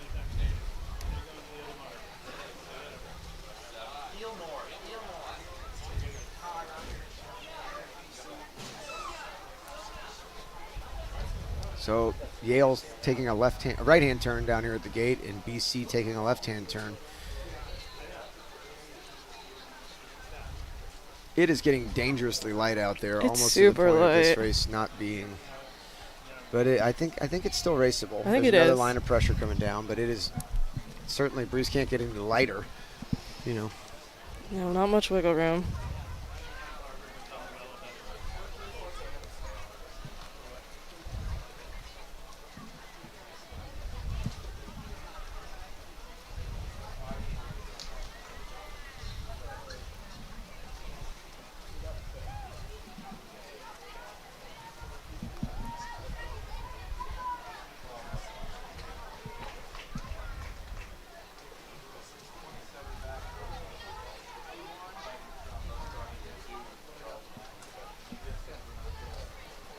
It's getting dangerously light, I would have to say, I think. Do you As think I look it's upwind, I think it might get lighter here. Yeah. I was gonna ask, do you think it's gonna get lighter up there? It looks a little I hate lighter. to say it, but I think that's kind of what it looks like to me right now. Oh man. You think about the abandonments we've had. We had horrible storms yesterday, 5-hour storm delay, about a 2-hour wind delay today, 3 races abandoned due to wind evaporating. It's tough. 2 races abandoned, right? 3rd time was the charm. So, Well, you got the 2 of each. yeah, right. 2 of each race. That's a good 4 point. races abandoned.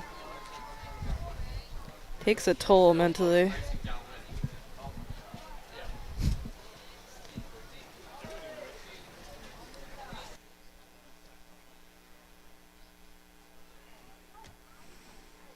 (13-6) here. 13 needs to put 6 boats between them, 5 boats between them to tie.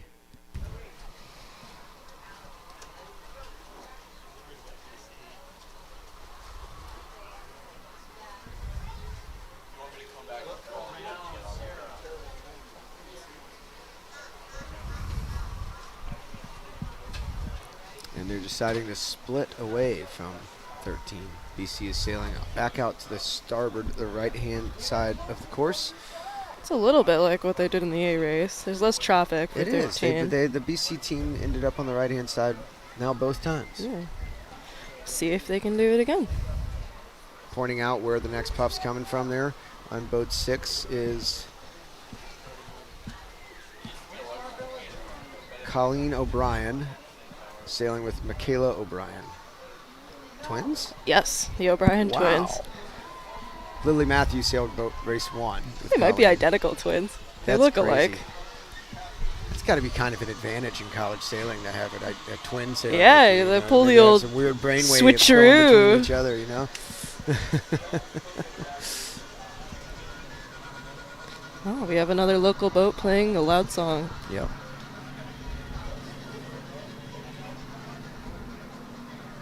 You know, I think the left-hand side of the course is in a bit more pressure right now. I think at the moment you're totally right.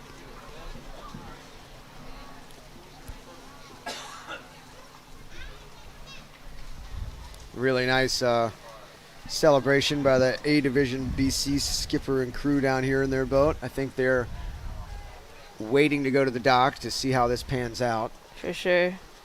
I wonder if they'll jump in the water with the gator. The gator's No. gone. It got dragged across the lawn yesterday. That's true. There could be was another gator. one, and usually when you see two, that means there's There's like 5. A couple, yeah. So Big old gator family. if y'all are just joining us today, yesterday there was an alligator that had been nicknamed Allie by Oh, the is that local what we youth called it? sailors. Well, the other one was named Chomper. I don't know if that was Allie or Chomper, but whatever. Gee, I hope it was and Chomper. He swam by, and then 5 minutes later, he was dragged by. We saw him He was twice. being It was dragged- awesome. Dragged across the lawn at Southern Yacht Club. He had been wrangled by a wildlife and fisheries. Who I think was person. called like Gator something. Like he had Gator in and the then name. even the SYC staff jumped in and helped. It's like Gator helped wrangle Greg the or gator and rest something. their way across the lawn. It became a petting zoo for a moment, and then hopefully was released and not turned into sausage. But I don't know. Like Gator Rehab.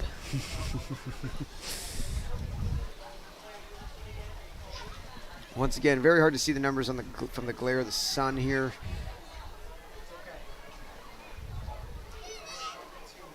But I think Yale is going to be in front of BC. Yale coming out of the left-hand side of the course. Kind Would of too hard agree. too hard to say that for sure. But it's not just good enough to be in front of them. They need to put 5 boats between them, right? So That is correct. It's like maybe boat 7 around first here.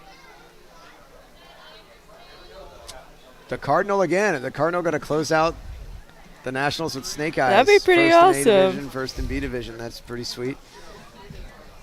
Followed closely by boat 4. Boat 4, that would be UPenn. UPenn. UPenn There you having a go. great regatta. Looks like boat 15 in third, Bowdoin, and then boat 10. I can't make out their penny right now. Boat 10 is Cornell. Cornell.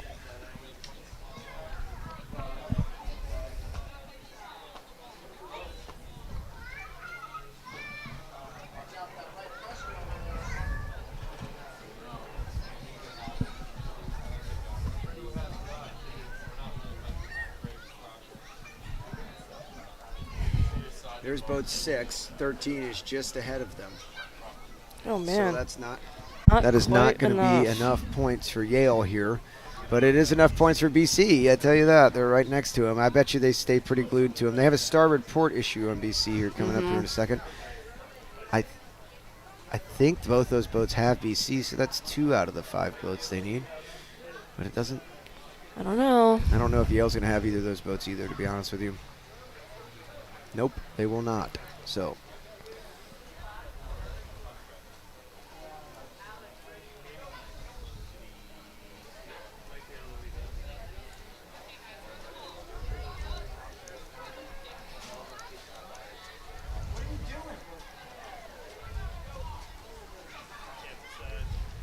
Well, BC's actually got a piece of Yale here. Yale's going to have to leave out BC. Oh boy. And a very thin ley line. This might spell disaster here. Both boats on a thin ley line. Oh man. I don't think 13's gonna make it. No.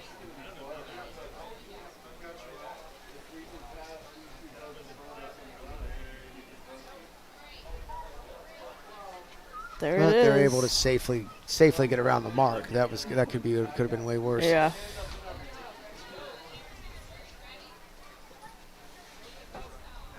It is quite light, but I think they are going to be able to finish this race. I think so too. I think And if the they've way done. it's shaking out right now, I think it's very likely that BC will be your new women's national champion. It's pretty exciting. Always good to see another NISA team. It's also going to be, these guys are going to go meet them probably, and you're going to probably want to film that.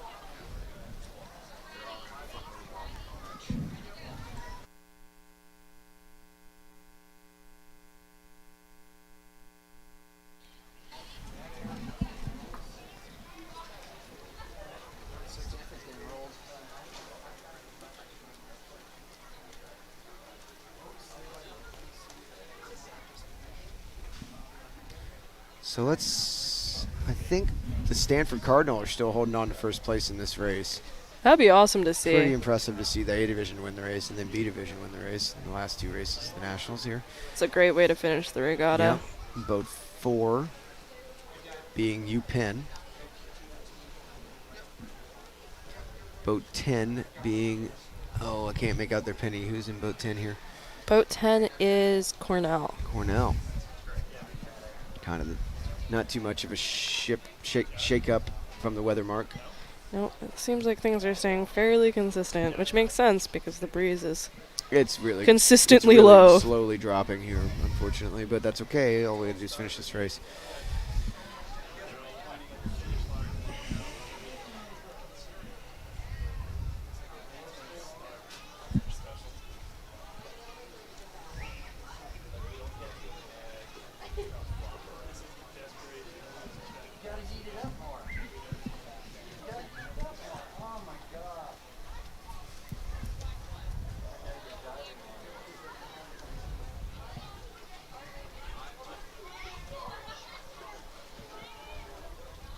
Painfully light going downwind right now on Lake Pontchartrain here in New Orleans, Louisiana, for the final race of the College Women's National Championships. This is race 11B. If you're joining us right now, Boston College currently leads the regatta with 45. Oh, sorry. Boston College currently leads the regatta with 103 points. Yale is in second with 109. Stanford Cardinal in third with 119. Harvard Crimson in fourth with 131. Brown Bears in fifth with 154. Navy Midshipmen in sixth with 182. Tulane Green Wave in seventh with 184. Cornell Big Red in eighth with 205. Georgetown Hoyas in ninth with 210. MIT Engineers in 10th with 211. Jacksonville Finns in 11th with 218. Dartmouth Big Green in 12th with 219. Bowdoin Polar Bears in 13th with 221. Pennsylvania Quakers in 14th with 230. St. Mary's Seahawks in 15th with 257. Coast Guard Bears in 16th with 262. Charleston Cougars in 17th with 269. And the Tufts Jumbos in 18th with 313. It does look like they just got a little bit of pressure. Might be the last little pulse of the day here. Goes out with a whimper. There's maybe one more behind it from our perspective here sitting on the deck at Southern Yacht Club, but I don't know if it'll reach us. not before the race probably ends, but it might be the absolute last one of the day. Stanford, 2 comfortable leads in the last 2 races of the regatta. I say good for them. It's got to make them happy. Cinch up third place.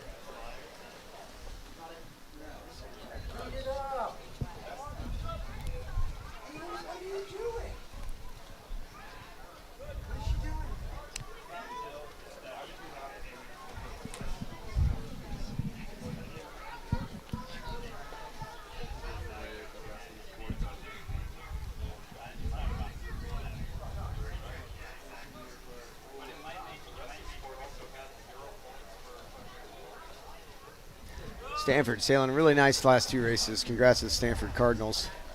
3rd place overall in the Women's College Nationals. That's pretty impressive. That's ain't nothing to shake us, It's pretty good.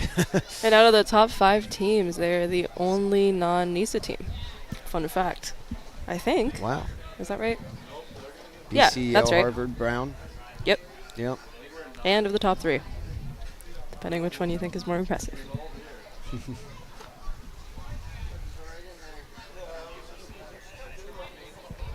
And it looks like it's going to be a tight finish here for 2nd place in the last race of the regatta. If we could pan over to that real quick, it might. Yeah, here we go. Looks like it's going to be... I don't know. Oh, I don't know either. Hard to say from this angle. Oh, yeah. I think it was 10, though. I think 10 might have gotten it. UPenn and Cornell. Yeah, Cornell in 10, UPenn in boat 4, Bowdoin in boat 15. Great finish for In Bowdoin. 4th place, yeah. Totally different environment than what they normally sail. Oh, yeah? Up in Maine, where I'm from, Oh, wow. it never gets this hot. This isn't even hot. I know. This is quite pleasant. I for New know. Orleans. It's horrible.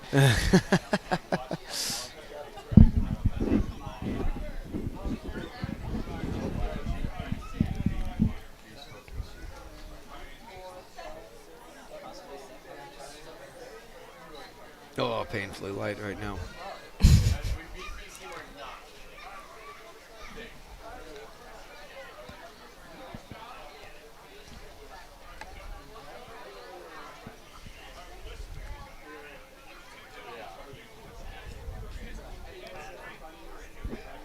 Oh, I feel something. There's a little breeze, yep.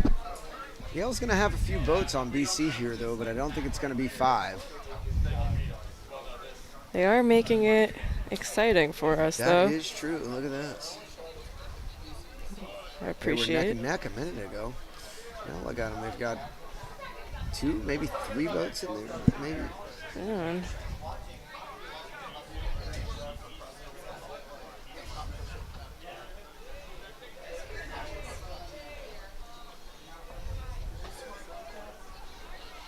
I might have 4 boats in there. Only need 1 more. Oh, man. Wow, this is becoming quite exciting again here.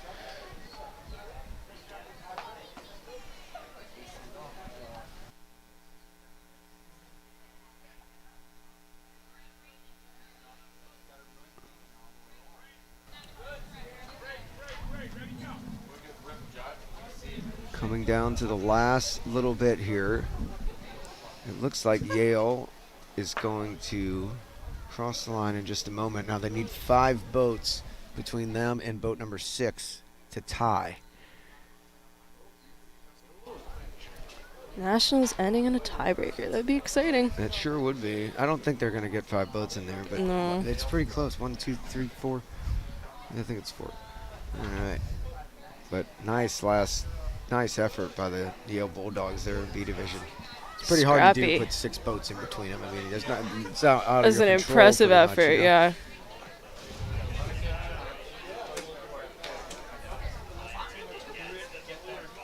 And here we go. There's 1, 2, Harvard in boat 3, Dartmouth in boat 1, Tulane in boat 9. And about to cross the finish line here in boat 6 is going to be your women's college sailing nationals of champions of 2022, Boston College. And in that boat is Colleen O'Brien and Michaela O'Brien. Twin sisters, pretty amazing. O'Brien twins. Lily Matthew sailed race 1 with Colleen. So that has got to feel pretty darn good. That's there great. are your new college sailing women's national champions. Huge congrats to BC. That was a long, hard-fought regatta, and a really long week, a marathon of sailing for a lot of these girls. It's gritty. It's a gritty sport, even when there's not a whole lot of wind.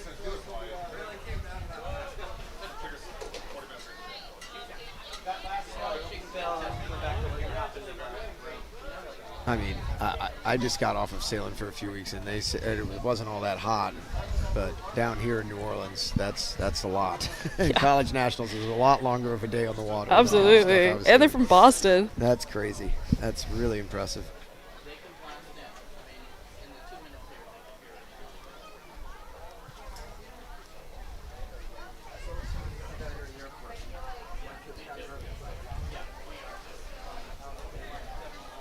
Nice.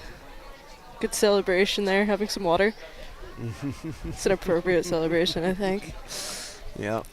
That was a long race. Oh, Long, man. very light, It was long for us. stressful race, I'm sure. We weren't even doing anything. Yeah. And we're sitting in the shade. I know. Gentlemen.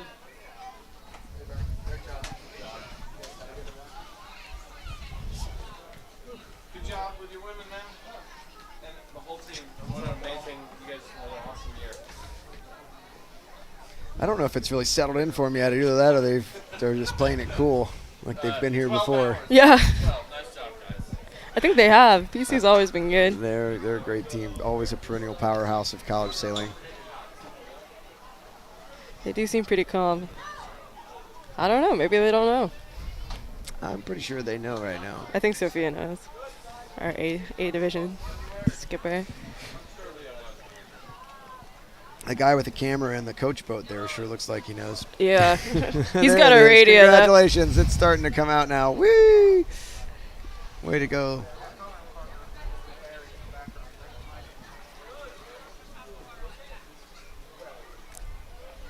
I think they're turning the corner here, and they're going to see their teammates that have been waiting for them in the harbor, eagerly anticipating the results of this race. planning and preparing for probably quite a celebration here in a moment. I want to see if they're going to jump into the water. You think they might get spooked out of the water because of the don't know. alligator? I don't know. They were telling us not to hang our legs over the edge the other day because we might get snapped. Oh, man. Well, they just hauled that alligator away, so there's at least one less in the harbor. That's true. The odds went down.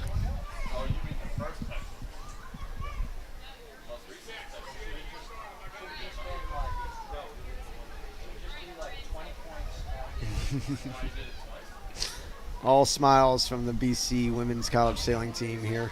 Great to see.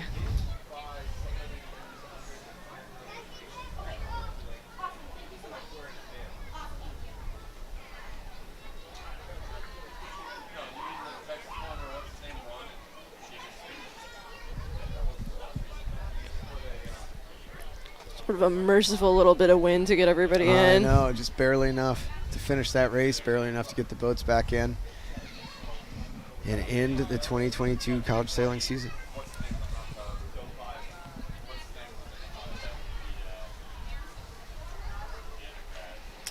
Here they are, almost reunited with their teammates in A Division. It's the moment of truth. What The are they A-Division going to do? sailors really just crushed it in A Division, by the way. Yeah, That she had was an incredibly fantastic. dominant That regatta. was absolutely fantastic. Here they are. Congratulations, Boston College Eagles. Let's see, they seem I hesitant. think they're scared to jump I in think the they're water. not going to jump in. I told you. That is literally right where the alligator was swimming yesterday, too. The New England girls, we've never seen a gator before.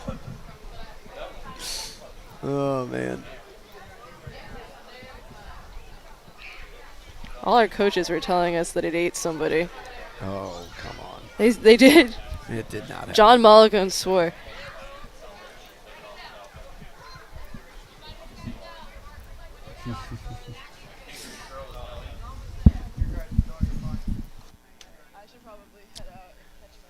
Gotcha. Well, we are going to sign off here. Emmy Ruth, who's been joining me for the last day here. Thank you so much for having me. That was super fun. Yeah, that was awesome. So you're got to get down to your team and help them figure all of this out. It's Getting back out to of pit here crew and, duties. and back to Brown, right? Providence, Rhode Island. The dirty prop. She waits for me. It's been a pleasure. I'm Jackson Benvenuti. Thanks so much for having me. I Thank joined you at the so last much. second here, so it's been really fun and great to be a part of this. Thank Pretty you excited so to see much. BC take it home. Congratulations. Congrats, BC.